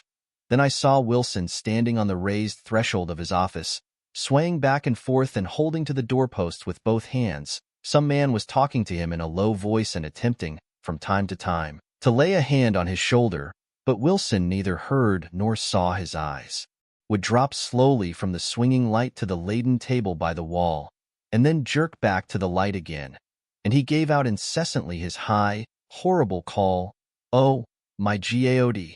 Oh, my God! Oh, God! Oh, my God!" Presently Tom lifted his head with a jerk and, after staring around the garage with glazed eyes, addressed a mumbled incoherent remark to the policeman. "Maybe." The policeman was saying, "Oh, no, R," corrected the man. "MAVRO. Listen to me," muttered Tom fiercely. "R," said the policeman. "Oh, G. G." He looked up as Tom's broad hand fell sharply on his shoulder. "What you want, fella? What happened?" "That's what I want to know." "Auto hit her. Instantly killed," repeated Tom, staring. "She ran out Ina road. Son of a bitch didn't even stop his car." "There was 2 cars," said Michaelis. "One comin', one goin', see?" "Going where?" asked the policeman keenly. "One goin' each way." "Well, his hand rose toward the blankets but stopped halfway and fell to his side. "She ran out there and the one comin' from York knocked right into her, goin' 30 or 40 miles an hour." "What's the name of this place here?" demanded the officer. "Hasn't got any name." A pale, well-dressed Negro stepped near. "It was a yellow car," he said. "Big yellow car, new." "See the accident?" asked the policeman. "No, but the car passed me down the road, going faster in 40, going 50, 60. Come here and let's have your name. Look out now, I want to get his name." Some words of this conversation must have reached Wilson, swaying in the office door, for suddenly a new theme found voice among his grasping cries. "You don't have to tell me what kind of car it was. I know what kind of car it was." Watching Tom, I saw the wad of muscle back of his shoulder tighten under his coat. He walked quickly over to Wilson and, standing in front of him, seized him firmly by the upper arms. "You've got to pull yourself together," he said with soothing gruffness. Wilson's eyes fell upon Tom. He started up on his tiptoes and then would have collapsed to his knees had not Tom held him upright. "Listen," said Tom, shaking him a little. "I just got here a minute ago, from New York. I was bringing you that coupe. We've been talking about that yellow car I was driving this afternoon wasn't mine. Do you hear? I haven't seen it all afternoon." Only the Negro and I were near enough to hear what he said, but the policeman caught something in the tone and looked over with truculent eyes. "What's all that?" he demanded. "I'm a friend of his." Tom turned his head but kept his hands firm on Wilson's body. "He says he knows the car that did it. It was a yellow car." Some dim impulse moved the policeman to look suspiciously at Tom. "And what color's your car?" "It's a blue car, a coupe." "We've come straight from New York," I said. Someone who had been driving a little behind us confirmed this, and the policeman turned away. "Now, if you'll let me have that name again, correct?" Picking up Wilson like a doll, Tom carried him into the office, set him down in a chair, and came back. "If somebody'll come here and sit with him," he snapped authoritatively. He watched while the two men standing closest glanced at each other and went unwillingly into the room. Then Tom shut the door on them and came down the single step, his eyes avoiding the table. As he passed close to me, he whispered, "Let's get out." Self-consciously, with his authoritative arms breaking the way, we pushed through the still gathering crowd, passing a hurried doctor, case in hand, who had been sent for in Wild Hope half an hour ago. Tom drove slowly until we were beyond the bend. Then his foot came down hard, and the coupe raced along through the night. In a little while I heard a low, husky sob, and saw that the tears were overflowing down his face. The goddamned coward, he whimpered. He didn't even stop his car. The Buchanan's house floated suddenly toward us through the dark rustling trees. Tom stopped beside the porch and looked up at the second floor, where two windows bloomed with light among the vines. "Daisy's home," he said. As we got out of the car, he glanced at me and frowned slightly. "I ought to have dropped you in West Egg. Nick, there's nothing we can do tonight?" A change had come over him, and he spoke gravely and with decision. As we walked across the moonlight gravel to the porch, he disposed of the situation in a few brisk phrases. "I'll telephone for a taxi to take you home, and while you're waiting, you and Jordan better go in the kitchen and have them get you some supper, if you want any." He opened the door. "Come in." "No, thanks, but I'd be glad if you'd order me the taxi. I'll wait outside." Jordan put her hand on my arm. "Won't you come in, Nick?" "No, thanks. I was feeling a little sick and I wanted to be alone," but Jordan lingered for a moment more. "It's only 9:30, she said. I'd be damned if I'd go in. I'd had enough of all of them for one day, and suddenly that included Jordan too. She must have seen something of this in my expression, for she turned abruptly away and ran up the porch steps into the house. I sat down for a few minutes with my head in my hands, until I heard the phone taken up inside and the butler's voice calling a taxi. Then I walked slowly down the drive away from the house, intending to wait by the gate. I hadn't gone 20 yards when I heard my name, and Gatsby stepped from between two bushes into the path. I must have felt pretty weird by that time, because I could think of nothing except the luminosity of his pink suit under the moon. "What are you doing?" I inquired. "Just standing here, old sport." Somehow, that seemed a despicable occupation. For all I knew, he was going to rob the house in a moment. I wouldn't have been surprised to see sinister faces, the faces of Wolfsheim's people, behind him in the dark shrubbery. "Did you see any trouble on the road?" he asked after a minute. "Yes." He hesitated. "Was she killed?" "Yes." "I thought so. I told Daisy I thought so. It's better that the shock should all come at once. She stood it pretty well." He spoke as if Daisy's reaction was the only thing that mattered. "I got to West Egg by a side road," he went on, "and left the car in my garage. I don't think anybody saw us, but of course I can't be sure." I disliked him so much by this time that I didn't find it necessary to tell him he was wrong. "Who was the woman?" he inquired. "Her name was Wilson. Her husband owns the garage. How the devil did it happen?" "Well, I tried to swing the wheel." He broke off, and suddenly I guessed at the truth. "Was Daisy driving?" "Yes," he said after a moment. "But of course I'll say I was, you see. When we left New York, she was very nervous and she thought it would steady her to drive. And this woman rushed out at us just as we were passing a car coming the other way. It all happened in a minute, but it seemed to me that she wanted to speak to us. Thought we were somebody she knew well. First Daisy turned away from the woman toward the other car, and then she lost her nerve and turned back. The second my hand reached the wheel, I felt the shock. It must have killed her instantly. It ripped her open." "Don't tell me, old sport."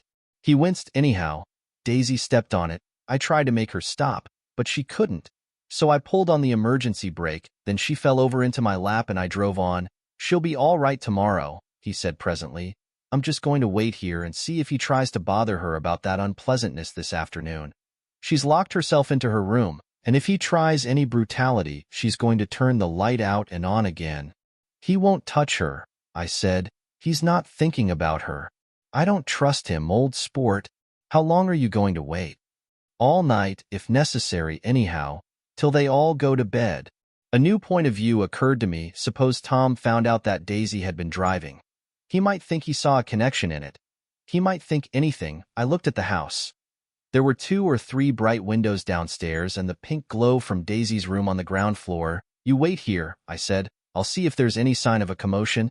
I walked back along the border of the lawn, traversed the gravel softly, and tiptoed up the veranda steps. The drawing room curtains were open, and I saw that the room was empty. Crossing the porch where we had dined that June night 3 months before, I came to a small rectangle of light which I guessed was the pantry window. The blind was drawn, but I found a rift at the sill. Daisy and Tom were sitting opposite each other at the kitchen table, with a plate of cold fried chicken between them, and 2 bottles of ale. He was talking intently across the table at her, and in his earnestness his hand had fallen upon and covered her own. Once in a while she looked up at him and nodded in agreement.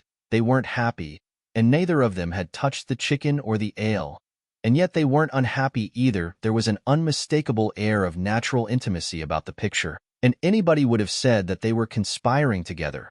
As I tiptoed from the porch, I heard my taxi feeling its way along the dark road toward the house. Gatsby was waiting where I had left him in the drive. "Is it all quiet up there?" he asked anxiously. "Yes, it's all quiet." I hesitated. "You'd better come home and get some sleep." He shook his head. "I want to wait here till Daisy goes to bed. Good night, old sport." He put his hands in his coat pockets and turned back eagerly to his scrutiny of the house, as though my presence marred the sacredness of the vigil. So I walked away and left him standing there in the moonlight, watching over nothing. VIII couldn't sleep all night. A foghorn was groaning incessantly on the sound, and I tossed half-sick between grotesque reality and savage, frightening dream. Toward dawn I heard a taxi go up Gatsby's drive, and immediately I jumped out of bed and began to dress. I felt that I had something to tell him, something to warn him about, and morning would be too late. Crossing his lawn, I saw that his front door was still open and he was leaning against a table in the hall, heavy with dejection or sleep. "Nothing happened," he said wanly. I waited, and about 4 o'clock she came to the window and stood there for a minute, and then turned out the light. His house had never seemed so enormous to me as it did that night when we hunted through the great rooms for cigarettes. We pushed aside curtains that were like pavilions, and felt over innumerable feet of dark wall for electric light switches.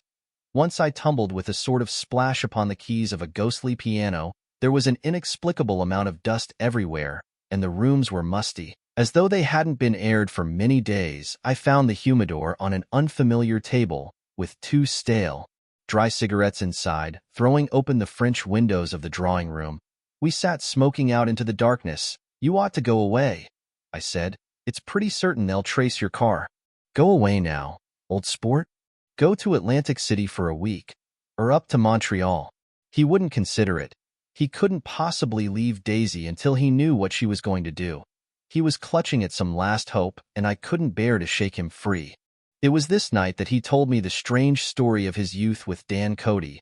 Told it to me because J. Gatsby had broken up like glass against Tom's hard malice, and the long secret extravaganza was played out. I think that he would have acknowledged anything now, without reserve, but he wanted to talk about Daisy. She was the first girl he had ever known. In various unrevealed capacities, he had come in contact with such people, but always with indiscernible barbed wire between. He found her excitingly desirable. He went to her house, at first with other officers from Camp Taylor, then alone. It amazed him. He had never been in such a beautiful house before, but what gave it an air of breathless intensity was that Daisy lived there. It was as casual a thing to her as his tent out at camp was to him. There was a ripe mystery about it, a hint of bedrooms upstairs more beautiful and cool than other bedrooms, of gay and radiant activities taking place through its corridors, and of romances that were not musty and laid away already in lavender but fresh and breathing and redolent of this year's shining motor cars, and of dances whose flowers were scarcely withered. It excited him, too, that many men had already loved Daisy. It increased her value in his eyes.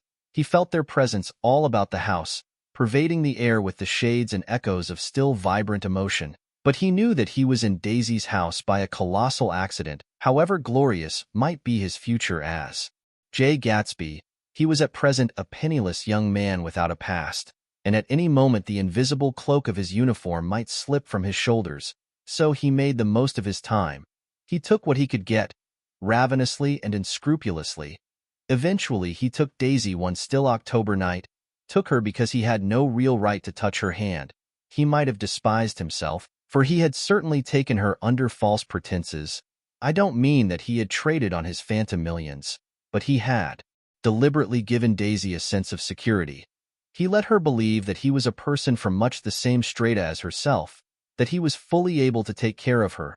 As a matter of fact, he had no such facilities. He had no comfortable family standing behind him, and he was liable at the whim of an impersonal government to be blown anywhere about the world. But he didn't despise himself, and it didn't turn out as he had imagined.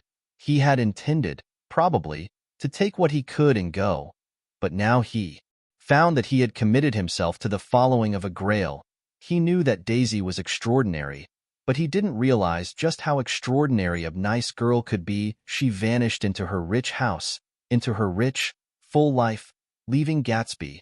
Nothing. He felt married to her. That was all. When they met again, 2 days later, it was Gatsby who was breathless, who was, somehow, betrayed. Her porch was bright with the bought luxury of starshine. The wicker of the settee squeaked fashionably as she turned toward him, and he kissed her curious and lovely mouth. She had caught a cold, and it made her voice huskier and more charming than ever. And Gatsby was overwhelmingly aware of the youth and mystery that wealth imprisons and preserves, of the freshness of many clothes, and of Daisy, gleaming like silver, safe and proud above the hot struggles of the poor. I can't describe to you how surprised I was to find out I loved her. Old sport, that I even hoped for a while that she'd throw me over. But she didn't, because she was in love with me too. She thought I knew a lot because I knew different things from her. Well, there I was, way off my ambitions, getting deeper in love every minute, and all of a sudden I didn't care. What was the use of doing great things if I could have a better time telling her what I was going to do? On the last afternoon before he went abroad, he sat with Daisy in his arms for a long, silent time. It was a cold fall day, with fire in the room and her cheeks flushed. Now and then she moved and he changed his arm a little, and once he kissed her dark shining hair. The afternoon had made them tranquil for a while, as if to give them a deep memory for the long parting the next day promise. They had never been closer in their month of love, nor communicated more profoundly one with another than when she brushed silent lips against his coat's shoulder, or when he touched the end of her fingers, gently, as though she were asleep. He did extraordinarily well in the war. He was a captain before he went to the front, and following the Argonne battles he got his majority and the command of the divisional machine guns. After the armistice he tried frantically to get home, but some complication or misunderstanding sent him to Oxford instead. He was worried now. There was a quality of nervous despair in Daisy's letters. She didn't see why he couldn't come. She was feeling the pressure of the world outside, and she wanted to see him and feel his presence beside her and be reassured that she was doing the right thing after all, for Daisy was young and her artificial world was redolent of orchids and pleasant, cheerful snobbery and orchestras which set the rhythm of the year, summing up the sadness and suggestiveness of life in new tunes. All night the saxophones wailed the hopeless comment of Beale Street Blues, while 100 pairs of golden and silver slippers shuffled the shining dust. The gray tea hour. There were always rooms that throbbed incessantly with this low, sweet fever, while fresh faces drifted here and there like rose petals blown by the sad horns around the floor. Through this twilight universe Daisy began to move again with the season. Suddenly she was again keeping half a dozen dates a day with half a dozen men, and drowsing asleep at dawn with the beads and chiffon of an evening dress tangled among dying orchids. On the floor beside her bed, and all the time something within her was crying for a decision. She wanted her life shaped now, immediately, and the decision must be made by some force. Of love, of money, of unquestionable practicality. That was close at hand. That force took shape in the middle of spring with the arrival of Tom Buchanan. There was a wholesome bulkiness about his person and his position, and Daisy was flattered. Doubtless there was a certain struggle and a certain relief. The letter reached Gatsby while he was still at Oxford. It was dawn now on Long Island, and we went about opening the rest of the windows downstairs, filling the house with gray-turning, gold-turning light. The shadow of a tree fell abruptly across the dew, and ghostly birds began to sing among the blue leaves. There was a slow, pleasant movement in the air, scarcely a wind, promising a cool, lovely day. I don't think she ever loved him. Gatsby turned around from a window and looked at me challengingly. You must remember, old sport. She was very excited this afternoon. He told her those things in a way that frightened her. That made it look as if I was some kind of cheap sharper, and the result was she hardly knew what she was saying. He sat down gloomily. Of course she might have loved him just for a minute. when they were first married, and loved me more even then, do you see? Suddenly he came out with a curious remark. In any case, he said, it was just personal. What could you make of that, except to suspect some intensity in his conception of the affair that couldn't be measured? He came back from France when Tom and Daisy were still on their wedding trip, and made a miserable but irresistible journey to Louisville on the last of his army pay. He stayed there a week, walking the streets where their footsteps had clicked together through the November night and revisiting the out-of-the-way places to which they had driven in her white car, just as Daisy's house had always seemed to him more mysterious and gay than other houses, so his idea of the city itself, even though she was gone from it, was pervaded with a melancholy beauty. He left feeling that if he had searched harder, he might have found her, that he was leaving her behind the day coach.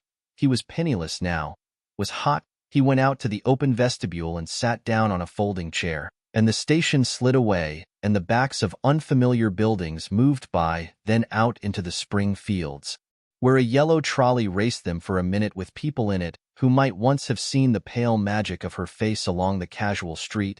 The track curved, and now it was going away from the sun, which, as it sank lower, seemed to spread itself in benediction over the vanishing city where she had drawn her breath. He stretched out his hand desperately as if to snatch only a wisp of air, to save a fragment of the spot that she had made lovely for him, but it was all going by too fast now for his blurred eyes, and he knew that he had lost that part of it, the freshest and the best. Forever. It was 9 o'clock when we finished breakfast and went out on the porch. The night had made a sharp difference in the weather, and there was an autumn flavor in the air. The gardener, the last one of Gatsby's former servants, came to the foot of the steps. I'm going to drain the pool today, Mr. Gatsby. Leaves'll start falling pretty soon, and then there's always trouble with the pipes. Don't do it today, Gatsby answered. He turned to me apologetically. You know, old sport, I've never used that pool all summer. I looked at my watch and stood up. 12 minutes to my train. I didn't want to go to the city. I wasn't worth a decent stroke of work, but it was more than that. I didn't want to leave Gatsby. I missed that train, and then another before I could get myself away. I'll call you up, I said finally. Do, old sport? I'll call you about noon. We walked slowly down the steps. I suppose Daisy'll call too. He looked at me anxiously, as if he hoped I'd corroborate this. I suppose so. Well, goodbye. We shook hands and I started away. Just before I reached the hedge, I remembered something and turned around. They're a rotten crowd, I shouted across the lawn. You're worth the whole damn bunch put together. I've always been glad I said that. It was the only compliment I ever gave him, because I disapproved of him from beginning to end. First he nodded politely, and then his face broke into that radiant and understanding smile, as if we'd been in ecstatic cahoots on that fact all the time. His gorgeous pink rag of a suit made a bright spot of color against the white steps, and I thought of the night when I first came to his ancestral home. 3 months before, the lawn and drive had been crowded with the faces of those who guessed at his corruption, and he had stood on those steps, concealing his incorruptible dream. As he waved them goodbye, I thanked him for his hospitality. We were always thanking him for that. I and the others. Goodbye, I called. I enjoyed breakfast, Gatsby. Up in the city, I tried for a while to list the quotations on an interminable amount of stock. Then I fell asleep in my swivel chair. Just before noon the phone woke me, and I started up with sweat breaking out on my forehead. It was Jordan Baker. She often called me up at this hour because the uncertainty of her own movements between hotels and clubs and private houses made her hard to find in any other one. Usually her voice came over the wire as something fresh and cool, as if a divot from a green golf links had come sailing in at the office window. But this morning it seemed harsh and dry. I've left Daisy's house, she said. I'm at Hempstead, and I'm going down to Southampton this afternoon. Probably it had been tactful to leave Daisy's house, but the act annoyed me, and her next remark made me rigid. You weren't so nice to me last night. How could it have mattered then? Silence for a moment then, however. I want to see you. I want to see you too. Suppose I don't go to Southampton and come into town this afternoon? No, I don't think this afternoon. Very well. It's impossible this afternoon, Various. We talked like that for a while, and then abruptly we weren't talking any longer. I don't know which of us hung up with a sharp click, but I know I didn't cared. I couldn't have talked to her across a tea table that day if I never talked to her again in this world. I called Gatsby's house a few minutes later. But the line was busy. I tried 4 times. Finally, an exasperated Central told me the wire was being kept open for long distance from Detroit, taking out my timetable. I drew a small circle around the 3:50 train, then I leaned back in my chair and tried to think. It was just noon when I passed the ash heaps on the train that morning I had crossed deliberately to the other side of the car. I suppose there'd be a curious crowd around there all day with little boys searching for dark spots in the dust, and some garrulous man telling over and over what had happened, until it became less and less real even to him, and he could tell it no longer. And Myrtle Wilson's tragic achievement was forgotten. Now I want to go back a little and tell what happened at the garage after we left there the night before. They had difficulty in locating the sister, Catherine. She must have broken her rule against drinking that night. For when she arrived, she was stupid with liquor and unable to understand that the ambulance had already gone to Flushing. When they convinced her of this, she immediately fainted, as if that was the intolerable part of the affair. Someone, kind or curious, took her in his car and drove her in the wake of her sister's body until long after midnight. A changing crowd lapped up against the front of the garage, while George Wilson rocked himself back and forth on the couch inside. For a while the door of the office was open, and everyone who came into the garage glanced irresistibly through it. Finally someone said it was a shame, and closed the door. Michaelis and several other men were with him. First, 4 or 5 men. Later 2 or 3 men. Still later Michaelis had to ask the last stranger to wait there 15 minutes longer. While he went back to his own place and made a pot of coffee after that, he stayed there alone with Wilson until dawn. About 3 o'clock the quality of Wilson's incoherent muttering changed. He grew quieter and began to talk about the yellow car. He announced that he had a way of finding out whom the yellow car belonged to, and then he blurted out that a couple of months ago his wife had come from the city with her face bruised and her nose swollen. But when he heard himself say this, he flinched and began to cry, "Oh, my God." Again in his groaning voice, Michaelis made a clumsy attempt to distract him. "How long have you been married, George? Come on there. Try and sit still a minute and answer my question. How long have you been married?" 12 years. Ever had any children? Come on, George, sit still. I asked you a question. Did you ever have any children? The hard brown beetles kept thudding against the dull light, and whenever Michaelis heard a car go tearing along the road outside, it sounded to him like the car that hadn't stopped a few hours before. He didn't like to go into the garage, because the workbench was stained where the body had been lying, so he moved uncomfortably around the office. He knew every object in it before morning, and from time to time sat down beside Wilson trying to keep him more quiet. Have you got a church you go to? Sometimes, George. Maybe even if you haven't been there for a long time?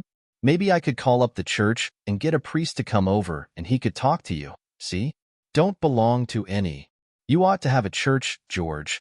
For times like this, you must have gone to church once. Didn't you get married in a church? Listen, George, listen to me.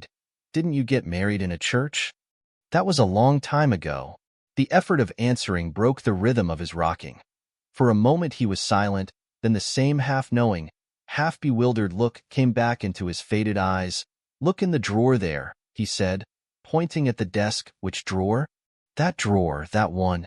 Michaelis opened the drawer nearest his hand. There was nothing in it but a small, expensive dog leash, made of leather and braided silver. It was apparently new, this? He inquired.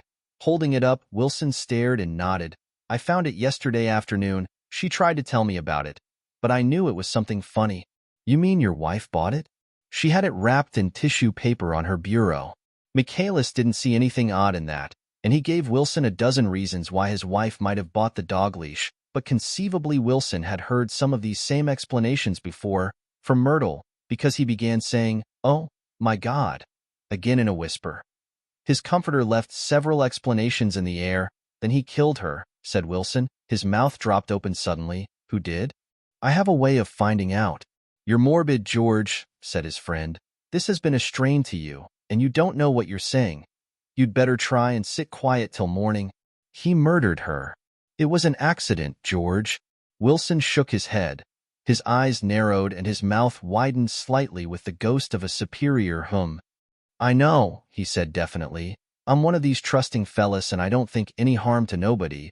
But when I get to know a thing, I know it was the man in that car. She ran out to speak to him and he wouldn't stop. Michaelis had seen this too, but it hadn't occurred to him that there was any special significance in it. He believed that Mrs. Wilson had been running away from her husband.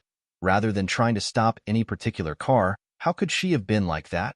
"She's a deep one," said Wilson, as if that answered the question. He began to rock again, and Michaelis stood twisting the leash in his hand. "Maybe you got some friend that I could telephone for, George?" This was a forlorn hope. He was almost sure that Wilson had no friend.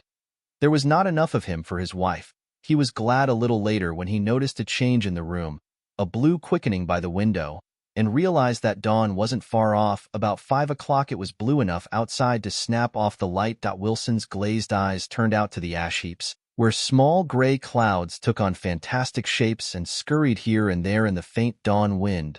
"I spoke to her," he muttered. After a long silence, "I told her she might fool me, but she couldn't fool God. I took her to the window." With an effort he got up and walked to the rear window and leaned with his face pressed against it. "And I said, God knows what you've been doing. Everything you've been doing, you may fool me, but you can't fool God." Standing behind him, Michaelis saw with a shock that he was looking at the eyes of Dr. T.J. Eckelberg, which had just emerged, pale and enormous, from the dissolving night.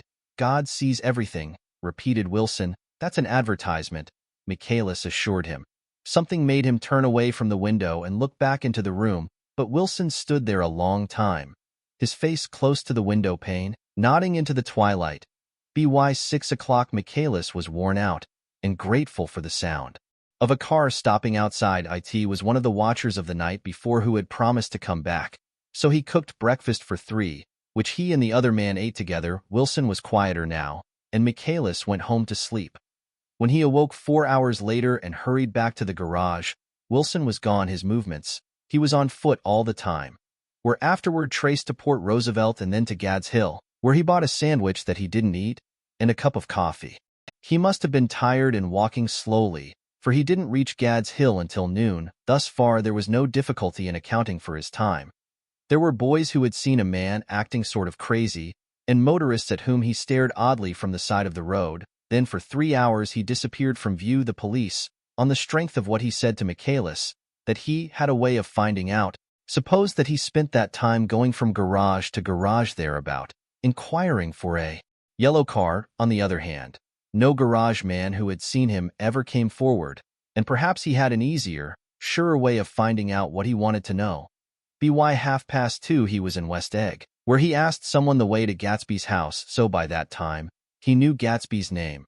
At 2 o'clock, Gatsby put on his bathing suit and left word with the butler that if anyone phoned, word was to be brought to him at the pool. He stopped at the garage for a pneumatic mattress that had amused his guests during the summer, and the chauffeur helped him to pump it up. Then he gave instructions that the open car wasn't to be taken out under any circumstances. And this was strange, because the front right fender needed repair. Gatsby shouldered the mattress and started for the pool. Once he stopped and shifted it a little, and the chauffeur asked him if he needed help, but he shook his head and in a moment disappeared among the yellowing trees.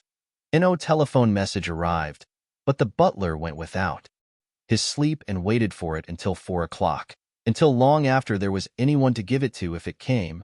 I have an idea that Gatsby himself didn't believe it would come, and perhaps he no longer cared. If that was true, he must have felt that he had lost the old warm world, paid a high price for living too long with a single dream.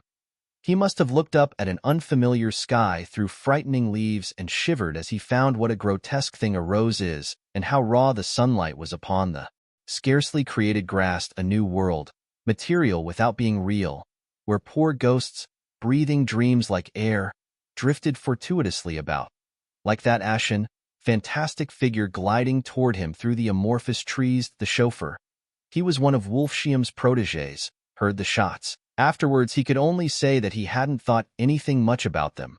I drove from the station directly to Gatsby's house, and my rushing anxiously up the front steps was the first thing that alarmed anyone, but they knew then, I firmly believe, with scarcely a word said, for of us, the chauffeur, butler, gardener, and I hurried down to the pool. There was a faint, barely perceptible movement of the water as the fresh flow from one end urged its way toward the drain at the other, with little ripples that were hardly the shadows of waves. The laden mattress moved irregularly down the pool. A small gust of wind that scarcely corrugated the surface was enough to disturb its accidental course with.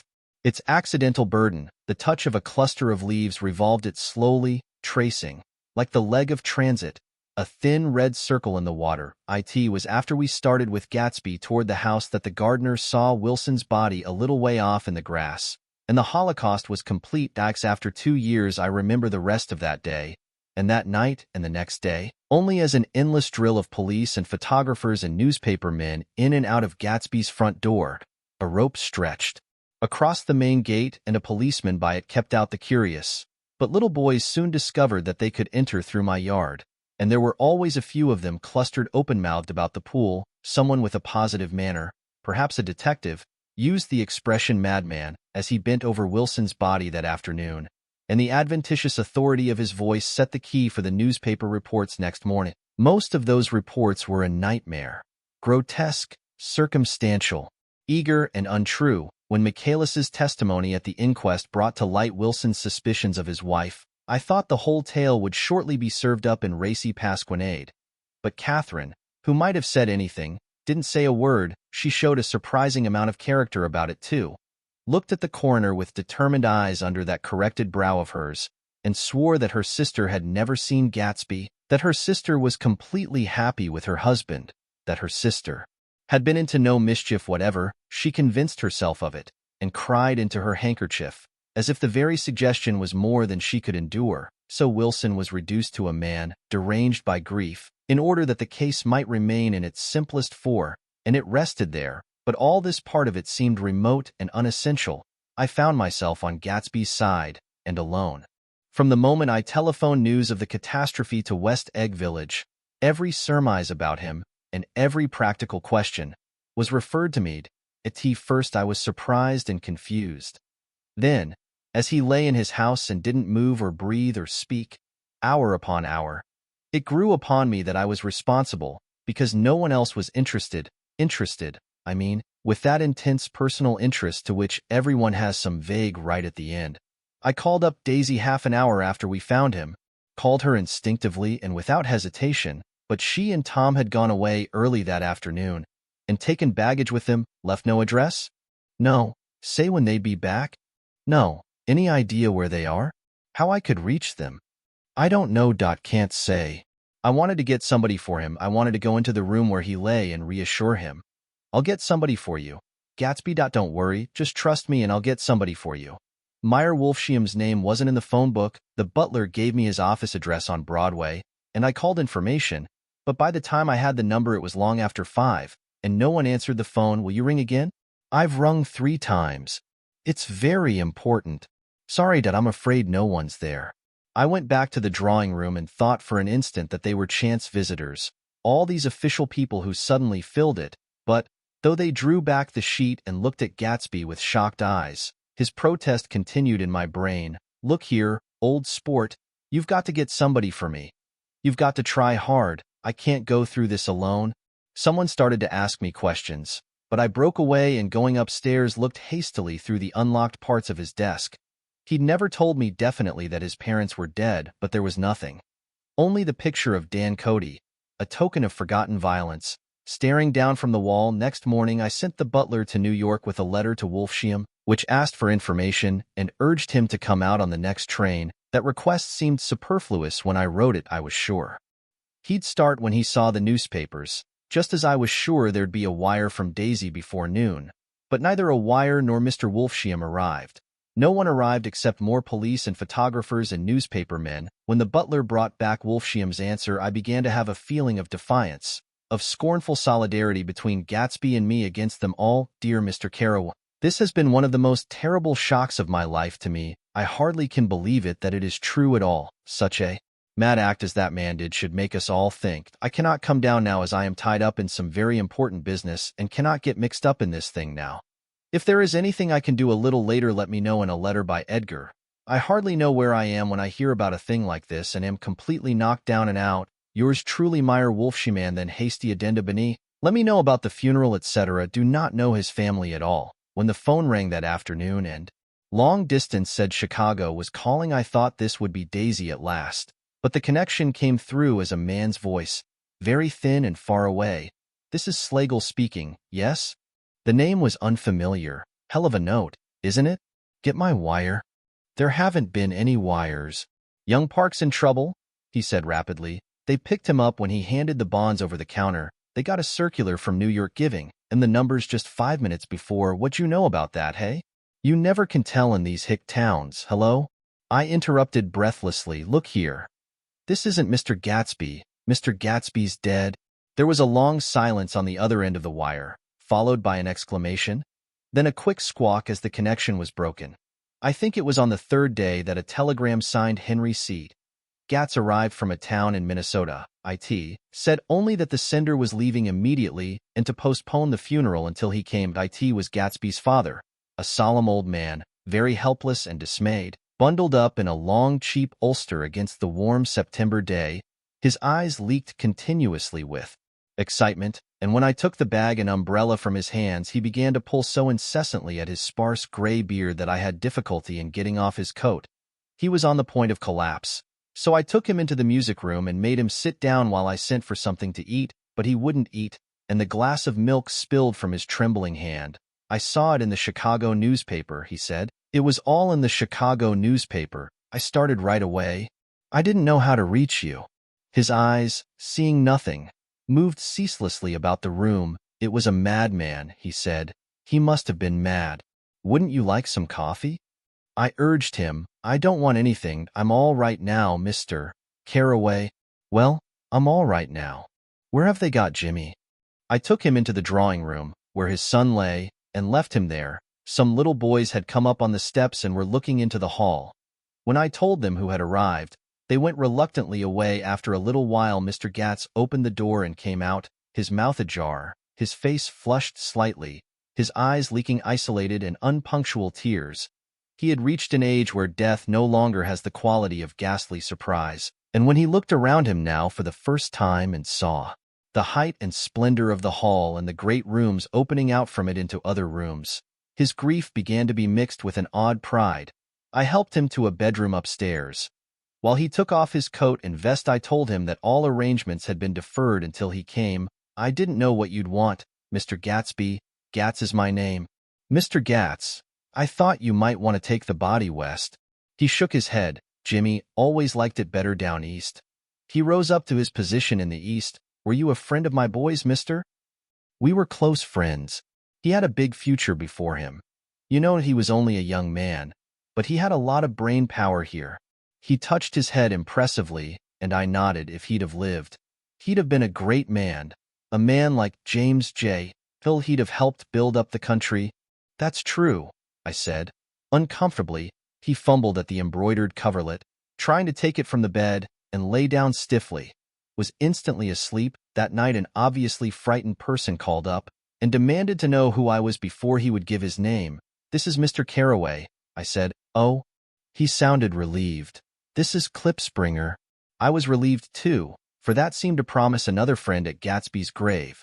I didn't want it to be in the papers and draw a sightseeing crowd. So I'd been calling up a few people myself. They were hard to find. "The funeral's tomorrow," I said. 3 o'clock, here at the house. I wish you'd tell anybody who'd be interested." "Oh, I will," he broke out hastily. "Of course I'm not likely to see anybody, but if I do—" His tone made me suspicious. "Of course you'll be there yourself." "Well, I'll certainly try. What I called up about is—" "Wait a minute," I interrupted. "How about saying you'll come?" "Well, the fact is, the truth of the matter is that I'm staying with some people up here in Greenwich, and they rather expect me to be with them tomorrow. In fact, there's a sort of picnic or something. Of course, I'll do my best to get away." I ejaculated an unrestrained "huh," and he must have heard me, for he went on nervously. "What I called up about was a pair of shoes I left there. I wonder if it'd be too much trouble to have the butler send them on. You see, they're tennis shoes, and I'm sort of helpless without them. My address is care of B.F. I didn't hear the rest of the name, because I hung up the receiver. After that I felt a certain shame for Gatsby.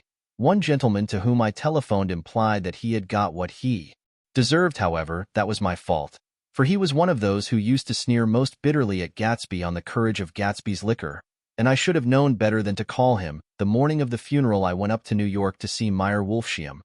I couldn't seem to reach him any other way. The door that I pushed open, on the advice of an elevator boy, was marked the Swastika Holding Company, and at first there didn't seem to be anyone inside, but when I'd shouted hello several times in vain, an argument broke out behind a partition, and presently a lovely Jewess appeared at an interior door and scrutinized me with black hostile eyes. "Nobody's in," she said. "Mr. Wolfshiam's gone to Chicago." The first part of this was obviously untrue, for someone had begun to whistle the rosary tunelessly inside. "Please say that Mr. Carraway wants to see him. I can't get him back from Chicago, can I?" At this moment a voice, unmistakably Wolfshiam's, called Stella. From the other side of the door, "Leave your name on the desk," she said quickly. "I'll give it to him when he gets back." "But I know he's there." She took a step toward me and began to slide her hands indignantly up and down her hips. "You young men think you can force your way in here any time," she scolded. "We're getting sick and tired of it. When I say he's in Chicago, he's in Chicago. I mentioned Gatsby, oh." She looked at me over again. "Will you just— What was your name?" She vanished, and a moment Meyer Wolfshiam stood solemnly in the doorway, holding out both hands. He drew me into his office, remarking in a reverent voice that it was a sad time for all of us, and offered me a cigar. "My memory goes back to when first I met him," he said. "A young major just out of the army and covered over with medals he got in the war. He was so hard up he had to keep on wearing his uniform because he couldn't buy some regular clothes. First time I saw him was when he came into Weinbrenner's pool room at 43rd Street and asked for a job. He hadn't eaten anything for a couple of days. 'Come on, have some lunch with me,' I said. He ate more than $4 worth of food in half an hour." "Did you start him in business?" I inquired. "Start him? I made him." "Oh." "I raised him up out of nothing, right out of the gutter. I saw right away he was a fine-appearing, gentlemanly young man, and when he told me he was at Oxford I knew I could use him good. I got him to join the American Legion, and he used to stand high there. Right off he did some work for a client of mine up to Albany. We were so thick like that in everything." He held up two bulbous fingers, always together. "I wondered if this partnership had included the World Series transaction in 1919. Now he's dead," I said after a moment. "You were his closest friend, so I know you'll want to come to his funeral this afternoon." "I'd like to come." "Well, come then." The hair in his nostrils quivered slightly, and as he shook his head his eyes filled with tears. "I can't do it. I can't get mixed up in it," he said. "There's nothing to get mixed up in. It's all over now. When a man gets killed, I never like to get mixed up in it in any way I keep out. When I was a young man, it was different. If a friend of mine died, no matter how, I stuck with them to the end. You may think that's sentimental, but I mean it. To the bitter end. I saw that for some reason of his own he was determined not to come. So I stood up. Are you a college man?" he inquired suddenly. For a moment I thought he was going to suggest a connection, but he only nodded and shook my hand. "Let us learn to show our friendship for a man when he is alive and not after he is dead," he suggested. "After that, my own rule is to let everything alone." When I left his office, the sky had turned dark and I got back to West Egg in a drizzle. After changing my clothes, I went next door and found Mr. Gatz walking up and down excitedly in the hall. His pride in his son and in his son's possessions was continually increasing, and now he had something to show me. "Jimmy sent me this picture."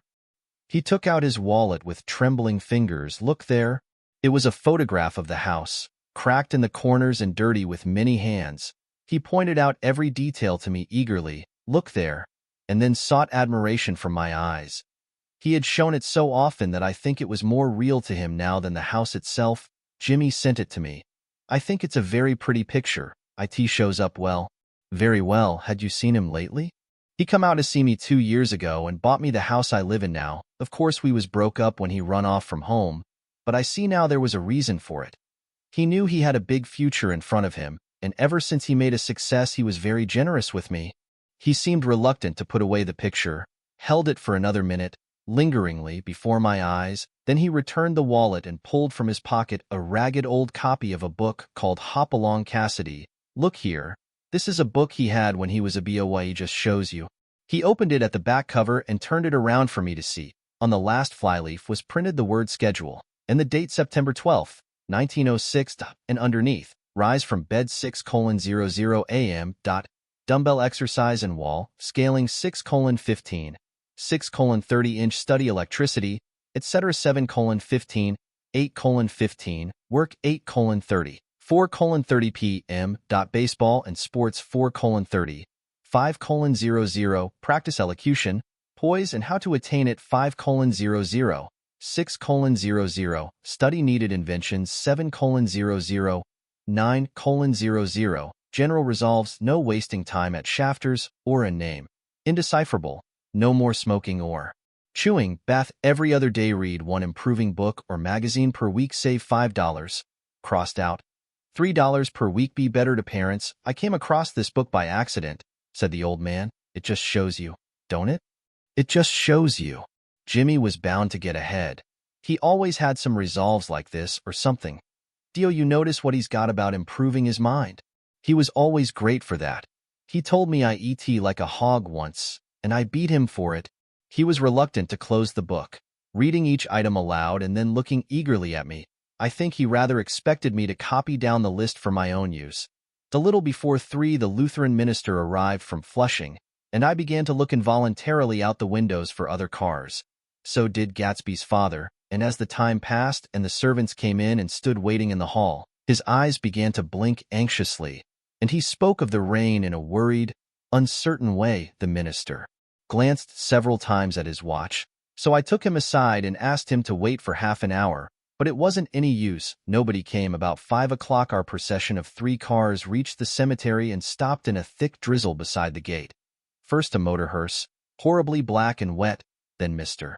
Gats and the minister and me in the limousine, and a little later 4 or 5 servants and the postman from West Egg in Gatsby's station wagon, all wet to the skin. As we started through the gate into the cemetery, I heard a car stop, and then the sound of someone splashing after us over the soggy ground. I looked around. It was the man with owl-eyed glasses whom I had found marveling over Gatsby's books in the library one night 3 months before. I'd never seen him since then. I don't know how he knew about the funeral or even his name. The rain poured down his thick glasses, and he took them off and wiped them to see the protecting canvas unrolled from Gatsby's grave. I tried to think about Gatsby then for a moment, but he was already too far away, and I could only remember, without resentment, that Daisy hadn't sent a message or a flower. Dimly I heard someone murmur, "Blessed are the dead that the rain falls on," and then the owl-eyed man said amen to that, in a brave voice. We straggled down quickly through the rain to the cars. Owl Eyes spoke to me by the gate. "I couldn't get to the house," he remarked. "Neither could anybody else." "Go on," he started. "Why, my God, they used to go there by the hundreds." He took off his glasses and wiped them again, outside and in. "The poor son of a bitch," he said. One of my most vivid memories is of coming back west from prep school and later from college at Christmas time. Those who went farther than Chicago would gather in the old dim Union Station at 6 o'clock of a December evening, with a few Chicago friends, already caught up into their own holiday gaieties, to bid them a hasty goodbye. I remember the fur coats of the girls returning from Miss This, That's, and the chatter of frozen breath and the hands waving overhead as we caught sight of old acquaintances and the matchings of invitations. "Are you going to the Ordways? The Herseys? The Schultzes?" And the long green tickets clasped tight in our gloved hands, and last the murky yellow cars of the Chicago, Milwaukee and St. Paul Railroad looking cheerful as Christmas itself on the tracks beside the gate when we pulled out into the winter night and the real snow, our snow, began to stretch out beside us and twinkle against the windows, and the dim lights of small Wisconsin stations moved by. A sharp wild brace came suddenly into the air. We drew in deep breaths of it as we walked back from dinner through the cold vestibules, unutterably aware of our identity with this country for one strange hour, before we melted indistinguishably into it again. That's my Middle West. Not the wheat or the prairies or the lost Swede towns, but the thrilling returning trains of my youth, and the street lamps and sleigh bells in the frosty dark and the shadows of holly wreaths thrown by lighted windows on the snow. I am part of that. A little solemn with the feel of those long winters. A little complacent from growing up in the Caraway house in a city where dwellings are still called through decades by a family's name. I see now that this has been a story of the West. After all, Tom and Gatsby, Daisy and Jordan and I, were all Westerners, and perhaps we possess some deficiency in common which made us subtly unadaptable to Eastern life, even when the East excited me most, even when I was most keenly aware of its superiority to the bored, sprawling, swollen towns beyond the Ohio, with their interminable inquisitions which spared only the children and the very old. Even then it had always for me a quality of distortion. West Egg, especially, still figures in my more fantastic dreams. I see it as a night seen by El Greco. 100 houses, at once conventional and grotesque, crouching under a sullen, overhanging sky and a lusterless moon. I in the foreground, for solemn men in dress suits are walking along the sidewalk with a stretcher on which lies a drunken woman in a white evening dress. Her hand, which dangles over the side, sparkles cold with jewels. Gravely the men turn in at a house. The wrong house, but no one knows the woman's name, and no one cares. After Gatsby's death the East was haunted for me like that, distorted beyond my eyes' power of correction. So when the blue smoke of brittle leaves was in the air, and the wind blew the wet laundry stiff on the line, I decided to come back home. There was one thing to be done before I left, an awkward, unpleasant thing that perhaps had better have been let alone, but I wanted to leave things in order and not just trust that obliging and indifferent sea to sweep my refuse away. I saw Jordan Baker and talked over and around what had happened to us together, and what had happened afterward to me, and she lay perfectly still, listening, in a big chair. She was dressed to play golf, and I remember thinking she looked like a good illustration, her chin raised a little jauntily, her hair the color of an autumn leaf, her face the same brown tint as the fingerless glove on her knee. When I had finished she told me without comment that she was engaged to another man. I doubted that, though there were several she could have married at a nod of her head, but I pretended to be surprised. For just a minute I wondered if I wasn't making a mistake. Then I thought it all over again quickly and got up to say goodbye. Nevertheless, you did throw me over, said Jordan suddenly. You threw me over on the telephone. I don't give a damn about you now. But it was a new experience for me, and I felt a little dizzy for a while. We shook hands. Oh, and do you remember, she added, a conversation we had once about driving a car? Why, not exactly. You said a bad driver was only safe until she met another bad driver? Well, I met another bad driver, didn't I? I mean, it was careless of me to make such a wrong guess. I thought you were rather an honest, straightforward person. I thought it was your secret pride. I'm 30, I said. I'm 5 years too old to lie to myself and call it honor. She didn't answer, angry and half in love with her, and tremendously sorry. I turned away. One afternoon late in October I saw Tom Buchanan. He was walking ahead of me along Fifth Avenue in his alert, aggressive way, his hands out a little from his body as if to fight off interference, his head moving sharply here and there, adapting itself to his restless eye. Just as I slowed up to avoid overtaking him, he stopped and began frowning into the windows of a jeweller's store. Suddenly he saw me and walked back, holding out his hand. What's the matter, Nick? Do you object to shaking hands with me? Yes, you know what I think of you. You're crazy, Nick, he said quickly. Crazy as hell. I don't know what's the matter with you. Tom, I inquired. What did you say to Wilson that afternoon? He stared at me without a word, and I knew I had guessed right about those missing hours. I started to turn away, but he took a step after me and grabbed my arm. I told him the truth, he said. He came to the door while we were getting ready to leave, and when I sent down word that we weren't in, he tried to force his way upstairs. He was crazy enough to kill me if I hadn't told him who owned the car. His hand was on a revolver in his pocket every minute he was in the house. He broke off defiantly. What if I did tell him? That fellow had it coming to him. He threw dust into your eyes just like he did in Daisy's, but he was a tough one. He ran over Myrtle like you'd run over a dog and never even stopped his car. There was nothing I could say, except the one unutterable fact that it wasn't true. And if you think I didn't have my share of suffering, look here. When I went to give up that flat and saw that damn box of dog biscuits sitting there on the sideboard, I sat down and cried like a baby. By God, it was awful. I couldn't forgive him or like him, but I saw that what he had done was, to him, entirely justified. It was all very careless and confused. They were careless people, Tom and Daisy. They smashed up things and creatures and then retreated back into their money or their vast carelessness, or whatever it was that kept them together, and let other people clean up the mess they had made. I shook hands with him. It seemed silly not to, for I felt suddenly as though I were talking to a child. Then he went into the jewelry store to buy a pearl necklace, or perhaps only a pair of cuff buttons, rid of my provincial squeamishness forever.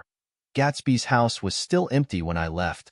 The grass on his lawn had grown as long as mine. One of the taxi drivers in the village never took a fare past the entrance gate without stopping for a minute and pointing inside. Perhaps it was he who drove Daisy and Gatsby over to East Egg the night of the accident, and perhaps he had made a story about it all his own. I didn't want to hear it, and I avoided him when I got off the train. I spent my Saturday nights in New York because those gleaming, dazzling parties of his were with me so vividly that I could still hear the music and the laughter, faint and incessant, from his garden, and the cars going up and down his drive. One night I did hear a material car there, and saw its lights stop at his front steps, but I didn't investigate. Probably it was some final guest who had been away at the ends of the earth and didn't know that the party was over on the last night. With my trunk packed and my car sold to the grocer, I went over and looked at that huge, incoherent failure of a house once more. On the white steps an obscene word, scrawled by some boy with a piece of brick, stood out clearly in the moonlight, and I erased it, drawing my shoe raspingly along the stone. Then I wandered down to the beach and sprawled out on the sand. Most of the big shore places were closed now, and there were hardly any lights except the shadowy, moving glow of a ferryboat across the sound. And as the moon rose higher, the inessential houses began to melt away until gradually I became aware of the old island here that flowered once for Dutch sailors' eyes. A fresh, green breast of the new world, its vanished trees. The trees that had made way for Gatsby's house had once pandered in whispers to the last and greatest of all human dreams. For a transitory, enchanted moment man must have held his breath in the presence of this continent, compelled into an aesthetic contemplation he neither understood nor desired, face to face for the last time in history with something commensurate to his capacity for wonder. And as I sat there brooding on the old, unknown world, I thought of Gatsby's wonder when he first picked out the green light at the end of Daisy's dock. He had come a long way to this blue lawn, and his dream must have seemed so close that he could hardly fail to grasp it. He did not know that it was already behind him, somewhere back in that vast obscurity beyond the city, where the dark fields of the Republic rolled on under the night. Gatsby believed in the green light, the orgastic future that year by year recedes before you. It eluded us then, but that's no matter. Tomorrow we will run faster, stretch out our arms further, and one fine morning. So we beat on, boats against the current, borne back ceaselessly into the past.